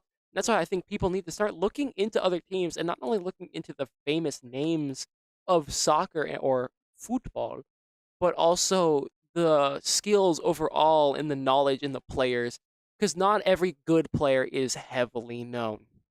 I think that's unfortunately with the sports games, it's where sports players truly shine. They know how to take a player that is very good and maybe very good for a specific reason and utilize that. In a game like FC, if you're not following FC, if you're not following football on a global scale, you have no understanding of what is going on in I'll say use Japan because the previous World Cup, no one expected the run that Japan was able to put on. And so you have to know these different teams and know who's good, who's balanced, and even how do their stats interact with the side of FC. Yeah. I mean, that's the biggest thing, as you said, and I think that can kind of come into the UEL too with these players. A lot of these teams are not expecting some of these stronger players to come out in these games. Like, you'll be sitting here and be like, oh, wait, it's just these 2 people. And suddenly they come out like God. And you're like, whoa, where did that come from, you know? And if you see this team pick up a different strategy and do something a little bit different, look into it. Try to figure out why. This is something that I would tell a lot of people at home. If you ever see somebody do something you don't understand, your immediate question should not be like, oh, that's a bad idea. You should try to evaluate why they're doing it and then evaluate if it's good or a bad idea. You can always be like, hey, the goal in the game mode of FC is to score a bunch and is to score really well. So maybe having the best score is the best approach. But don't just immediately ignore the fact that there are other approaches, there are other players. When a team does something, I think that's the key to me of how teams will get caught. Yeah. So there are 33 games on the wheel. That is a lot to manage, and because teams, I think, default, and that is the only thing that I think I can criticize the Reapers for in the long run, is the Reapers. The Reapers learn things, and I think they end up being a little bit flat-footed in how they do things. They learned one strat, and then they sit on that strat. They might have 2 or 3, and they'll be like, well, we can put these away for later. But that saves them time from having to necessarily learn everything. So people at home, the xGods will be PSG, but in blue, so those blue jerseys, and in the white jerseys will be. Yeah. But as you said about the Reapers, they usually come into the league with one plan and just consistently nail it in. And sometimes when they get beat, they're like, okay, so how do we fix our plan to fight against this? I think it's a smart strategy. And again, they've won 3 championships. It's hard to argue with it. But I think as the league continues to grow and develop and evolve, you're going to need to be a lot more readily available and willing to cross over and jump out here. And so now the game begins. Having a cycle trying to work together. And unfortunately, a wide shot coming out of the Reapers ends up leading to an unfortunate play. And they manage to get it up into the goal box area, but aren't able to find a goal. You can see the aggression coming out of all of the Reapers players trying to just get an advantage wherever they can. But this good defense, this solid teamwork, once again coming out of the xGods to stop any possible opportunity. What a nice dribble move to find the open goal. Puts the Reapers up by 1. Yeah, and you can see there the Reapers are in white are absolutely showing that they know how to play this game. Maybe need to play a little bit better together, but they are working well. A good ball control here by Purple is going to be Havoc. and just barely nod. They keep switching to the goalie and leaving their goal wide open. So just not a smart decision for I the think Gods. this is pressure coming out of Red Cutters here, forcing them to make decisions. And if they don't know exactly where they want to go and what they're trying to do, again, these easier passes where the two are moving forward ends up working out. But again, they took that goalie out. They luckily just kind of take a shot, I think, to reset the position as a whole. They need to get this ball forward and Whoa. unfortunately launch the ball a little bit far. But they're only down by 2. Now, we do play 1/2 or first to 5 points here in FC. So the Reapers are on their way, but they still need to find an opportunity, and that's that passing that we were talking about. Cutters finds Rez for an easy 3rd point. Yeah, I mean, only 2 points left here for the Reapers, while the Gods have to pick it up and get over 5. So I don't know if the Gods are going to have a good time competing in this. That's another point for the Reapers. 0-4. One more in the game is instantly won by the Reapers. The Reapers took a second there to get their synergy on point. It took them a quick second, but now that they have it, it seems like these passing routes are all playing together, but we find some life there in the LAX Gods. A nice goal there, putting them in a great position to continue to play, continue to grow, and to possibly take this win. But they have to stop these passes. They have to stop these angles. But Rez, a great play off of the header there, looking to make an opportunity and to take a win. And that is the Reapers taking our 17th game of the day, that being FC. And that means over half the wheel has been played, 17 games. No, half of 33 technically being 16.5. But 17 games, I mean, we played over half today. Only half the wheel remaining and 1 hour and 19 left in the game. Next game up is Die by the Blade. Another one of our featured games here at the UEL. Yes, and this is a 5v5 fighter. It's a little bit different. I will draw your attention back to the old samurai movies, where on either side you see the black and white screen, and both draw their blades. They look at each other for a duel, and in a flash, one fall. One strike is all it takes. That is Die by the Blade. Now, you do have 2 lives here, so you get the chance to run it back one more time, but any hit that connects with you as a player will take you out. And this is a 5v5, so every team will have 5 people, 10 lives in total to go through. Whichever team is the last one standing after that fight wins this game. So, can you get rid of your opponent's life? The Reapers have actually played a lot of Die by the Blade. They invested a lot of time into this. The new niche games, the featured games are stuff that the Reapers have the luxury to experiment with. They've invested in the Overwatches. They've invested in the Need for Speeds. They've learned what these games are. But more importantly, they have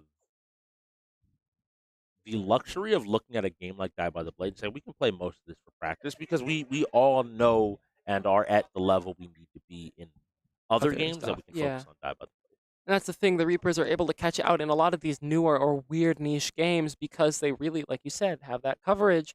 That's something that maybe the Gods need to work towards more, or they maybe need to go into their specialties a little bit more if they want to go in that route. So what do you want to see? What weapon from Die by the Blade? I love the wakizashi.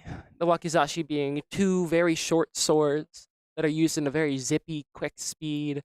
A lot of mobility to them. They're really fun. I think they're pretty fun. They're a pretty interesting weapon. I'd love to see them in effect. I'm trying to remember if anybody, I want to say, no, Psycho plays the polearm. The Naginata? Yes. I believe Raging does as well. Naginata again.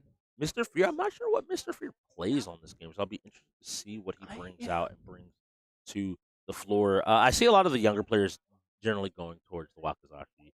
They kind of want to test their reactions to see if you can keep up. And like the fighting game players have defaulted to the Naginata, as you mentioned, a game that lets them play the game of footsies, where you're vying for space. You want to be just inside and outside of your opponent's range to hopefully make them miss a swing, and then for you to immediately strike down. And then the other default, which is the katana. And next up will be that of Skull Girls. This could be some fun gameplay. Seeing who all is available. Yeah, definitely. I want to see Mr. Fear maybe go in for this game. I know he has a pretty consistent big band overall. Going in first, you're going to see Ragin' Cajun versus Midnight here in the Bass Pro Shops hat.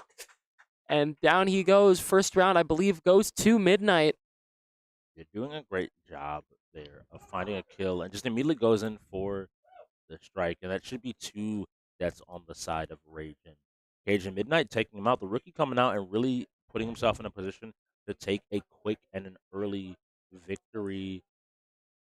Bubbles called a button check there. He was making sure everybody in the arena, in the state, in the nation heard him call that button check. A little bit on the loud side, just a little bit. Yeah. We'll see what weapon he goes with. I want to see. Me and Bubbles actually played this game a decent bit. Not too long ago, 2 or 3 weeks ago.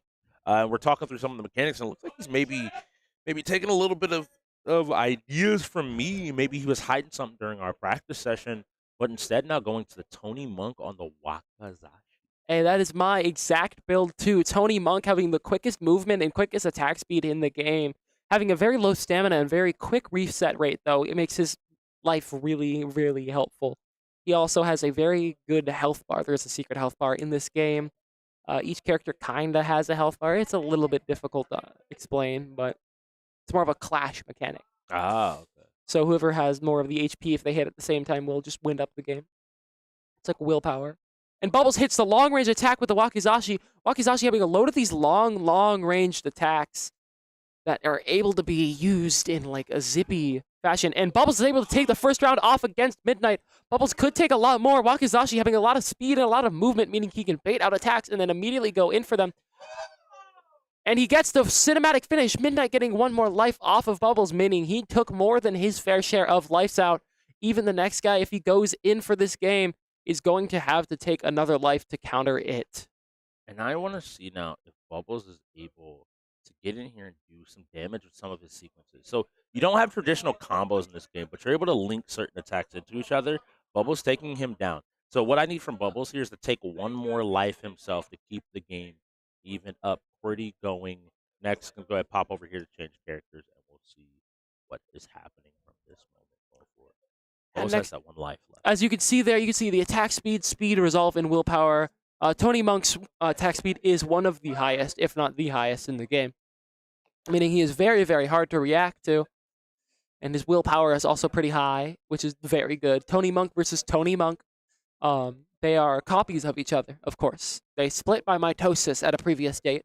And now they are ready to fight. Instead, going for this incredibly long, this huge weapon to try to maybe shut down what is the realest and easiest to find weakness of the Wakizashi in its range. The blades are short, so if you can just get a attack out there ahead of your opponent, they sometimes will run into it and die themselves. Let's see if is ready there, and boom, you see it. They're building back up, just like you mentioned before. And QWERTY, just the patience to walk forward and be like, I am safe in this moment and in this spot. We see Mr. Fear sitting there with our lovely sponsor, our lovely partner, Valari Gaming Pillows, resting his arms comfortably on there while chilling out. It's a great opportunity. Yeah, very comfortable seats. Help with your posture, too. They are very helpful in a lot of those aspects. Looks like Mr. Fear is going to be going for Ronin on the Shukoto. I actually like this setup.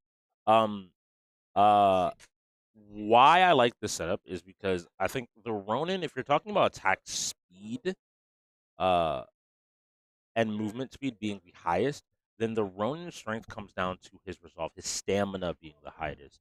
And with the Shukoto being a defensive weapon, if you're willing to force out this incredibly slow, calculated game, you can put your opponent in a position where you can wear them down and they just have to make a ton of decisions one after each other. Even in light of things like the stamina mechanic and doing your best. Nice job. He's very careful. It's a very quick strike there that you have to be aware of to know exactly when it is your opportunity. Good job by Fear. And again, creeping forward here, looking for his opportunity. And Fear managing to roll, avoid the blow, but still get one in. Now, Fear, I want you to win this if at all possible. If not, the xGods are going to be put in a very bad situation where they have only 2 people left and the Reapers still have QWERTY and then 3 others, which will just not be a very good situation for them to be left in. That means they're going to have to work overtime for the rest of the time, and Mr. Fear goes down there, meaning Havoc and Psycho are the last 2 on the side of the gods. A good deflection there by using a similarly matched blow. If you match the same direction, I believe, when you attack each other, the attacks will clash with each other, and one will deflect. And so if you are aware and recognizing situations come up, you follow up with another attack, and you are able to quickly get a drop down that we saw come out of QWERTY there. QWERTY with some beautiful gameplay. He's been I feel like, quiet tonight. He hasn't been having to show out the biggest and the brightest at the moment, but he's doing a great job of always being in a position and always getting his job done. Yeah, and oh my goodness. Psycho just said, I'm going to kill you. Yeah, Psycho said, I'm going to hit you with a long-range slide. Here he sits down. Here comes. Two Cutters. Cutters. Here comes the Cutters. It's that man, that myth, that legend. Yeah. Here's different weapons. The No one Dachi. You playing what you playing, Cutters. Let us know. The ball Nagi man. Nada. Yeah. Butterfly. And so Butterfly is the other character that we see pretty consistently. Another quick movement character and a high stamina recovery stat on this character. So we usually see, again, from players, and I will honestly go as far as to say, like, shooter players by default in the league, defaulting to Butterfly. They like the ability to consistently attack and frequently attack. Oh, yeah, a lot of times. You can see Naginata on... Oh, my God. Cutters absolutely knocking someone down, but he does not capitalize on the punish there at all, meaning that it does not matter if he hit the parry or not. That blue area on his blocking arrow being a parry motion, which pushes the enemy off you and sometimes disables their block. And as you saw there with the unblockable, if Cutters did that in the correct way, he would have knocked them on their back. Cutters gets another kill, and that is 1 life left on Psycho, and then only Havoc left, while the Reapers still have 3 full people remaining, which is not good. Their ability, they found their opportunity. Psycho, there was a couple times both sides missed a punish they could have taken for a win here. They have to find their opportunity. So Psycho now trying to get Cutters to maybe use this block a little bit more. But a knife feint, unfortunately, was both sides deflecting. They're aware of their opponent. I like the feint. No punish there after the fact. They're both doing these singular strikes, letting their opponent be prepared. And he was available and ready, and that's what we want to see. When you get that deflection, you need to dash up really quickly and then hit him with your quickest move. Usually found in low stance, but not always, depending on your weapon. Yeah, you can see Cutters there showing off his luscious hair. Trying to make sure that it works well in the photo here. Both of them absolutely mirror matching. Here we got Naginata Butterfly versus the Naginata Butterfly. Really interesting to see if Havoc will be able to take it through 3 people. Can he show off some more tier 1 behavior and maybe see if he can, as he said, carry some of those games? Yeah, he's going to have to do a lot here. And is going to have to take it slow. Havoc has a really good blending here of what he wants to do. Just checking all his buttons, make sure everything works. And we are able to go. So the live call comes out here. Goes for a big swing, doesn't end up hitting, and is just playing a little bit more careful and a little bit more calculated. I like both sides here. And he manages, they call the stamina being gone. He has to use full breaks, but gets just enough back to deflect a blow and find a win. Yeah, I mean, you see Cutters there looking very, very sad that he has died. I blinked. What happened? Wait. I looked at my notes. Who died? Havoc killed someone. And it looks like that is the tier 1 behavior that we need from the likes of Havoc. In the blink of an eye, they played this calm, cool, calculated game, and Havoc just went ahead and said, night-night.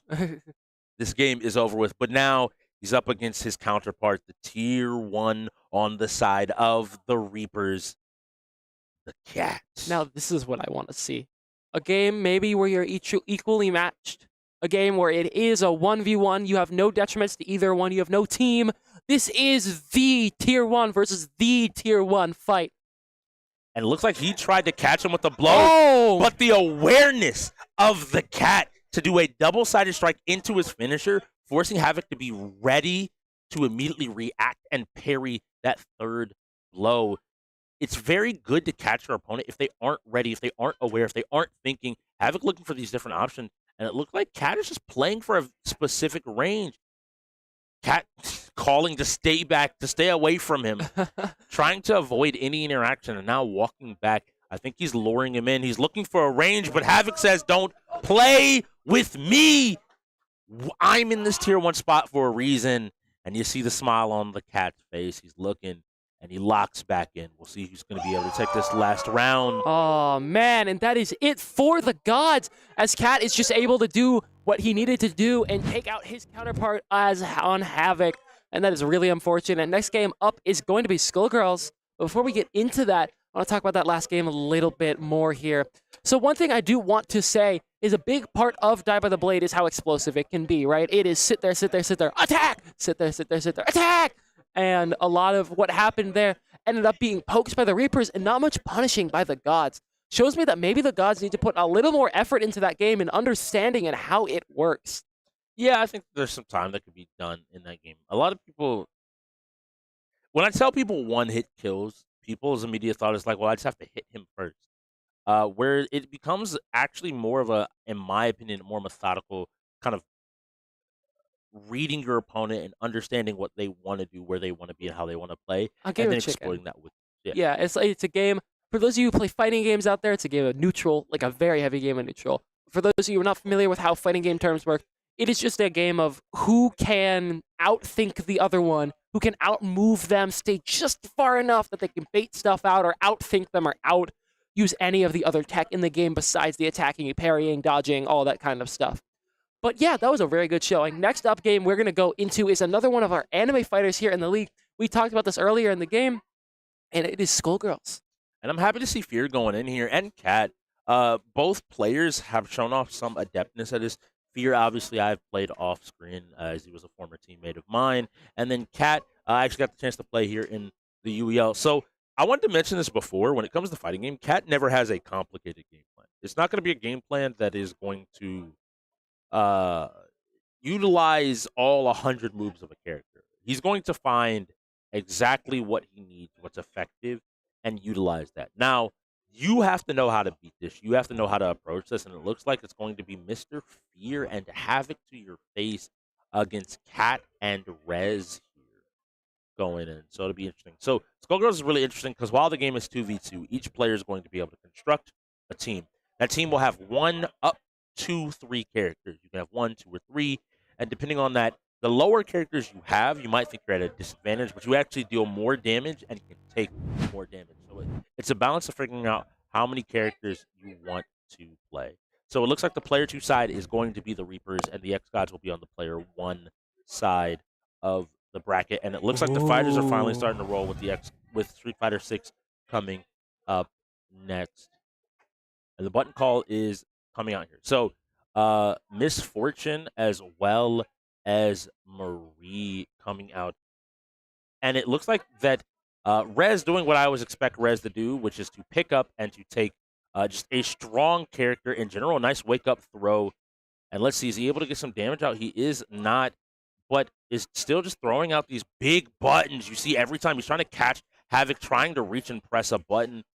And it ends up blocking and doing an amazing job at it. Finally seeing a combo here, taking him to the corner, but isn't able to continue the combo. Good damage, though. He does have the life lead, and all he needs to do is to finish out this first round. Now, both players, because they're playing one character, will have 2 health bars. And Havoc just finding his touches and getting a ton of damage. Gets his head back, but ends up getting hit by the Kamehameha wave and has to wake up, block it, which will chip him out. That's another life going down. He runs forward. He tries to take up some space, but these big normals, these big buttons, these side switches are catching him off guard, and Rez continues to take control of the game, taking out an entire 20% of Havoc's health bar before he's able to get another touch in. And I have to believe this game is going to end shortly, but Havoc finds his turn, goes into another super, is going to need to spend as much meter as possible to go ahead and kill Rez off. Each one of these supers is going to chip away a little bit more. He only has 1 or 2 more in here.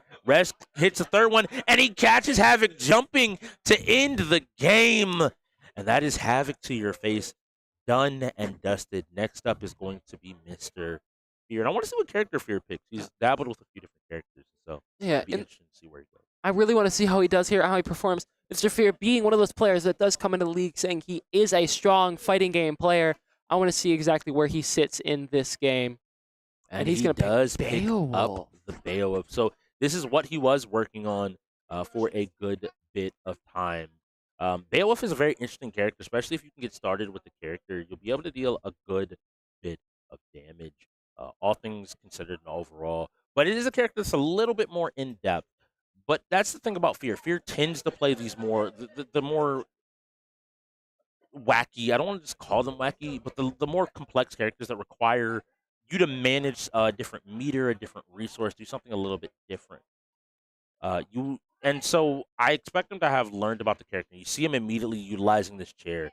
Just instead of dealing with the big normals, is instead just throwing some out himself. Nice job checking and getting in and starting a combo, but unfortunately unable to continue it. But if he's able to continue to find hits like this, he should be all right. Ends up getting crossed up there by Rez as Rez deals a ton of damage and manages to pick the combo up. Okay, Rez, you got a little bit of gameplay there. Doesn't end up getting any more damage as well. And Fear just has to maintain his composure, throws the chair, and unfortunately also gets hit with the super in the meantime. He manages to pull back up to his teammate. He's trying to back up. I think he wants to get back to his chair, utilizing the armor to get some damage and start to get moves going off. Now, the big thing is when you lose the chair, your moveset changes a little bit. So it looks like while Fear was looking for the hit, he wasn't able to find the exact hit that he wanted and is instead having to eat that, which is going to chip him out and kill him in this moment. Now moving back to the chair, he's looking to try to pick it up, but is able to do so. I want to see him use this armor again. A lot of players don't know how to deal with armor, and we see it right there where he's able to get a hit.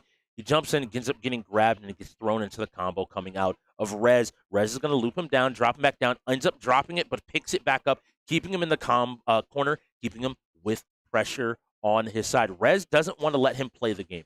If you stop a player from being able to play the fighting game, funnily enough, you win pretty easily. So reset after reset, time after time, this combo is working, and he manages the combo into the super, but with one bit of health left, Fear has to get up into the super and ends up getting the win. You know, the one thing I didn't see him do at all there is any amount of push blocking that would have saved him at any of these times. Push blocking being a mechanic in that game in Skullgirls, it is heavily important because of the frame data and the pressure that characters can have, where you can literally be blocking and you can push them off you within the use of an ability. It's free, it's just timing. I don't know why Mr. Fear wasn't able to use that at any point during that interaction, because he could have gotten Rez off of him so simply.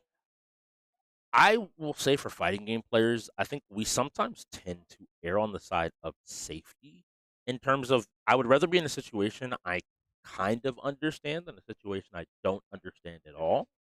And if Fear doesn't necessarily know when to push block, where to push block, when's his turn, I think he was playing a little bit more reserved, counting on Rez to continue to make mistakes.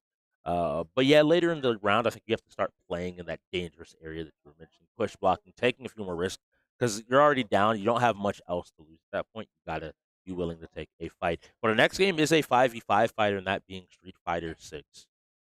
Ooh, I mean, Street Fighter being one of those games where everyone is forced to go in nowadays, because we're running these 5-man lineups. A lot of people are, at least. And I mean, thinking about it, like, I think the Reapers have a very, very strong game plan in this. I'm curious to see how the xGods are going to do. Havoc to your face being a pretty good player in this. I know Mr. Fear and Psycho have a pretty good ones. I know Bubbles and Raging also have some pretty consistent player characters that they can pull out here. But on the other side, you have just the menace of Cutters. You have Cat. You have Rez, who is a very good character. He plays, if I remember correctly. So I am not sure how this is going to end up going. The modern Kimberly from Cutters is what I'm really looking at here. How many people have practiced against it? Against the weaker players, have you prepared for JP? Since you're going up against Reds, have you prepared for JP or even Midnight's Ed across the board? That's ignoring, I believe QWERTY has been playing the Zangief and Cat playing just a solid Kin as well. All of it comes down to, hey, are you prepared to deal with these different tools and how you have to play? This is the real line between a fighting game player and players that play fighting games. It's something that isn't talked about a lot in the league. I think that there's a lot of players that play fighting games. I don't think Havoc would ever call himself a fighting game player. Yeah. But he's played these fighting games, gotten himself proficient. Even on the side of the Reapers, I don't think Cat considers himself a fighting game player, but he's able to play the fighting games and to win here in UEL, and he knows how to run his game plan. He's not going to care about the frame data. He's not going to care about this option and option selects and all the jargon that you might hear come out of a fighting game player's mouth. He instead is going to care most importantly about what is my game plan and how do I execute. Yeah, Cat cares more about just seeing that win screen at the end of the game than seeing any of that wild stuff that he needs coming up next. So who do you think's gonna win this game? I still have to put it on the Reapers. As someone that's fought the Reapers a few times now, I will start from least known to known. Least known, Midnight. His Ed has already challenged the likes of fighting game players in this league early on with the likes of LJ Skater Girl as well as Hydro. Two historically proficient and consistent fighting game players here in the league. You saw Midnight come in and be able to beat them. This was early on in the season, but still a rookie coming in and doing that when he's relatively new to fighting games. He's been playing Street Fighter, climbing his way up the bracket. QWERTY, not historically a fighting game player, has picked him up and always finds his character and finds a rhythm and is able to play from there. The other three are where the problems come in. Cat, you just need to be able to play the game good enough to beat him. If you don't understand the mechanics, if you don't understand how to manage your mental load, you'll end up going down. And it does look like Midnight is going in first, and they'll be going up against Bubbles on the Zangief. So left side is the side of the Reapers. Right side is that of the xGods. It looks like Tekken 8, no rest for the weary. You got to get right back in there and be ready to fight in a moment's notice. And this is the wonder of the wheel, right? We're getting all these fighting games back to back to back to back. It's going to start being maybe a problem. But yeah, getting to it, Cat is a solid player in his own right. Rez learns a lot about his game plan, finds strong characters and sticks with them, and just runs incredibly impressive offense as well. And then Cutters has reached the highest rank in the game and has stayed there. But this is what Midnight does. He gets started, and if you don't know how to deal with Ed, he mauls you to death with the boxer, and finally Bubbles says, "Get off me," ready with the throw to go ahead and take Bubbles out before he gets an opportunity to get started. So sitting down next is going to be Raging Cajun himself.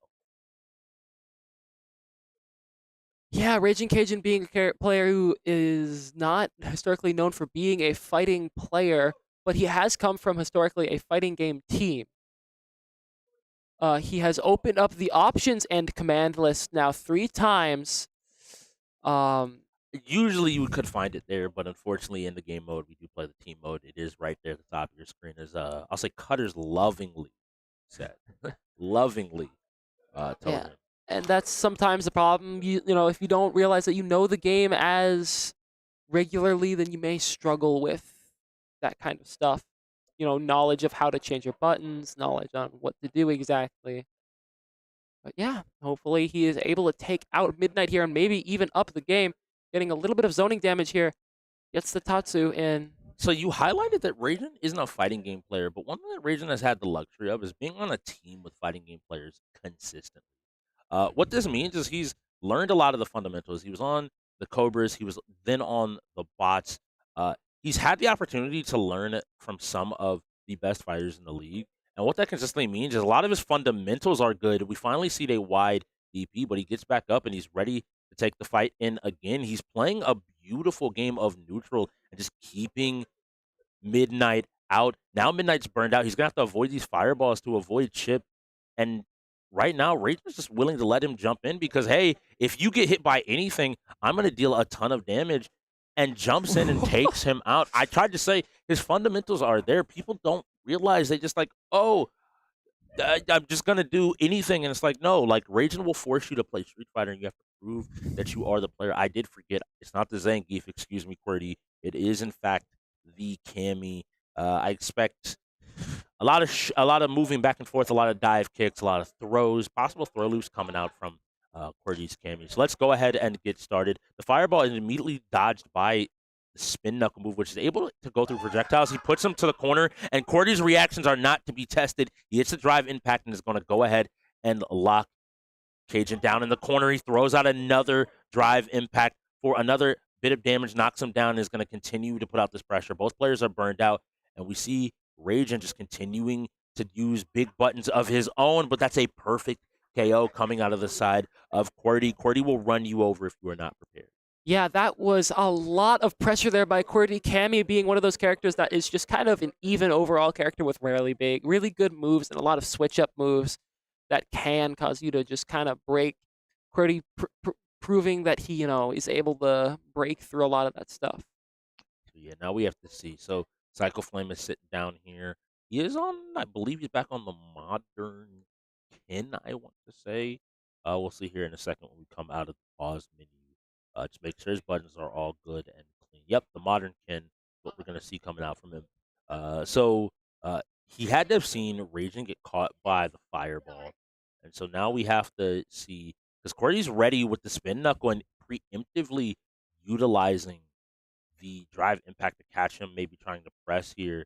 And now this is something that is also important between these two players, is they were teammates last season, so they do have a little bit of history and knowledge of each other, and the throw loops, I believe, have to begin. But he was ready for it, and instead throwing him back immediate EX spiral arrow to get out of the situation. Oh, nothing into the super here. This should go ahead and kill, and it's going to leave it up to Havoc and Mr. Fear to go on and to continue. So we're going to see a Cammy versus Cammy mirror matchup.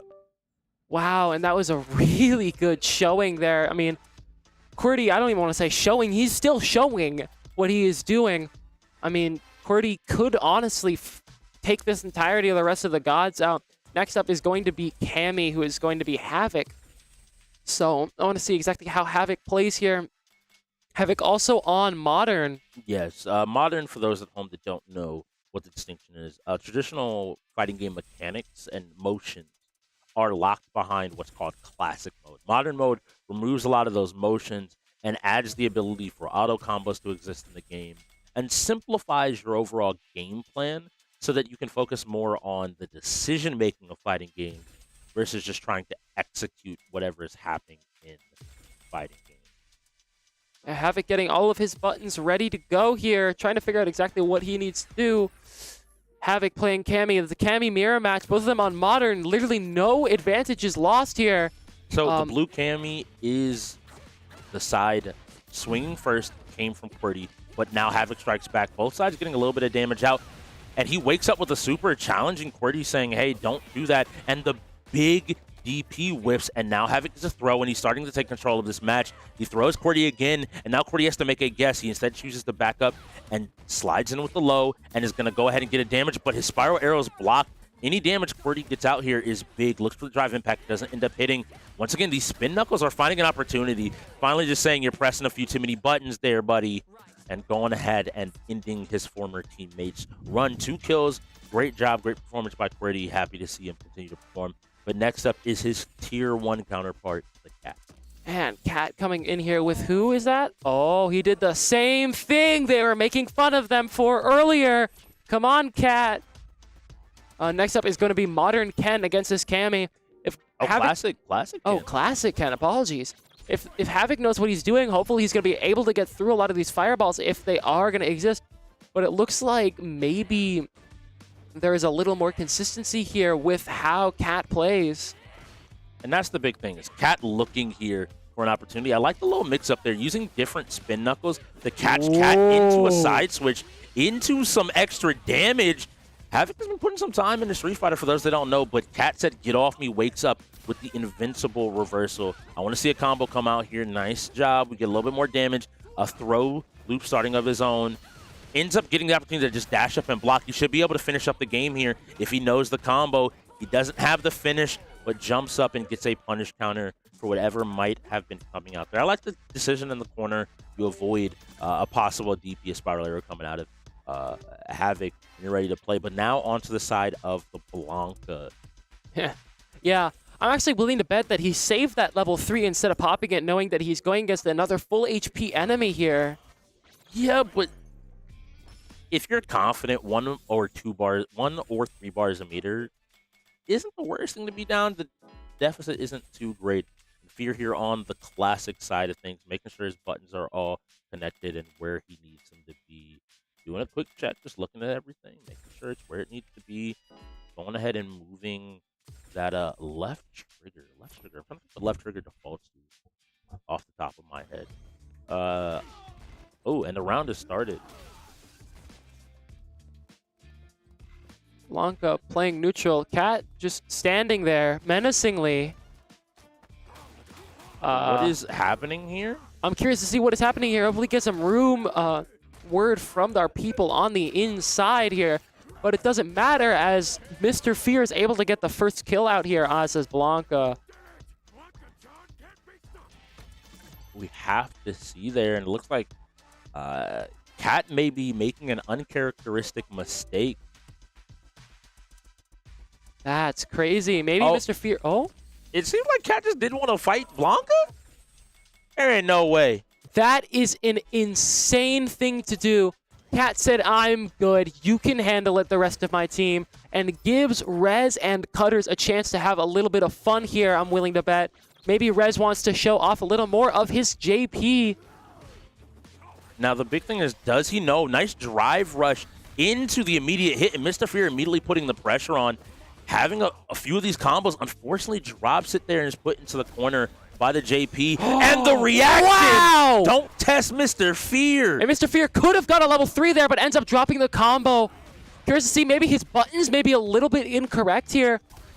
Mr. Fear, oh my god. And they react to it, exhausting both of them almost completely. Both of them are completely. Rez gets to the level 3, does not do the full combo. It gets about a 50% damage here.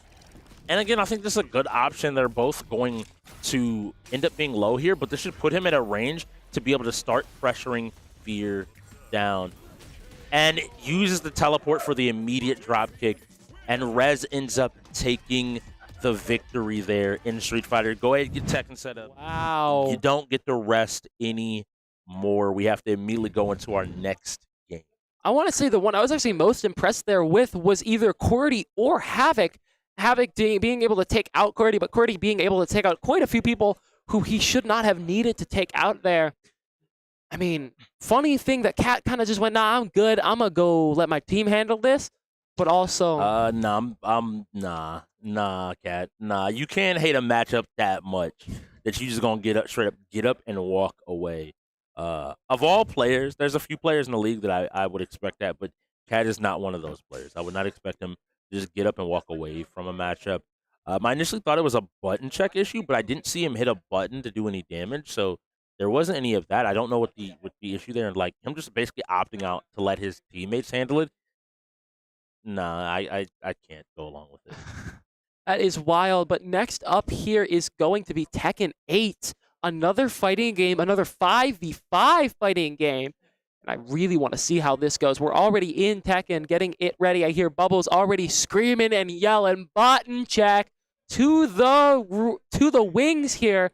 He wants to make sure that no one does not hear him call that button check out. Yes, I agree wholeheartedly. I, in fact, think that I think Rez is probably the best Tekken player in the building. Yeah, I say Rez. Maybe not in the building, but in this game. I gotta be a little bit arrogant. No, but Havoc generally has a game plan and will know. And then again, Raging and Bubbles might surprise a few people if they aren't ready for them to come out and to strike some fear. But a lot of fighting games have been rolling this second half, and it looks like the Reapers are continuing their domination of the fighting games to show that they are just how strong they are as a team. Yeah, the one thing I will say actually is the Bubbles has a very consistent Jack 8, though you've seen actually almost wipe entire teams. So I'm willing to bet that his Bubbles may be able to come out here and use his Jack 8 to maybe take out a few people on the Reapers, doing what his team needs. I want to see exactly who is going to be able to win this, though. Mr. Fear honestly has his King still. I'm curious if Havoc is still on his Alyssa. If so, I'm going to criticize him for every move he makes because I am also an Alyssa main. So, and let us see who is going. We will find out here in a second. So let's see who is going next. And do we get it? Does it land on NCAA? NCAA is our next game. It's time for some good old American football. But first, we have to get through the lights. Yeah, and first up is going to be Bubbles versus, I believe it's going to be Cat. On the Steve Fox. Okay. So, Boxer versus Giant Robo-Man. You might think the Giant Robo-Man has an advantage, but he's a little bit slower, except when he immediately pops C. This is a great situation for him to take early control. And this is what I mean. Cat is going to have a strong fundamental game plan. It's going to challenge you to know what you're supposed to do. But when Bubbles gets his hits in, you're going to see a ton of damage come out. And nice job popping Heat, and now using that to get him his own progress. And player 2, that would be Cat's controller. It looks like disconnected. And Cat again disconnecting. He had a problem with this, it seemed. Maybe this was the problem he had in Street Fighter, but his controller disconnected completely, making him maybe lose the round. This is not looking good. That is the normal fighting game thing. If you press start or if you unplug it, that is on you. That is not on anybody else. That may be a yikes for Cat. Oh, so maybe he's pressing the start button and it wasn't working. Is Cat alive now? Cat is just good to go back into the game. Cat getting another combo, maybe taking Bubbles out of the game a little bit here. Definitely, wow, and Cat still ends up winning it. I guess it was ruled to be no fault of his own. That is crazy. We're seeing it looks like there's some discussion on the floor. It looks like there's some discussion on the floor, and with his head held low because it happened again. I think it was called that it was in fact Cat's hardware, that being the cause, and so Bubbles will take that game and still be allowed to continue to. And that means back on deck is Bubbles in the game, not even taken out of the game. That means Cat is fully out, meaning 4 Elite Reapers are left and all 5 gods are still standing. For those of you who don't know how we play Tekken, you play 1 life here in the UEL. So you make every move count, because if you lose or lose even 1 round, then you are most likely going to be out of the game. We have to see. Yeah, it requires you to play a little bit different. You can't size up your enemy.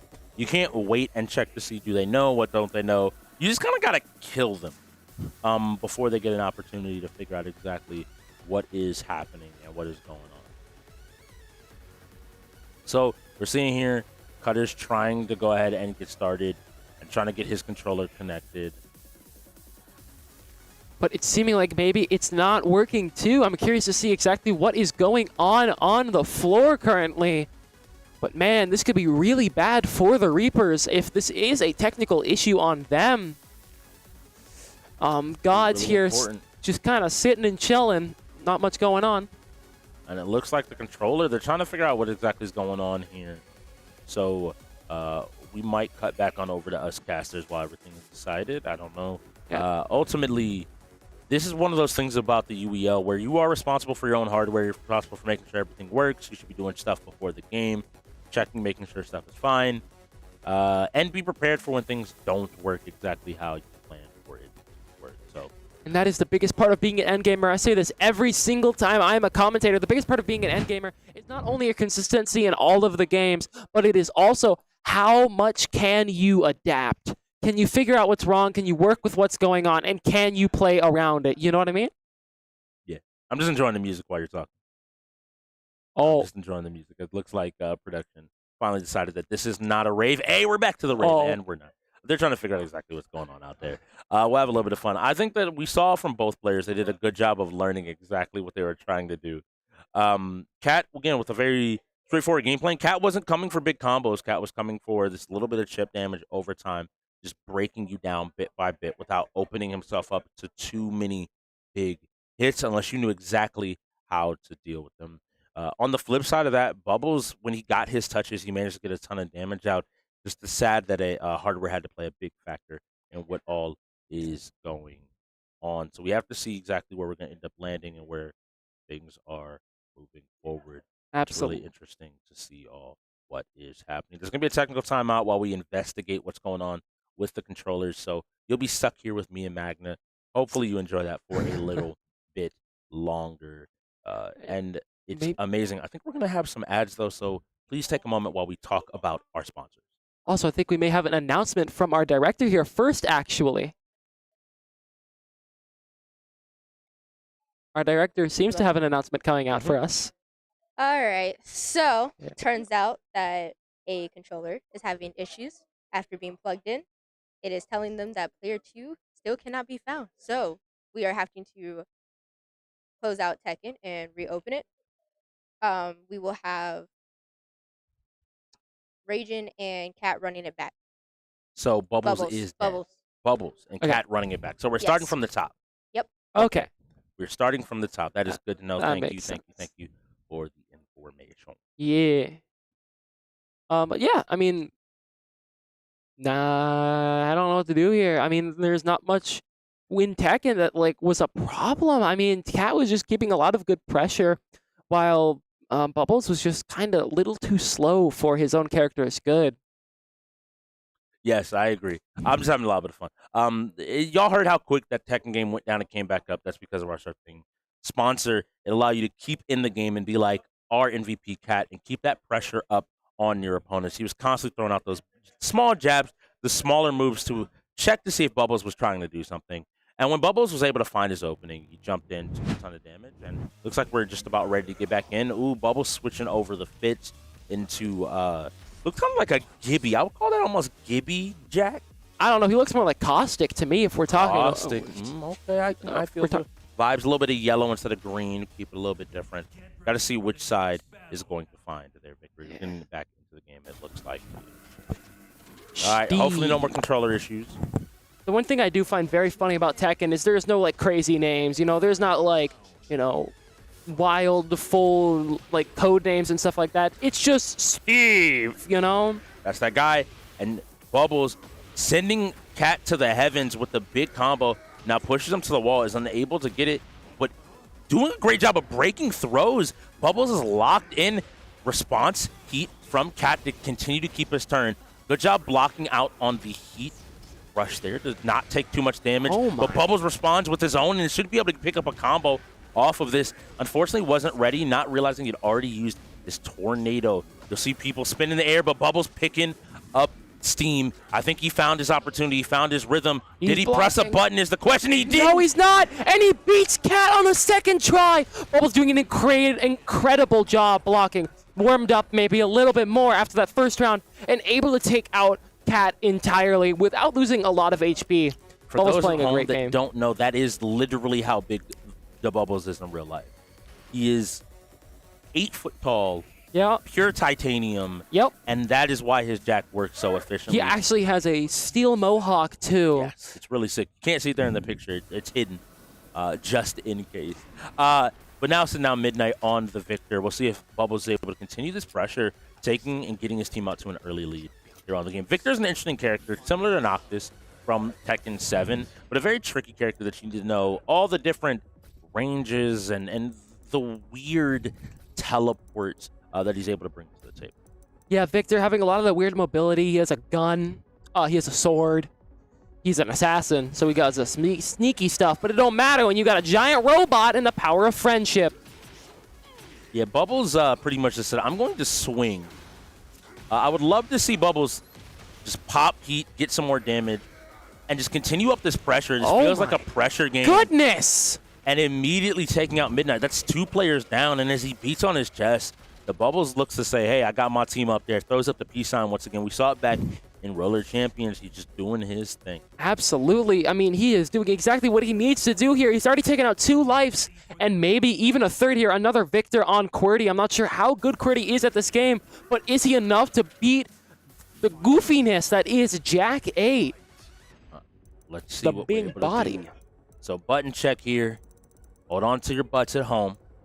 Keep them seated. Keep them glued to UEL Esports. Keep your eyes on the prize here. You have to see what is going to happen. So the confirmation here, we're going to go ahead and get in.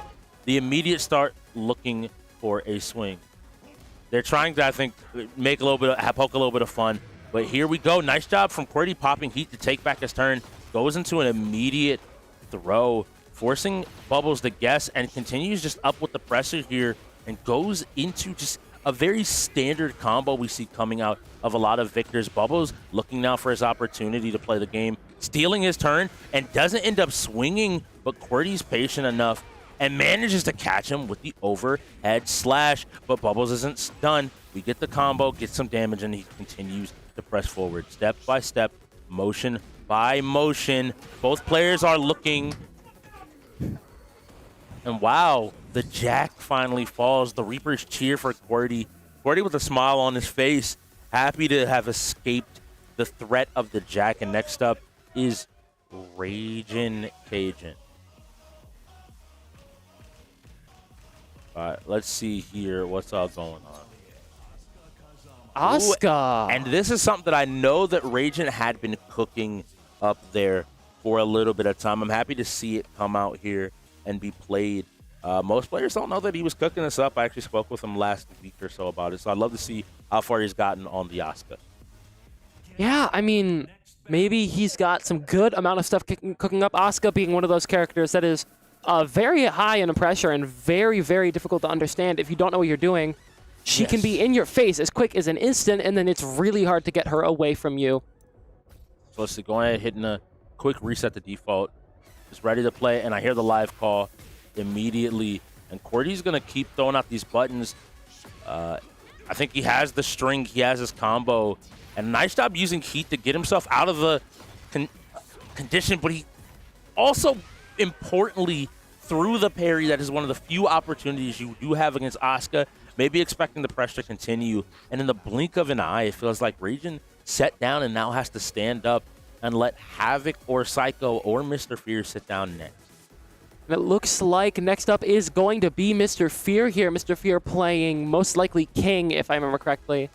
Unless Maybe he's Leroy? a little bit. No, you are okay. right. The Jaguar wrestler himself, Mr. Fear on the King.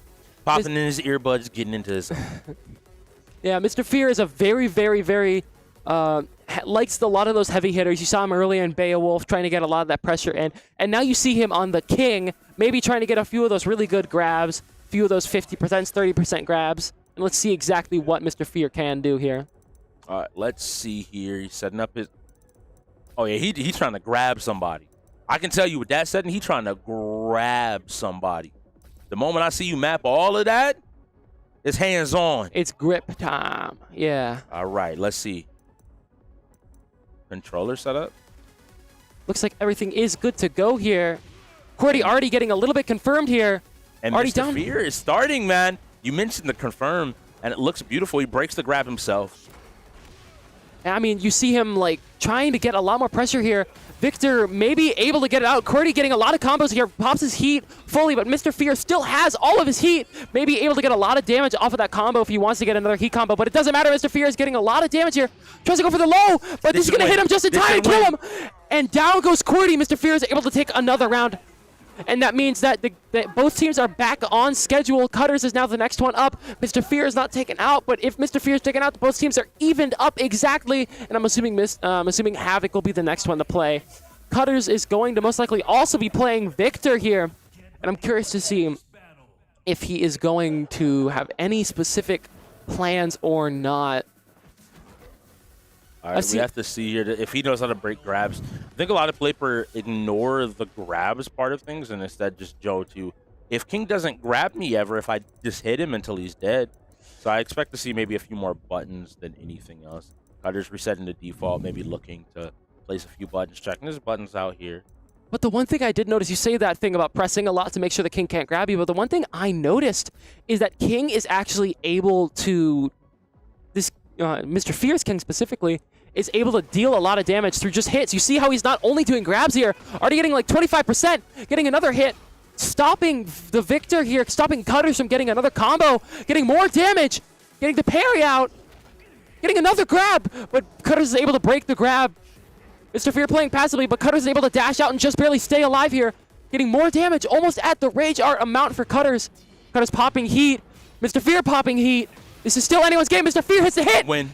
And that is a death by Mr. Fear. And Mr. Fear's got only one left. Rez is the last one in the game here. Most likely we're going to be seeing the... Yoshimitsu. Oh, yeah. This is Yoshimitsu for Rez here. Heavy character that is just super hard to understand. If you don't know what you're doing, you're most likely going to get pressed out of the game. Let's see if Rez is able to take control of this game here and able to run the xGods down. He's got a little bit of a feat. 3 players stand between him and the Victor, and he has a Yoshi on the other end of this, which is Psycho Flame, that he's going to have to go through. But first, he's got to get through Mr. Fear and Fear itself.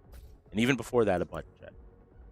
Got to see what's going to happen here. So you mentioned that with Yoshimitsu, he is able to get out of a lot of interesting situations with a move called Flash.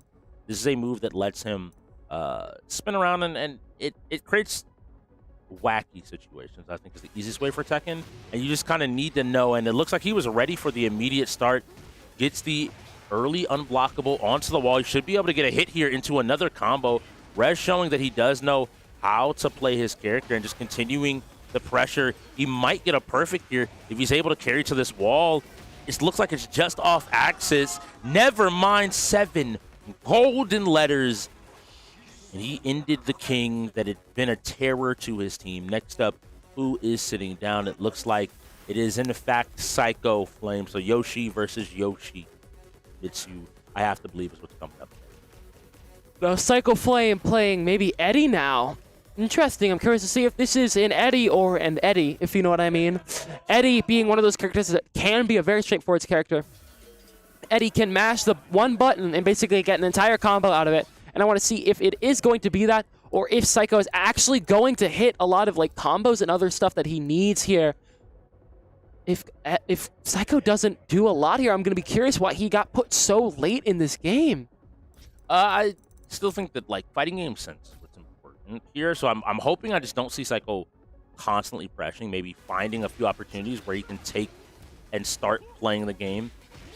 And immediately, Rez showing that he knows where to duck, where to punish this Eddie combo, almost taking him to the wall. Nice shot popping heat to take your turn. And still throwing out these strikes. And Rez just being patient, waiting for his own opportunity. And the super, Rez popped heat in that moment. So is going to eat a full super here. And it will be in danger of actually dying to one combo if he ends up getting touched here. He needs to be incredibly careful, and Rez spinning out of the way into an immediate heat press, knowing the situation, knowing exactly that Psycho might want to run up, and being ready to block and to end the game. That was incredible by Rez. Rez's dodge there, basically meaning, oh, wow. We also have Havoc on Eddie, no longer Alyssa anymore, so... Well, Havoc's not going to have character loyalty. Havoc's going to find what works and is going to then play from there. It's something that's really simple. Too many people in the league, I think, have this approach of, look, if you are a player that plays fighting games, find the character you like or find what works and play it. If you are trying to be a fighting game player, find your character and stick with it, or find what's strong. Rez has done a little bit of both, playing Victor for a while, I think realizing that Yoshimitsu is pretty strong, and going from there. Immediately, though, we see the simple select come out, and Havoc willing just to throw out a few buttons and find out a few opportunities. But I don't know if Havoc knows the matchup and is not just going to end up getting mauled himself. There's not that much time left. Havoc has one more hit. He pops the... No way Rez disrespected him like that. Did you see him back down and fall on the ground there and take a whole nap?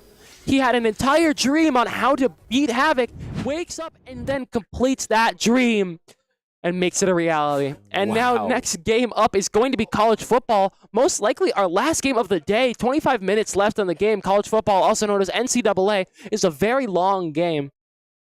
Usually here at the UEL, we see Alabama versus another state. Ohio State. Ohio is usually the other one that is seen a lot commonly. I'm curious to see if there's anyone you want to see here played. I mean, I'm always down for some Michigan football. As a fan of Michigan, I love one team's played it so far this season. I'm interested to see if anybody else is willing to break it out, do something a little bit different. I'm expecting the Bubbles and someone else is going to tell them to get on the line. Let me handle it. And on the other side, Cutters, I still need you to show me a dominating win here in NCAA in this college football. So it'll be Bubble Psycho more than likely. Bubble Psycho. Okay, interesting. By the looks of it, yeah, that makes a lot of sense. Bubble Psycho, apparently Psycho may be on QB here. While for the Reapers, it's going to have to be Cat and Cutters. So, oh wait, no, they're playing QWERTY Midnight. Maybe trying something a little bit different. Cutters has been getting washed all season. Oof. Maybe. Hold on, maybe though. The score is 3-18, right? There's no way the Gods are coming back at this point. I'm willing to bet that maybe QWERTY and Midnight are putting people in to learn things. And I'm pretty sure there we go. The Reapers forfeit, so that makes a lot of sense. And that means the xGods have gotten the 4-18 score maybe 1 or 2 more games. The Gods can take this today. Maybe lessen their score, lessen the difference in score, hopefully. Yeah, we'll see what's coming up next. I think they just didn't want to play. Cutters has been washed, so maybe it's a good thing they forfeited there. Save Cutters a little bit more embarrassment. Next up is going to be that F1. Bubbles not available. But Raging Cajun is. Maybe Bubbles is going to be able to coach him through this here. I would say if it was anybody but like Cat, Hollywood are 2 players that are up there at the top of our league in terms of being some of the F1 players. And I have to believe that at the end of the day, you got to know if you're going to win against them or not. So I'll see if they end up playing this, or if somebody's like, whoa, bro. Don't do that to me, all right? Just go ahead, FF, and we can move on. We can walk away. Yeah, I'm curious to see exactly what happens. Of course, F1 being one of those games, again, highly explosive. If you take even one hit to your front tire, you can completely lose the entire game by DNFing. So let's see exactly what happens here. 3 minutes and 42 seconds left on the setup. F1 being a notoriously incredibly difficult game to set up. I mean, what are you thinking? I think that they'll probably play it. There's no reason not to. I will ask you, as a F1 connoisseur, what map do you want to see? I'm not a big F1 connoisseur, but I mean, if I'm looking at maps, one of my favorite maps is going to be like Azerbaijan or China. Azerbaijan being a longer, harder map. It's indoors. It's between 2 very tight walls, right? So it's a big struggle a lot of the time to play around that stuff, and that it's a lot of fun to play in. Interesting. It's interesting. Let's see Raging Cage is going in against Cutters.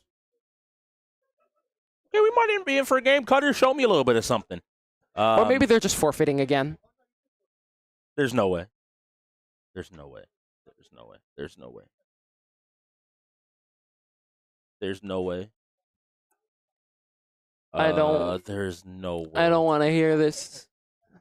Guys, no. Go ahead, No, it looks like they may be FF. playing the game. Maybe FF. Yeah, it sounds like they're kind of getting into place. Oh, my goodness. They're forfeiting it. I don't know. Well, we have to find out. I'm not going to make any predictive calls. I let the players choose for themselves. I love to see Cutters get behind the wheel, show us what he can do, how well he can drive. Mm-hmm. It's really important to see and to hear. It's been an all right day, I think, so far from both of these teams. The new LAX Gods lineup will take their first loss, and I know it'll be a little bit sad. There will be some worry, but I think that there is a lot here. There's a good foundation that they are able to build off of in this moment, right? They're able to grow from here and get a little bit more synergy, and I think they can get back to what the LAX Gods were kind of familiar with from previous seasons. Yeah, I mean, that's a big thing. From this season. Oh, yeah. That's a big thing that we've noticed, though. You know, we have, I'm going to say it again, Havoc said they got 1 practice in with this new team before everything happened. So I'm willing to bet that maybe, just maybe, I don't know, maybe they're starting to learn a little bit more during this game, trying to grow a little bit more and try to flex, like, what they can work in their teamwork muscles. You know what I mean? Yeah, it's going to be important. It's going to be interesting to see, and I'm excited to see who's able to come out to play, to grow, and to show up. Just at the end of the day, I'm excited to see what players are able to do in the long run here. So we're getting everything set up. We got 1 minute and 10 seconds, making sure all these settings are right. It'll be 3 laps. Yes. Beyond that, it will be racing. That shows you how much I know about F1. I look at my teammates and say, "Get me in the car," and I promise you that I will do my best. Yeah.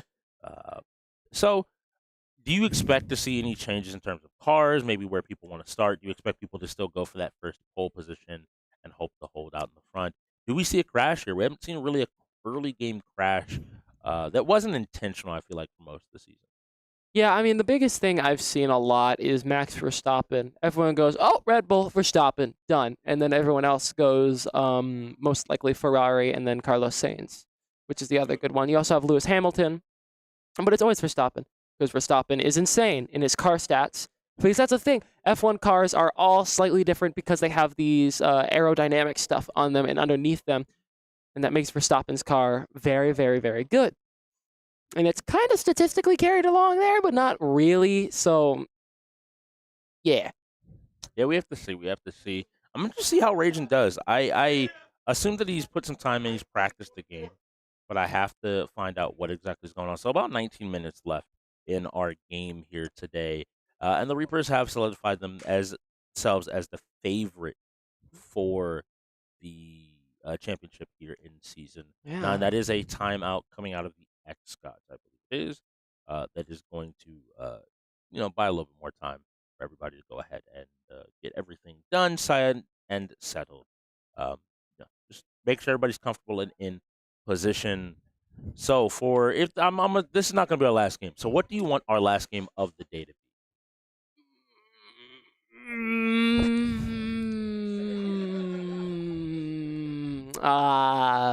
CTR. Okay, since we're picking games that probably won't get played, I'll say StarCraft.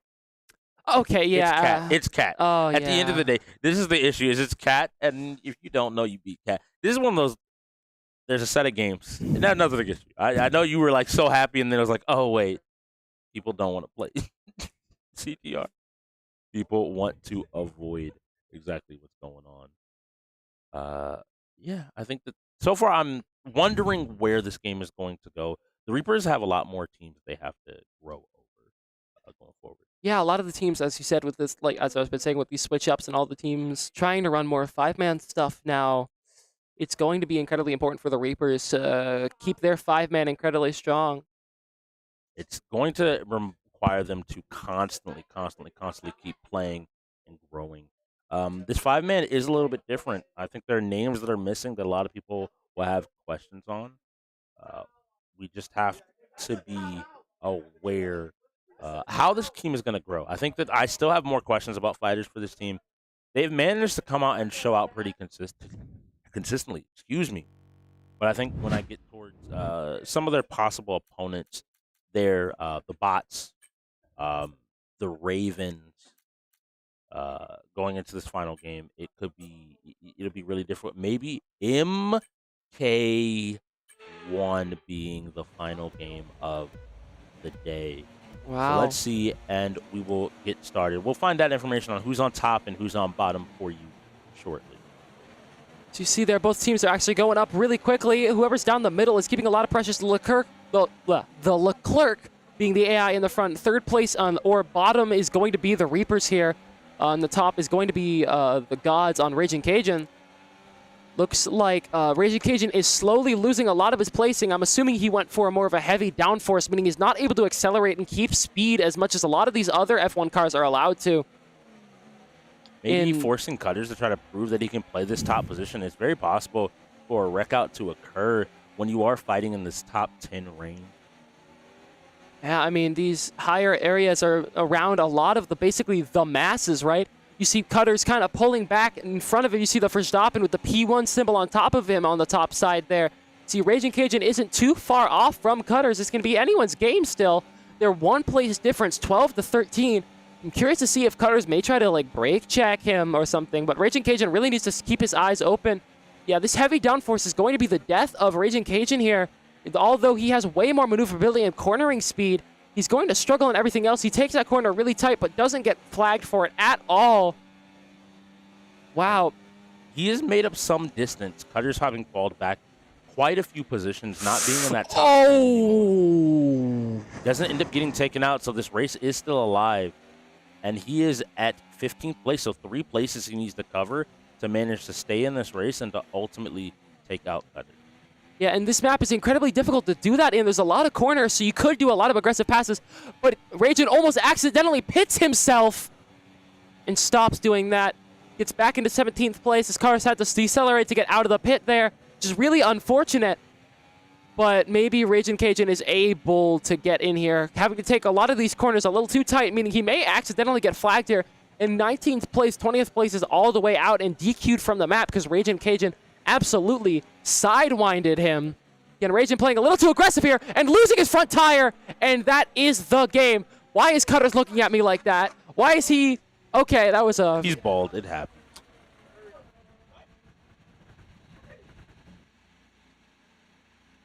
And Cutters, I believe, did win that game, and that's going to be F1 over. You said that MK may be is going to be the last game, but I think it may not be, honestly, here. Yeah. With how quick that was and how quick Raging Cajun was knocked out of the game. Yeah. 17. So We'll see here. We'll see what's all going on. We have to get into MK. This could be a pretty good MK game. I think a lot of people underestimate the bubbles. I haven't really seen him play. If he's been keeping up with this practice, I think Cat may be in for a fun scenario. And the Reapers, I do believe, won that one there. yeah, that would taken that win. That would make sense. Raging Cajun getting crashed out there at the end was really bad. He was trying to take those corners really, really quickly. Actually, funnily enough, that was the same corner that he struggled with on the first lap, trying to take it shorter.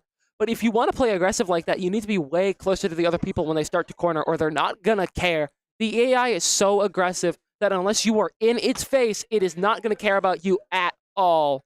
So it's different. Hey, I want to give Cajun a good job. He tried. Very clearly that he's played some F1. Just needs a few more reps to be able to get into a position to be able to find a win there or find some success. Otherwise, Cutters, you showed me that you kind of know how to play the game. You still weren't in the top 10, so I need you to keep on working on that. I expect better out of you, big dog. Expect better out of you. But this MK1, I expect some really good play out of the Cat. He's supposed to be one of our premier Mortal Kombat players, and so he's going to need to come out here and show out that he is the best player and the better player in the room if he wants to continue to hold on to that title. Yeah. So for those of you who don't know how we play MK here at the UEL, it is a 2v2 game, as you can see in the bottom middle here. And it is... I was having fun. Keep going. Sorry. And everyone has 2 lives each. That is it. Once you lose a life, it is completely out of the game no matter what.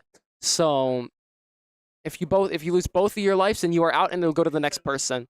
And the big part of this game is going to be, and the xGods forfeit MK. So I think they realized they might not go ahead and take that one. So instead of wasting time with it. And that's a big yikes. Mr. Fear being a fighting game player, again, not playing another one of those fighting games. Mortal Kombat's the one that I know most people don't play, have elected to not worry about playing, touching, putting time into. Let's see what game is ending up rolling. This may be our final game of the night. It could be anything, and it is NHL. I know the Bubbles is going to want to go ahead and play this. Both sides will go ahead and get a pretty good reset, so I want to see who they ended up putting in for it. Especially if they were going to forfeit it, I would have to believe they held the Bubbles out. One thing I have noticed, DeBulls here, you said wanting to play NHL, but also on top of that, QWERTY being a teammate of Bosif, who is perceived as one of the better NHL players in the UEL, maybe has learned a little bit more from him. I'm curious to see if this combo is going to work. I've seen QWERTY play this game a lot, and he plays a lot of these sports games. So I want to see exactly how this ends out. We have to see. Again, so far, they've won 2 sports games, 3 sports games, including the forfeit of college football. And so if sports games end up being your category, that's a good place to kind of start as a team. It's not a well represented category here in the UEL, and you have a lot of opportunities to go ahead and take some wins, to find some victories. And so now the biggest answer, the biggest call out I think here that's going to be important for you to be able to play to succeed is you need to find just another identity for this team. They're a few steps back, but it's always trudging forward. So I think that they can continue to move. I think they looked good today. They just looked uncoordinated. That's my ultimate evaluation if they're going back and watching this. And yeah, we already talked about the Reapers. We've talked about the Reapers to death, I feel like, today. They always, it's never surprising, but even still, sometimes it is unexpected. Because the expectation is to be good, but not necessarily that good all the time. So it'll be the Bubbles, Psycho, and Havoc going in here on the side of the Reapers. It's QWERTY, Midnight, and the Cat. Alrighty, and real quick, I would like us to talk about our great sponsor right here, SurfThing. Our PCs here at the UEL run buttery smooth because of that. If he loses this now, I don't even know. All right, calm down, TLG. You just lost to him. Calm down. Stay focused, bro. Stay focused.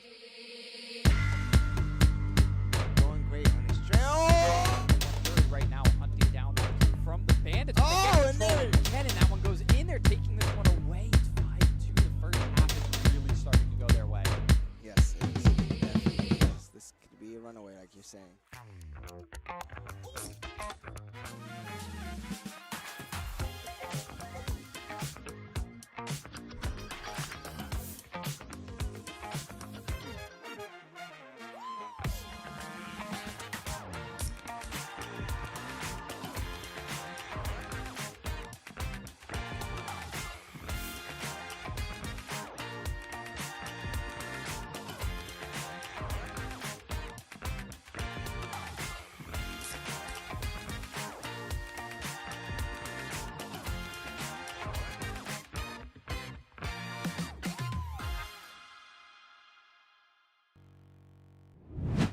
And welcome back. Thanks to a few words from our sponsors here as we're getting into this game. 1 minute left on this setup timer here for NHL here. Actually going in for this game is going to be QWERTY, Midnight, and Cat on the Reaper's side, and Havoc, Bubbles, and Psycho Flame on the side of the Gods. Yeah, I believe the game is up and ready. Bubbles yelling out, "Are you guys ready?" I think Bubbles making sure that everyone hears everything today. A lot of these calls may be being missed in past games, and he does not want to repeat that mistake again. It's something that's good to have. So coming into this game, both teams are going to be playing the Lightning. You're going to be looking at the blue side if you are a fan of the LAX Gods and you want them to take another win. And the North Carolina Reapers on the other side, you're going to be looking at them in the white jersey. So, like I said, blue LAX Gods, white Reapers. We'll see who's able to take this win. And Fortnite being the next game, I don't think we'll play that at all. And we shall see here. All right, let's see. So some quick maneuverability as players are coming in, trying to take the first shot goes to the way of the Reapers. And the LAX Gods are trying to get this puck back under control, but the Reapers look like they're just willing to swarm and show why they're in control. The LAX Gods with a quick pass were unable to retain control of it. It goes to the goalie, and the LAX Gods now on the offensive. Let's see if they're able to find an opportunity. They send the puck around, another shot. They're trying to wear down that stamina meter underneath the bottom of the goalie through repeated shots. The stamina meter ultimately meaning that even if you have the best goalie in the game, like they do on the Lightning, you can find some shots with just some continual play. Sending it around the side of the rink, I like that play versus trying to force a play. Some good job spreading out, being ready to catch the rebound as it comes off. They send it back around, and they're just continuing to control the puck. I like the play from each player and each team. Now they got to spread out a little bit. Again, all the sports games are about passing. You're not going to be able to win this by yourself unless you are so dominant of a player. Players crowding the box. No one's able to find an opportunity to take a win. And I like the dive there to stop the potential of the shot. Finally goes over to the goalie and is passed out. I'm kind of surprised about that. Yeah, I mean, you can see here a lot of these teams are keeping a lot of good pressure. No goals quite yet. The xGods in the blue jerseys and the Reapers in the white jerseys here. White jerseys being able to get the Reapers trying to get a lot of pressure and way too many shots on goal compared to the Gods. Lots of pressure. Keep shooting. You can see how much that goalie's stamina, as Strix mentioned, is being dropped down. Each one of these shots matters a ton, and the Reapers are having the better passing game right now. So I have to believe they have control. Wow. And eventually one of those shots takes purchase there. A good goal from the side of the Reapers, putting themselves up 1-0. But this game isn't over. You'll notice that we now have a money puck, which is worth 2 points instead of 1. If the xGods are able to find this, they're able to keep themselves in the game and find themselves their 5th win of the day. Yeah, I mean, Gods could get a 5th win of the day, at least show that they are competent in a lot of these sports games here. Been doing a really good job today in those specifically, but looks like they're just not going to be able to handle it here. Gods get the puck back, move it back down. Maybe they go for a pass, almost a shot, but they don't end up getting any shot because the teammate blocks him. He does get a slap shot there, but it's not anything enough to get into the goal. 2 men on 1 puck, no one on the other man there. Not really good teamwork here, as we were talking about from the Gods that we're looking for this game. They're all crowding the puck and all trying to play together on top of it instead of staying on a man and keeping pressure. See, this one in red who is going to be the Cat is trying to get his pressure in to get that shot, but he's just not able to. And now whoever is the blue is going to be, light blue is going to be Havoc here, trying to get it out. Green gets it back down, which is Midnight running it back down, passes it off, but not able to grab it. Yellow grabs it back, but no, blue gets it this time. Dark blue is going to be Bubbles here, passing up, tries to get a slap shot from a very far distance, but it's just enough for the goalie to catch it. That is the first period down. We played 2 periods here in the case of NHL, or the first to 5 points. So it's going to come down to pretty much, are the xGods able to find another goal here in this second period? They have to find some opportunity to put themselves up, and I need to see a little bit more teamwork and a little bit more of playing the lane, separating, creating space for your teammates to always have a pass and have an opportunity to play. You got to trust your teammate to get the puck here and to find an opportunity to play from there. They had good control of the puck here. They're managing to keep pressure up, but finally a breakaway is able to be set up. No shot ends up going in here. The puck is thrown out to the side, and we have to see if they're able to take another offensive. And this is absolutely where the Gods need to get their goal here. This is a money puck. Money pucks are pucks that are worth 2 points. And then you can see the next puck actually is an ice puck, which is a puck that is worth -1 point for the enemy team. So the Gods really, really, really need to shoot the puck here and get it in the goal. You see the Gods are on the Reaper's side, but it's just not enough, keeping a lot of pressure up. But Cat is able to keep the puck going. It's just barely not put in the goal. Goalie's blocking it. Another one gets it back around, passes it around, but the slap shot is not open, and Midnight, oh my goodness. With 2 minutes left on the clock, the Reapers have complete control and make that the Reapers have 3 points as they find a goal with the money puck. Going up to 3 points, they're 2 away from a victory, and now we need 2 consecutive, if not 3 consecutive goals from the side of the LA xGods to take a win in this game. Yeah, the Gods here are absolutely not going to have a very good time getting this here. They have 1:47 left in the period, and I'm not sure if they're going to be able to make it in time. Almost getting the puck back into the goal again from the Reapers. Reapers get it again. Another slap shot. Almost goes in the goal. Bounces off the post and just barely goes back around. Whoever is purple here is going to be Psycho Flame. Finally gets the puck here. Bubbles and Havoc are working together. Passes up to Havoc, shoots the puck, and it just barely doesn't make it in. Havoc passes it back to Bubbles. Bubbles tries to shoot it. Back in again. Havoc grabs it again. Tries to shoot, just barely is not able to make it. But this goalie's stamina is abysmal. One more shot and the Gods will most likely be able to make another goal here. But it's just not enough. That goalie is going to hold it. Pass it back out. Pass it back down to Bubbles. Pass it back over maybe to Psycho. Tries to shoot it in, but Bubbles is just surrounded by too many people. Bubbles needs to play with his team here and pass maybe off to them a little bit more. Bubbles on the puck here, keeping a little bit of pressure. The Cat being able to keep the puck away, though. He's just playing time at this point with 54 seconds left on the clock.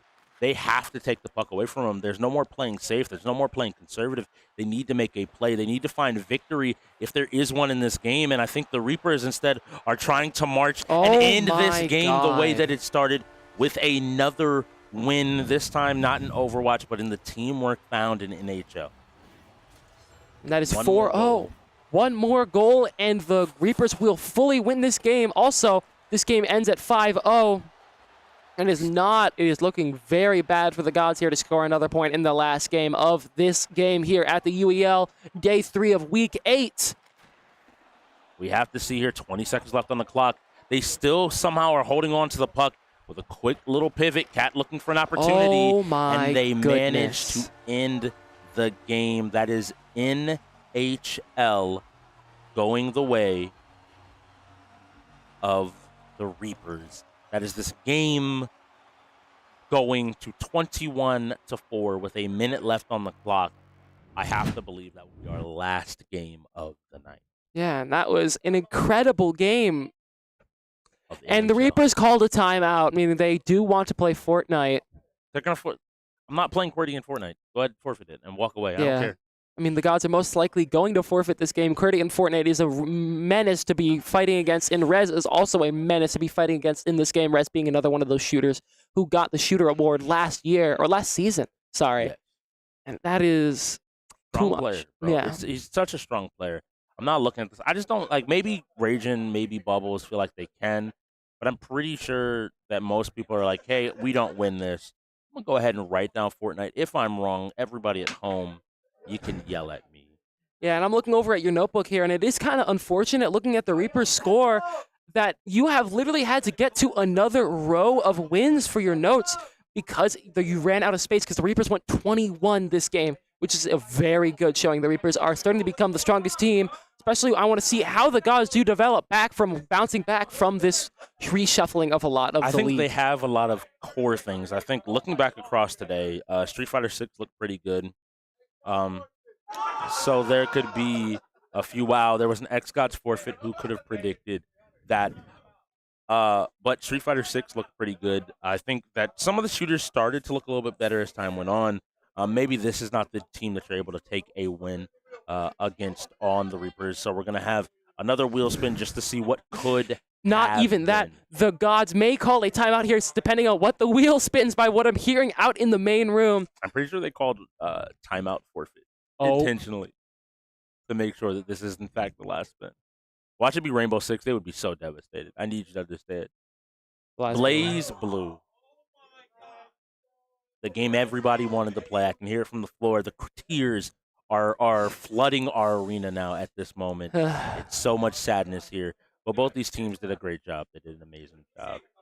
of showing up. Oh no, maybe it was a timeout or forfeit timeout, just to make sure that we're able to play whatever this last game of Blaze Blue might be. Maybe they're able to find a win. I want to see who they send in here. I mean, my belief has to be it's either Havoc or Fear. It's gonna be my immediate guess. Fear is forced to go in here, and it's a 1v1 game, so it's going to be Rez v. Oh yeah, Fear. because it was Fortnite. Fortnite's 5v5. I forgot. So, unfortunately, it is... Rez might be looking at his captain, his coach, his owner.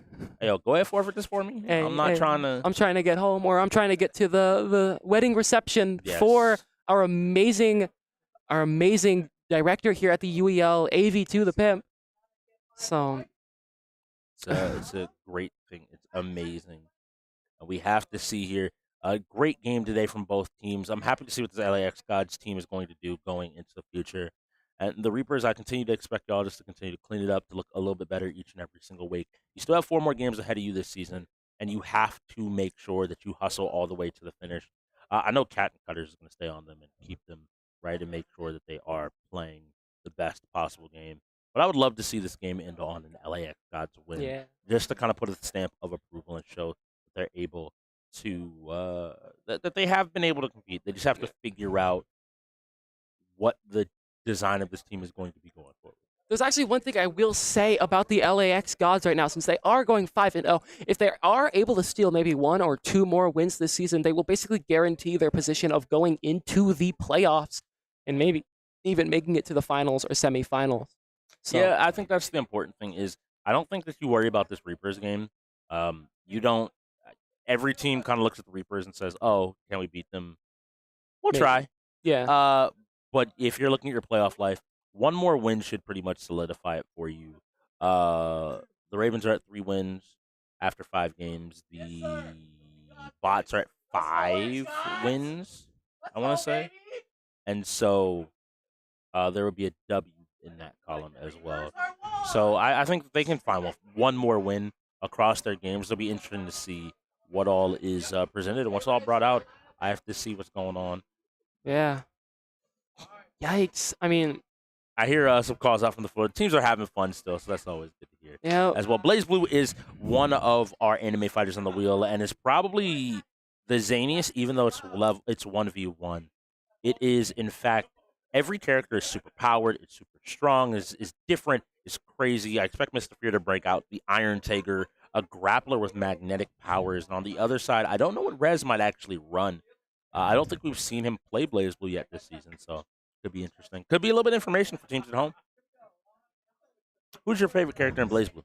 I don't know. I don't play a lot of Blaze Blue, to be honest. I mean, the character I played for a decent bit was Mune, because I thought he was funny with his quadruple jump. But realistically speaking, I think my favorite character overall is just got to be, oh my god, what's the little inventor lady that TK Badmoon used to play? Yeah, Kokonoe is so much fun to watch a lot of the time. When you see a very experienced player like someone like TK Badmoon play that game, it is incredible to watch. And that's going to be Mr. Fear on the player 1 side. And now we have to see this man, Rez, is like, please get me out of this game. Brother, please get me out of this game. Everybody on the Reapers being like, nah, brother, go ahead, sit down, go ahead, lock in. We need you to play this game. This is for the championship. For $1 million. You got to be willing to play Blaze Blue. And on the other side, Mr. Fear sitting down smiling, saying, is he going to sit down or... Oh, no, we did not, in fact, get set up in time. Oh, no. Who would have guessed? Who would have guessed that Rez would not be set up in time? Gee Willikers. And the nose fall out from the floor. The tears there, you can see it there in the camera. Me and Sam actually went ahead, me and Magna went ahead and wiped our eyes before y'all could see us. We're distraught here at this ending of the game.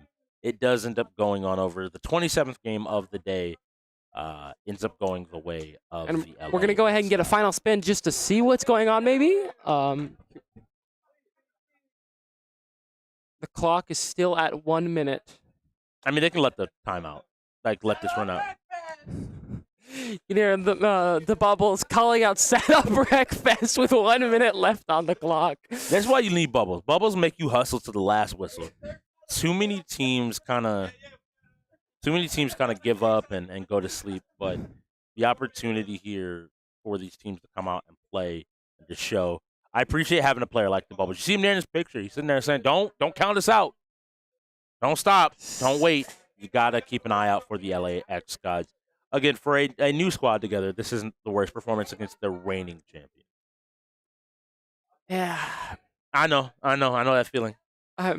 It's I don't know. I think that there was a lot of expectations going into this game, but this is the example that the Reapers kind of sometimes set. They're able to continuously show that they are the best players on the line.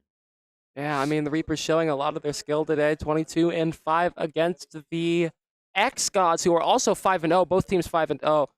I mean, I want to see exactly how the season goes at this point. We're halfway through the season. We're at week 8 out of 14, I believe, or 15, yes. Meaning we are just after the halfway point, meaning there's still half a season to go before we even make it to playoffs and then finals. So we'll see exactly what happens. So, we're going to join you back here in just a moment. We're going to be getting our teams in here for some post-game interviews. So please stick around, and we'll talk to you shortly. If he loses this now, I don't even know. All right, calm down, TLG. You just lost to him. Calm down. Stay focused, bro. Stay focused. Going great on his trail. Right now, hunting down that kill from the Bandits. Oh, and there it is. And that one goes in there, taking this one away. It's 5-2. The first half is really starting to go their way. Yes, it is. Definitely is. This could be a runaway, like you're saying.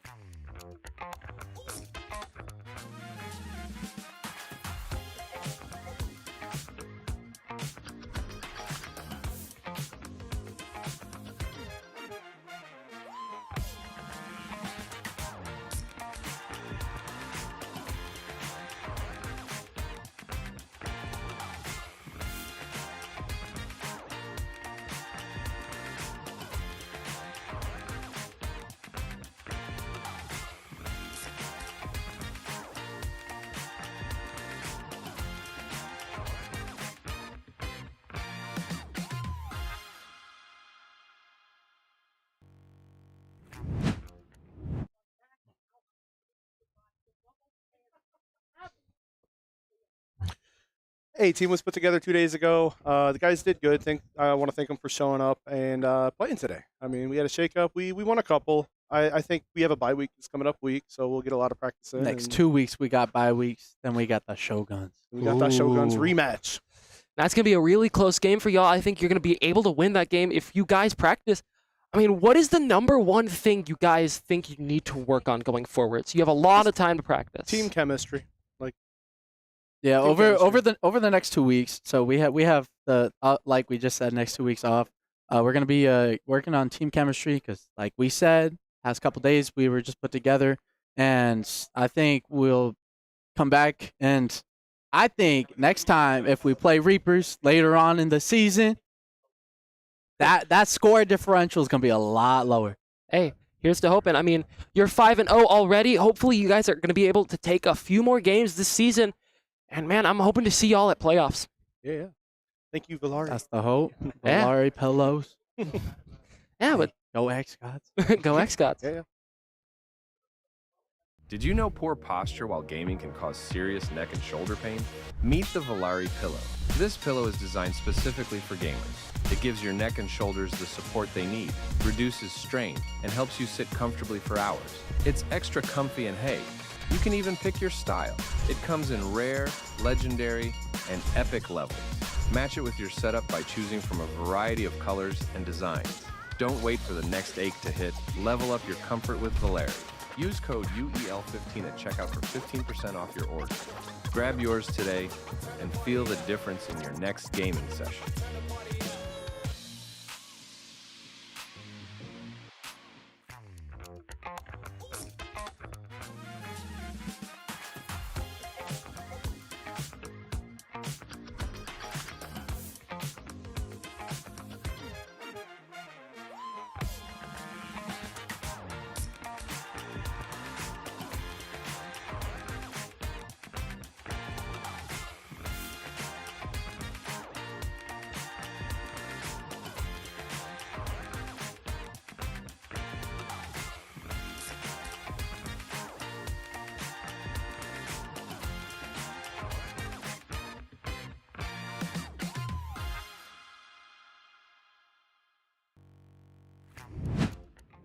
And I am joined with the North Carolina Reapers, their Tier 1, the Cat, as well as their Tier 4, QWERTY. How y'all feeling after that game today? Tier 4?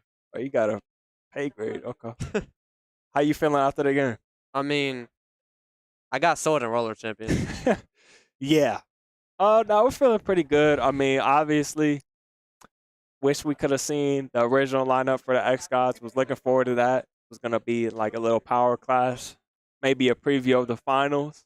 But now with the team changes that have been going on and all the things that's been happening inside the league, it was a fun game. We just came out here and had a good time kind of thing. But yeah, I saw y'all having some fun, a lot of talk from the floor. Seeing as you mentioned it, that this was your closest rival going forward, do y'all feel that there's any team now that can challenge you for that 4th championship? Yeah, I mean, I think one of the things about the league that I really enjoy is it's like a any given Sunday kind of situation. So I think any team can go out here and win, to be honest. I think right now, the 3 teams I've really been looking at is Ravens, Bots, and then the Blaze have come up a lot. So those are the 3 teams I would be expecting to play against in the finals. Interesting. And I love to see that y'all looking forward. Y'all are still looking and expecting a challenge from somewhere in the league. QWERTY, looking at you, and I heard a little bit of it. You know, you mentioned Roller Champions. Yeah. You mentioned y'all did lose 5 games. What do you think happened in those 5 games today? Yeah, what do you think? So Roller Champions, what did we this lose? guy sold.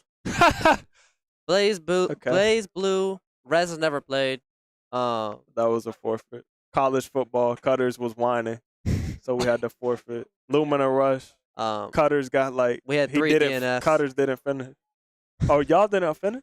I didn't play. On 318, none of us finished. Oh, okay. So Lumina Rush, they just got cooked. Lethal League Blaze, Midnight, and Cutters said they are our best, so I gave them a shot, and they got cooked. That was it. Yeah. Wow. Okay. Well, y'all gave me answers. I didn't expect every single game, but I appreciate the honesty and the straightforwardness. And so I'm gonna give y'all the floor, as I always do.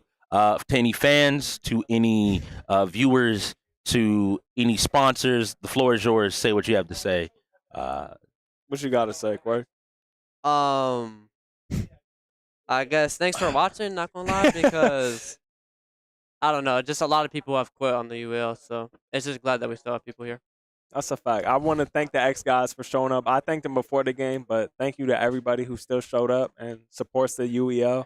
I mean, obviously, everybody's here for a specific reason, and I'm glad to see that we still have such support and such a community around us that we can continue the season and keep going. And I love it here, and my team loves it here, so we're going to keep playing. I appreciate the answer, and I think it's well said. Thank you again for the interview, and have a great night. All right. So now we're watching Mr. OG on the flank. Herb's down. Ooh, him's down too. So that is, you can get to level 30 and have both of your guns maxed out already. So yeah, I think it depends on what kind of loadout you're gonna be. Who is this Baraka? This is Herb. Herb plays Baraka. Herb plays Baraka. Wow. Yeah, he definitely knows his combos. The frames are crazy. He's got. Let him get up. Oh my God. Plant. So now we're watching Mr. OG on the flank. Herb's down. Ooh, him's down too. So that is, you can get to level 30 and have both of your guns maxed out already. So yeah, I think it depends on what kind of loadout you're gonna be. Who is this Baraka? This is Herb. Herb plays Baraka. Herb plays Baraka. Wow. Yeah, he definitely knows his combos. The frames are crazy. He's got. Let him get up. Oh my God. Plant. If he loses this now, I don't even know. You All right, lost calm to down, him. TOG. You just lost to him. Calm down. Stay focused, bro. Stay focused. Going great on his trail. Right now, hunting down from the bandits. Oh, and there. And that one goes in there, taking this one away. It's 5-2. The first half is really starting to go their way. Yes, it is. Definitely. Yes, this could be a runaway, like you're saying. And that is another game in the books, another night done. We do have one more game for you tomorrow, Sunday at 2 p.m. EST. Please join us for our final game of Week 8. My name has been Strix. And mine is Magna. And this is the UEL, where gamers go pro.